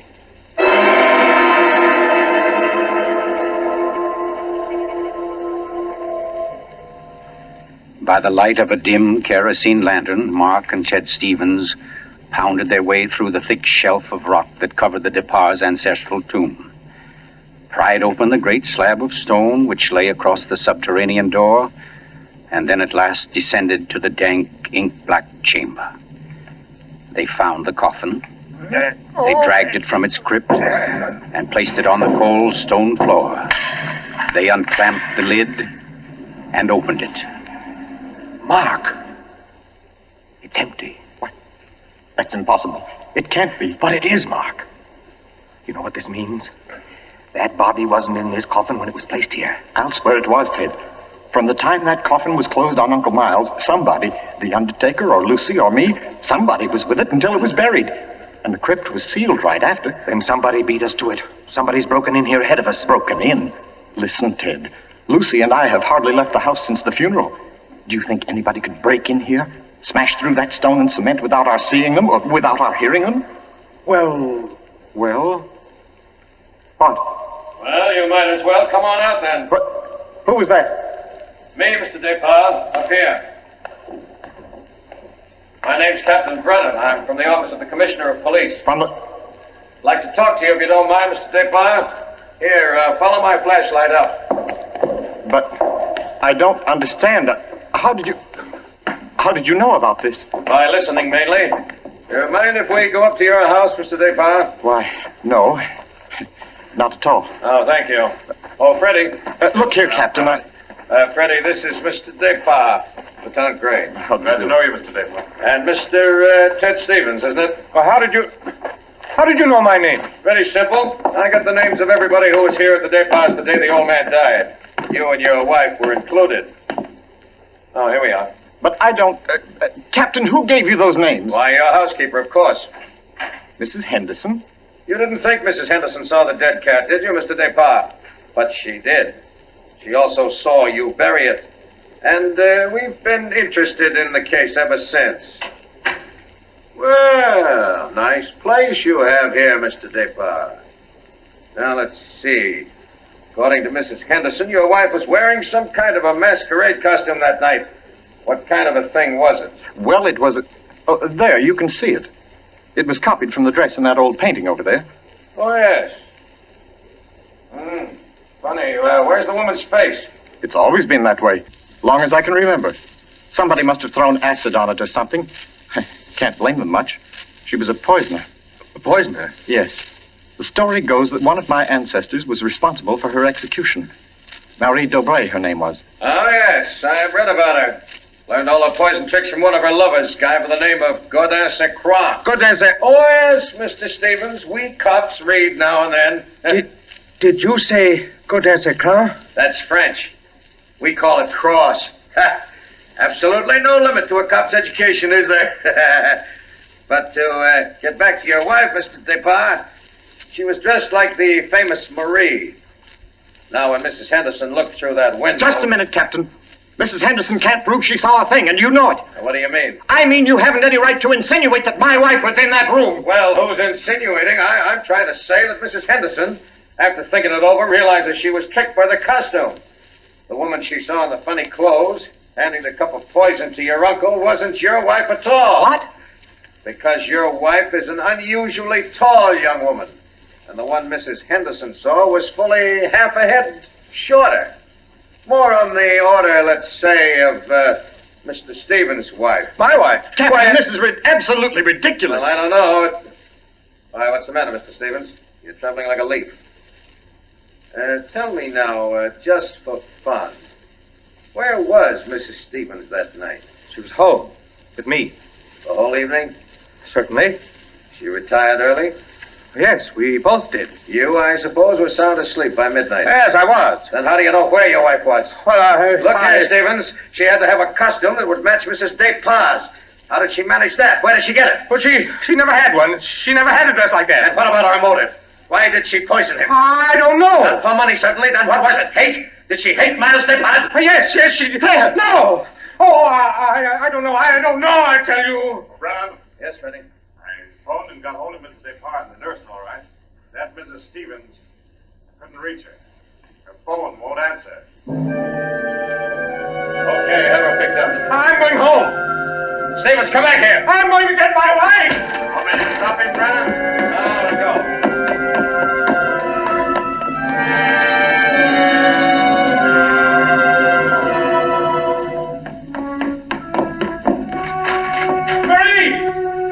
Marie, where are you? It's Ted. Marie, what have you done? Maria. Oh, good evening. Who are you? I? My name is Cross. Go down Cross. Cross? Where's my wife? What have you done to her? You fiend, what have you done to my wife? Why, nothing at all, young man. Here, sit down. You're lying. Something's happened to her. The police just phoned. There wasn't an answer. Why are you here? Why am I here? Well, because your wife, reading my chapter on the Dubrays, realized I knew more about the family than even she did. Because she found my phone number on the front cover of the manuscript. And because I know an exceptional case when I hear one. Does that answer your question? No, and you know it doesn't.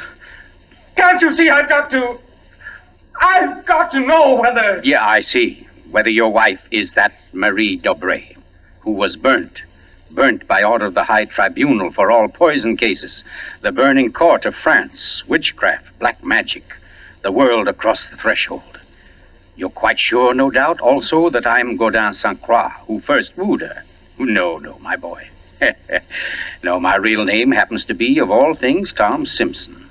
Most unsuitable for a distinguished writing career. And Marie Dobray is no more your wife's real name than mine is Gaudin Cross. What?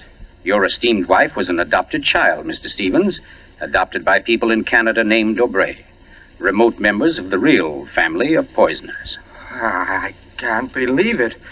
Why didn't she tell me? Why? Because until I told her half an hour ago, she didn't know it herself. You see, in the course of my research on the family, I found out about it. And in the course of talking with your wife, I found out something else. How for years she was haunted by the fear that she might be a poisoner by inheritance, by blood. And you can see, can't you, why she never talked about it, her past to you? Yes. And yet, Mr. Stevens, you had all but made her forget that past. You.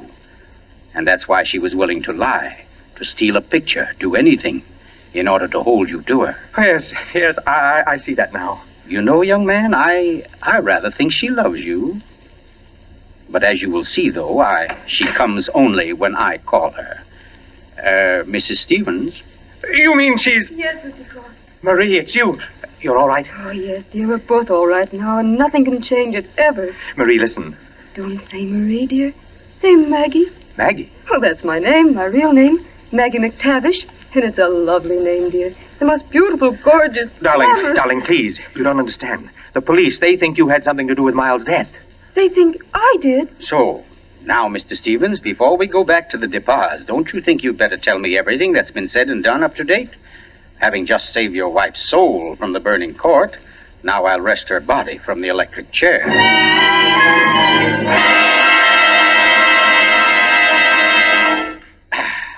Yes, Mr. DePauw, truly excellent sherry. Don't you think so, Miss Corbett? Yes. Yes, it's very nice.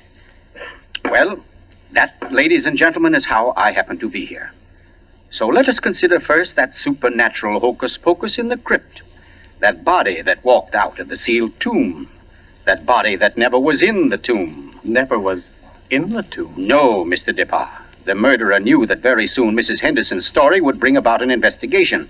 He had to get rid of the well-known corpus delicti. Yes, but who could have kept the body out of the tomb? Who, Mr. DePauw? Why, you, sir. What? I don't understand. Well, it's very simple. You had the opportunity. I believe you said yourself you were alone with the body before the burial. And you had the strength. I dare say you carried it down to the furnace, where it's now probably nothing but ashes. Ridiculous. Why would he spend an hour smashing into a crypt for a body he knew wasn't there? Why, Captain? To impress Mr. Stevens, his witness.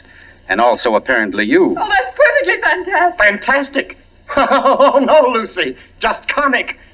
And I suppose, Mr. Cross, that I also put on a woman's masquerade costume, went into my uncle's room and handed him a nice cup of arsenic. No. That had to be done by a woman. Your accomplice, as matter of fact. Oh, now, come. You mustn't all look at Mrs. DePauw, because Mark DePauw's one noble act was his frantic effort to prevent his wife from being charged with the crime. A crime which he and Nurse Myra Corbett committed. Myra Corbett? Why, you... Yes, sir. Yes, Mr. Stevens, this quiet little lady beside me. Why would I do such a thing? Money, Miss Corbett. A cutout of Mark DePauw's inheritance. Payments for services rendered. That's an absolute lie, Cross. You see, ladies and gentlemen, Captain Brennan never bothered to check Miss Corbett's whereabouts on the night of the murder. Why even think of the nurse? She was the custodian of the old man's health. Oh, you're crazy. And yet who but a nurse could so naturally offer the old man a cup? A cup he was sure contained medicine. You're making it up. The whole thing, you're just And making it who up. but Miss Corbett, living right here in this house, would know what kind of masquerade dress she must copy? Would know when Mrs. Henderson would pass the window that night, pass and see her, and accept her, she hoped, for Lucy DePauw. No, that's not true. Oh, yes, Miss Corbett. Yes, Miss Corbett, that dress was the touch that wrecked you. That was your own idea, wasn't it? Not Mark's. You weren't content with a mere murderer's share of the profits. You wanted a wife's share, half of the whole estate. You wanted Lucy DePauw convicted and out of the way for good. Well, I give you a toast, Miss Corbett, with Mr. DePauw's excellent sherry. To a particularly ruthless poisoner. And yet, you know, on the whole, I'm rather partial to female poisoners. Why, only tonight I... Here,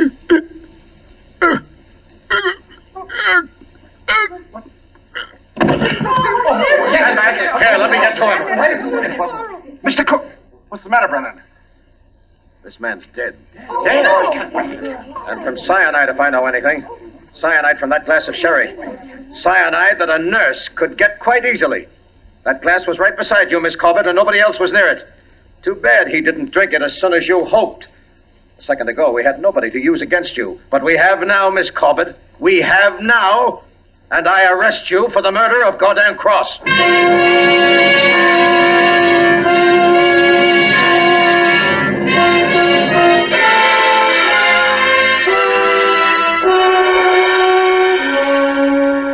Now close to 5 months ago that the prominent author was murdered. And tonight, Myra Corbett pays with her life for that crime. The former nurse, at first protesting her innocence, in recent weeks has grown... I'm in here, dear. Oh. I thought you might... Well, what did you cut it off for? Huh? What do you mean? The radio. Oh, yeah, well, I thought you wanted to talk. Poor Ted. Don't you think I know you better than that? What was on the radio? Well, there wasn't... Okay. It was about Myra Corbett. She goes to the chair tonight. Oh. I didn't think you wanted to be reminded. I don't, really. But making such an effort to hide it only keeps it alive, doesn't it? All right, darling. Know what I came in to ask? If you wanted a cocktail before dinner? The largest one you've got. Fine. I'll get out the ice cube. I know. If I'll fix up the fire. Okay, Maria. A deal. Where are some papers to start it? Right there by the bookcase. And the name's not Marie. It's Maggie. Because, darling, Marie's dead and gone forever.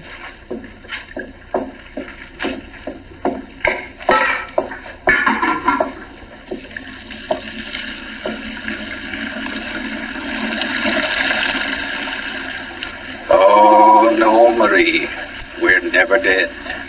Neither of us. It was your hand that touched that glass. I know that now. And I could return the favor. But instead, I shall ask that you dispatch your husband. This one, like all the others. Now, just a little bit of poison in the drink, Marie. Any kind of a drink. What kind, Ted? What kind of a cocktail shall we have? Oh, any kind, darling. Any kind at all.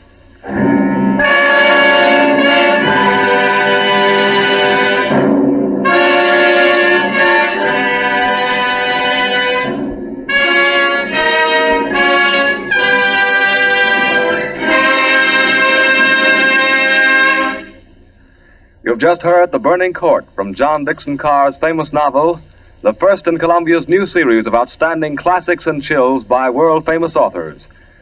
Tonight's play, ladies and gentlemen, has one rather special significance we think you'd like to know about. As you perhaps have heard, every fine comedian is said to cherish a secret desire to do an abrupt about-face. He pines for the part of a blackguard. Well, tonight you witness the fulfillment of one such desire. The role of that literary and quite infamous diehard, Gordon Cross, was portrayed by none other than Hollywood's expert provoker of laughs, Charlie Ruggles, here in New York for the world premiere of his latest screen success, Friendly Enemies. The role of Marie, well, that was enacted by a young lady who long ago won national acclaim as one of Broadway's most accomplished dramatic actresses, Miss Julie Hayden. Thank you, Charlie Ruggles and Miss Julie Hayden, for your splendid performances. The play tonight, as all plays in this series, was produced and directed by Charles Vander, written by Harold Medford and scored by Bernard Herrmann. Next week, we bring you an intensely exciting and moving drama, The Life of Nellie James. This is the Columbia Broadcasting System.